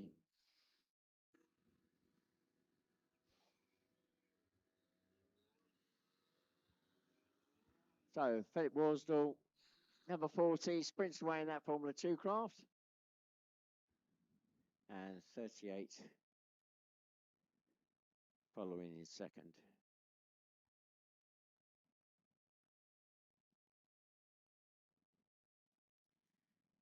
So I said 38 is the arrive and drive. Tom and his father took up that option for this weekend. Dad's not out. It's John Richards. I'm not quite sure why, but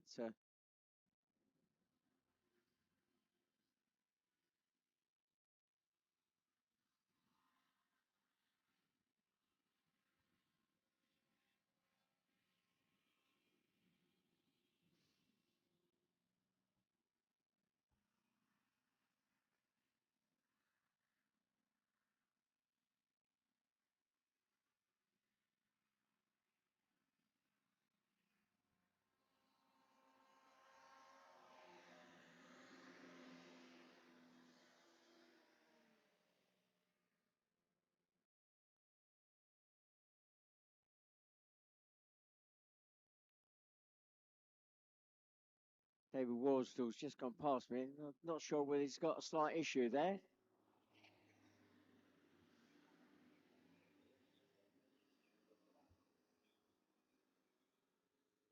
We'll have to see when he comes through next time. Fingers crossed, all fine. But just seemed a bit tentative as he went past.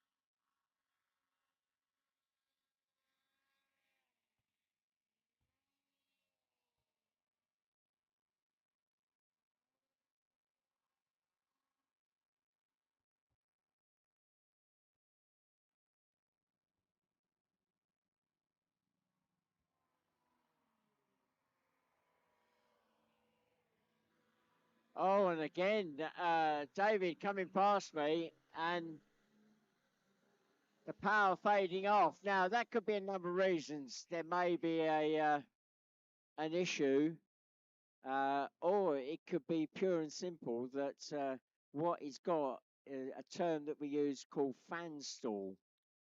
So on certain corners, depending on the rotation of the fan, the way the air goes through the fan, on a certain rotation, coupled with a particular right-hand turn or left-hand turn, depending on the rotation of the fan, the air can actually not go through smoothly, and it can actually stall the fan. And you can give it as much guns as you like on the throttle, it just does not pick up, and it just stalls, and you just have to wait for it to straighten up, and then the revs will pick up again. There's ways around it.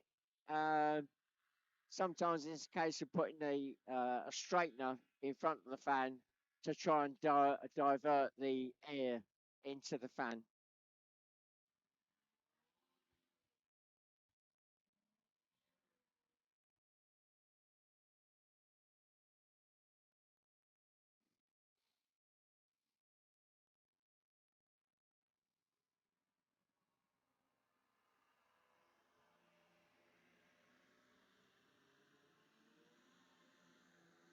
Yeah, again, same place, power drops off, the engine sort of stalls, and as soon as you got it straight again, the engine revs picks up. So I think that's uh, it could be a combination of a few things. The air going into the fan, it could be the exhaust pipes not quite matched to the engine. There's a few possibilities there, so it's not an insurmountable thing.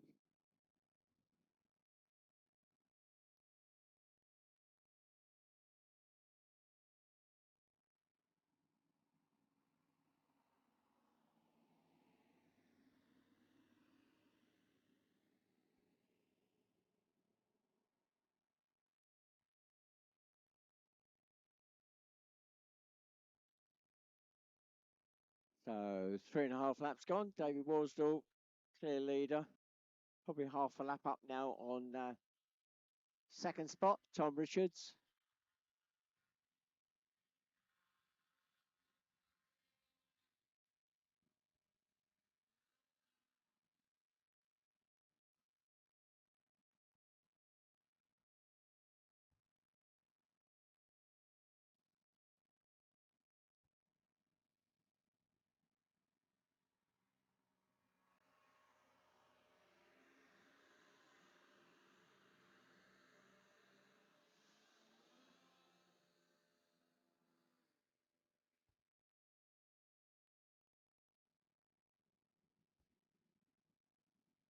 So don't forget, if you do go away from today, you want to find out about next year's calendar or more about the sport, then www.hovercraft.org.uk. That should be on your programme. It's the Chilterns branch that has organised this particular event. There are branches around the country, so if you're not local to here, if you've travelled, then you may find another branch that is more local to you.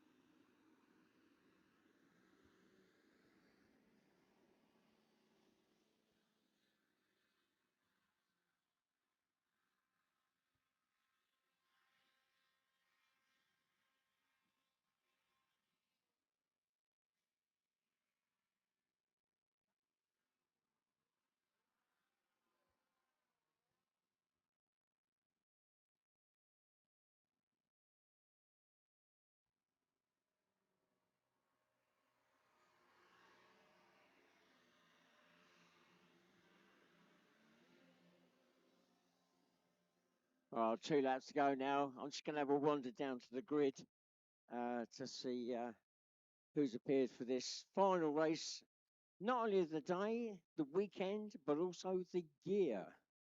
This is our final race of the season. coming up next, open formula race, complete mixed bag of all the formulas. The only ones not allowed out there are the juniors, Colts, and the Novice.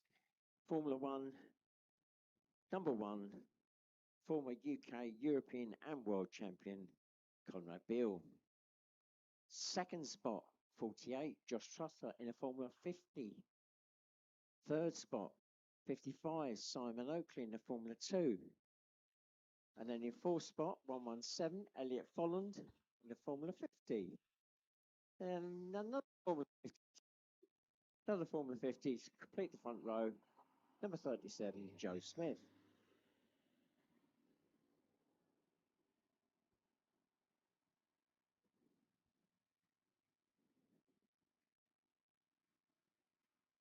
So the row 2,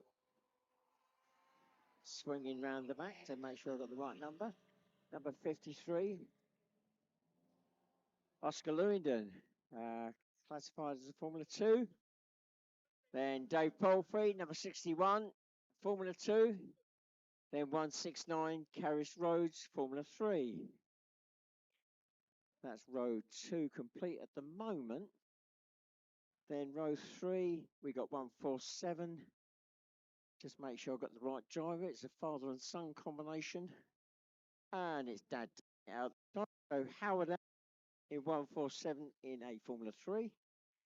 We've got a gap. Then we've got Ben Lambert, 86 in a Formula 50. And then completing row 3, number 98, Maciek Uchman in a Formula 2.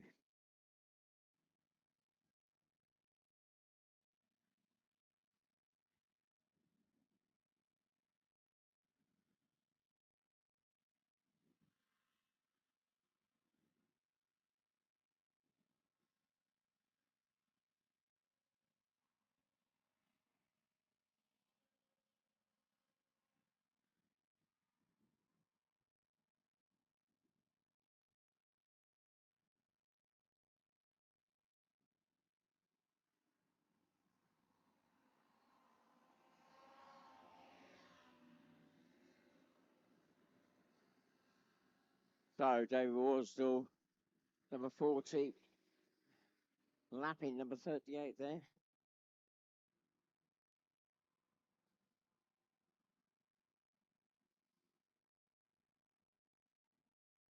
And I've walked away from the finish line. I think that was the last lap board.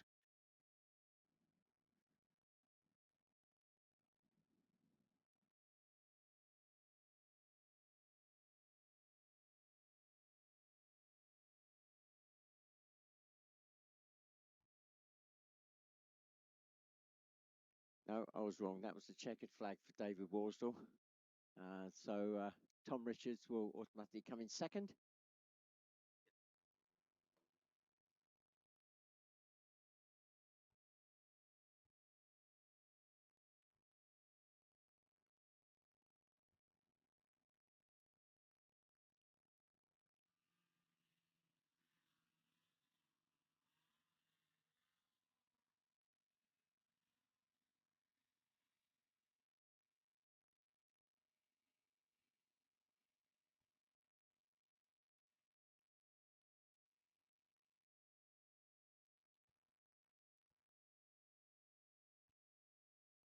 Well, whilst we're waiting for this race, for those of you that have never been before to see the Hovercraft racing, I hope you've enjoyed what you've seen.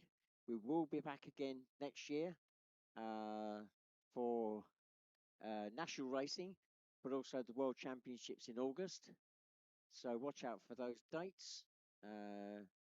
Obviously, we do try and get things out on Facebook these days, and which is the best way of getting the word around. The World Championships, there is a website dedicated for that that's been set up. It's still very much work in progress, so there's data still going on that, but it's at www.whc.26.com.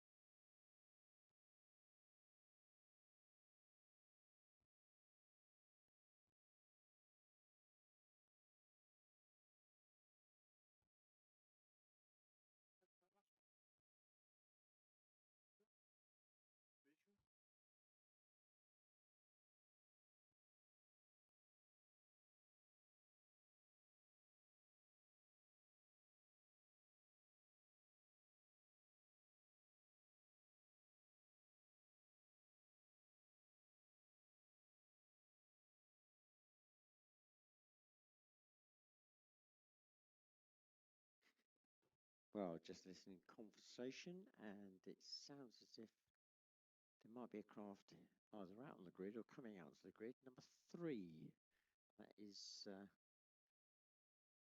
Simon Francis, who hasn't raced all weekend. Oh, okay. So, right, okay. I've just put 2 and 2 together, and hopefully I got the right answer. So, Simon Francis normally races in F1. Yeah, his engine major problems for this weekend, so he hasn't been out. So, what's happened is that he's now going to borrow that craft you've just seen out in the novices. So, David Worsdall, that craft's coming back to the paddock now. Let's give it a quick fuel up and change the numbers very quickly, hopefully. And so it'll be Cy Francis out in that Red Bull deckled craft.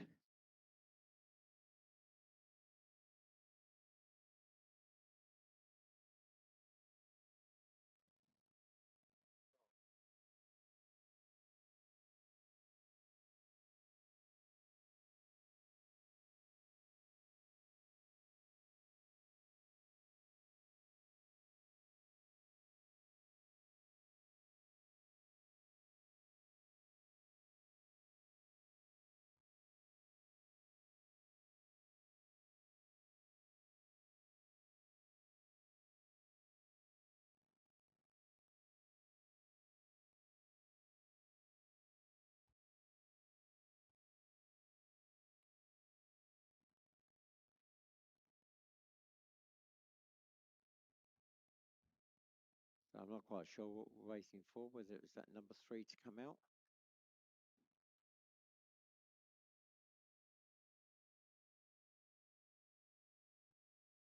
Ah, there we go. It's just coming out onto the back of the grid now. So they've done a quick change of numbers on that Red Bull craft and put some fuel in, and we are 2 minutes away from the start. So 2 minutes away from the start.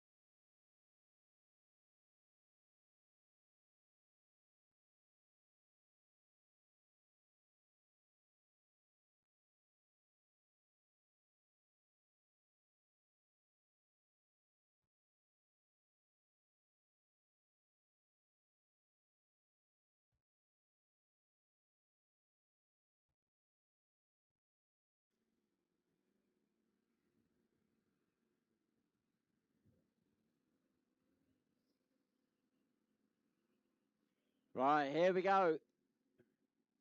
The flag is up, and we're away.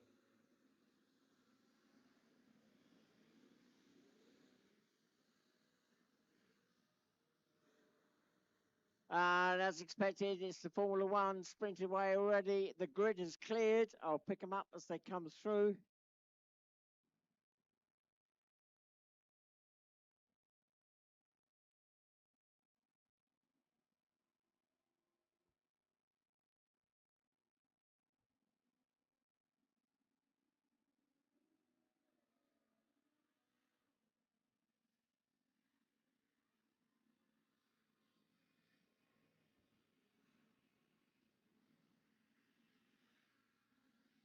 So up the hill to the hairpin turn, the run to the line, the lead craft by some way now is the Formula One. Number 1, Conrad Bill, followed by Josh Sutton, number 48.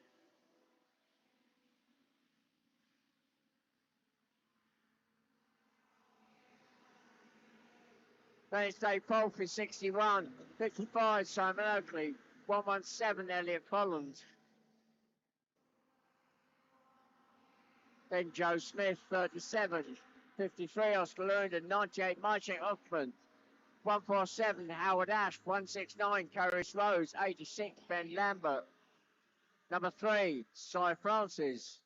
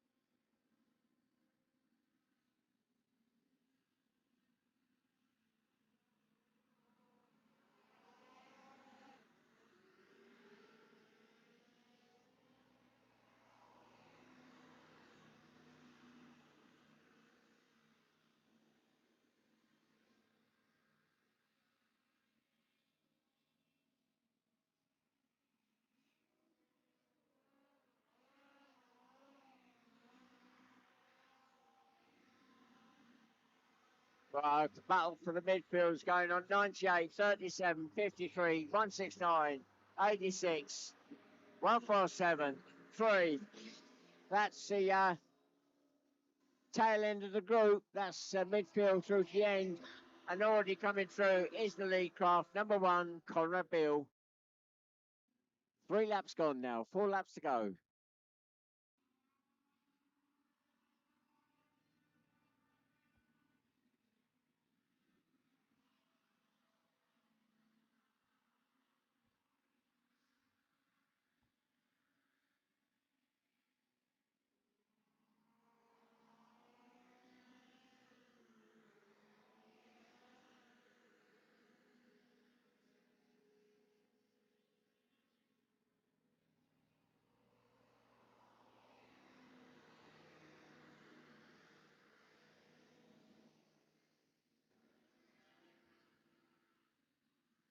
So our leader, Conrad Beale, number 1, the Formula 1, already caught the back end of the field. Moving up past number 3, then 147. He's now looking probably to try and catch as many, if not all of the craft, and put them a lap down. He's got some way to go, though. 4 laps gone. He goes screwed.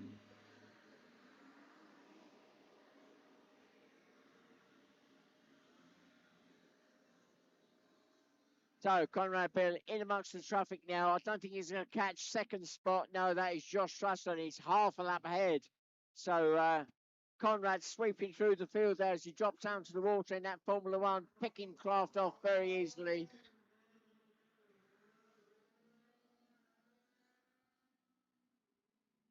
In fact, it's not Josh Trussell, 48 in second. It's actually Dave Polfrey in second, number 61, who's just gone past. Then it's Josh Trussell in 48.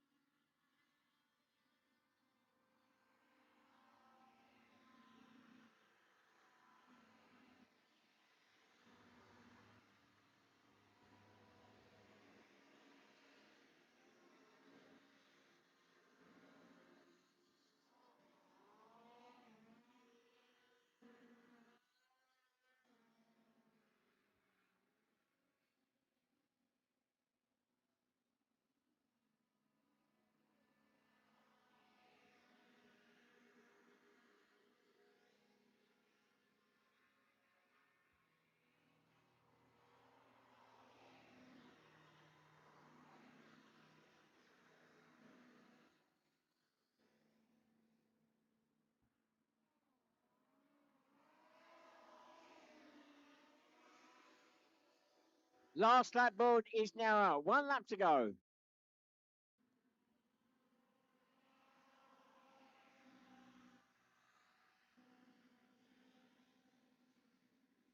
So Dave Bolfrey, number 61, crossing the road in second spot. He's now got a whole lot of traffic in front of him, but he's well clear of third spot. Josh Trussler, who's just going across the road now, number 48.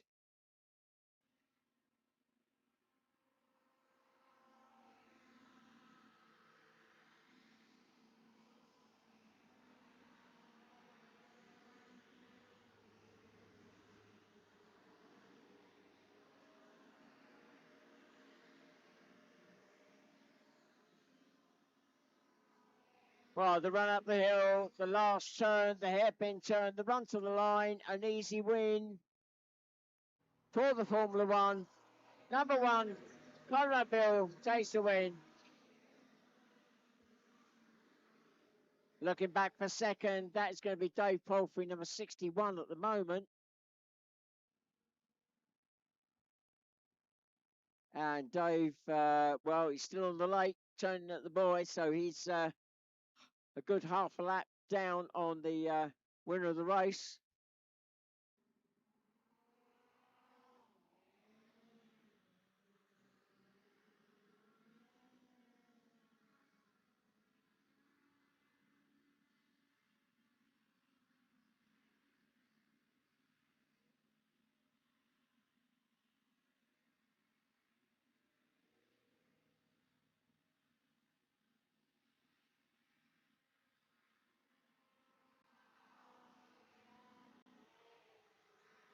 And coming through in second is Dave Palfrey, 61.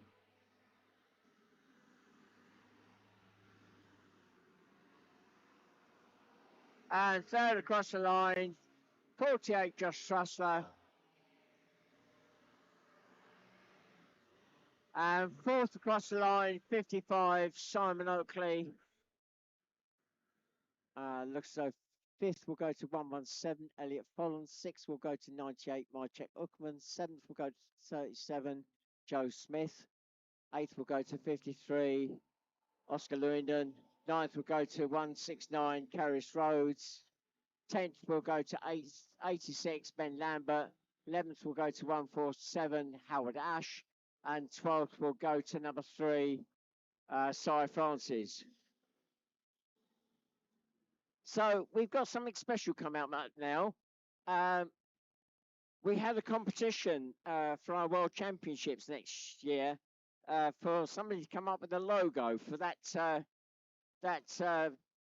that, and I got the. Well, he wasn't the winner of the competition, but he put in such an effort and improved his skills no end. And it is our Colt driver, JJ McGavin. How old are you, JJ? JJ's 12. So it was me that decided you were worthy of this couple of laps round the back on the back of this F1 craft driven by Conrad Bill. Go and enjoy it.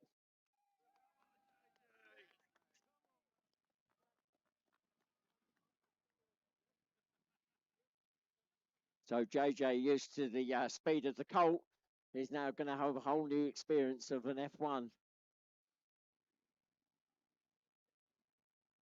Conrad just giving him a few tips now. Well, looking down the water, we got a craft stuck there.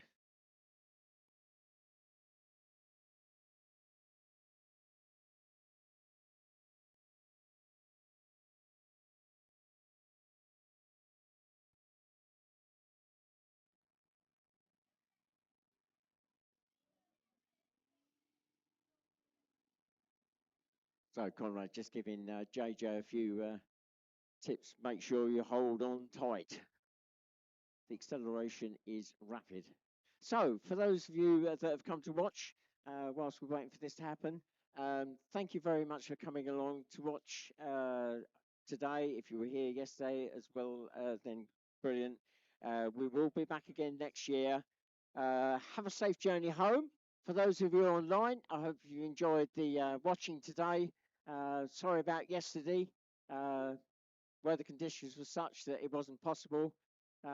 So this is me, Barry Oakley, signing off. I may stay live for the moment and possibly get a lot reaction from JJ when he comes back.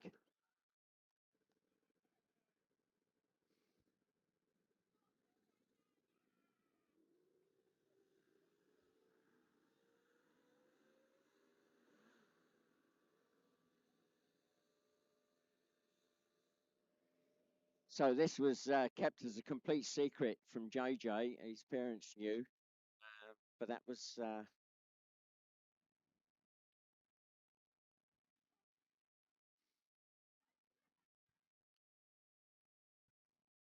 there we go. Our world's logo competition entrant, and yeah, it was very much a case of the kids of today have got so many skills at such a young age with computers. Um, it was a case of right, let's tap into that. And well, JJ came up with a brilliant logo. Unfortunately, it didn't quite translate into a commercial version, but it was absolutely brilliant. I loved it, and so he'll probably remember this trip for a very long time. So all the marshals waving now, just to add to that.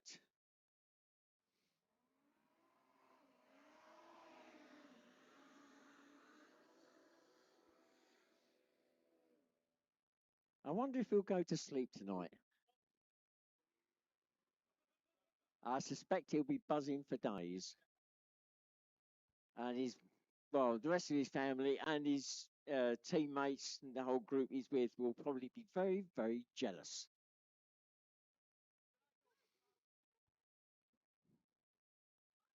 So as soon as this is done, obviously the usual call for club members, we need to get this course dismantled tonight. So as soon as we got this done, please, please, please help dismantle the course. The prize giving will be done down at the barn as soon as we can. But the light is against us this time of year.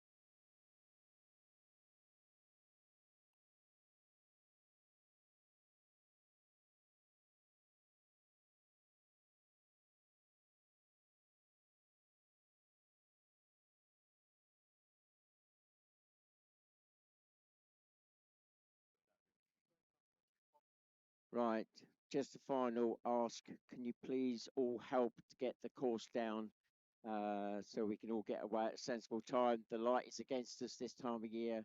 Uh, the prize giving will be down by the barn, but not in the barn. That has now been cleaned inside. So please don't go into the barn. We'll do it outside of the barn in an area close to it.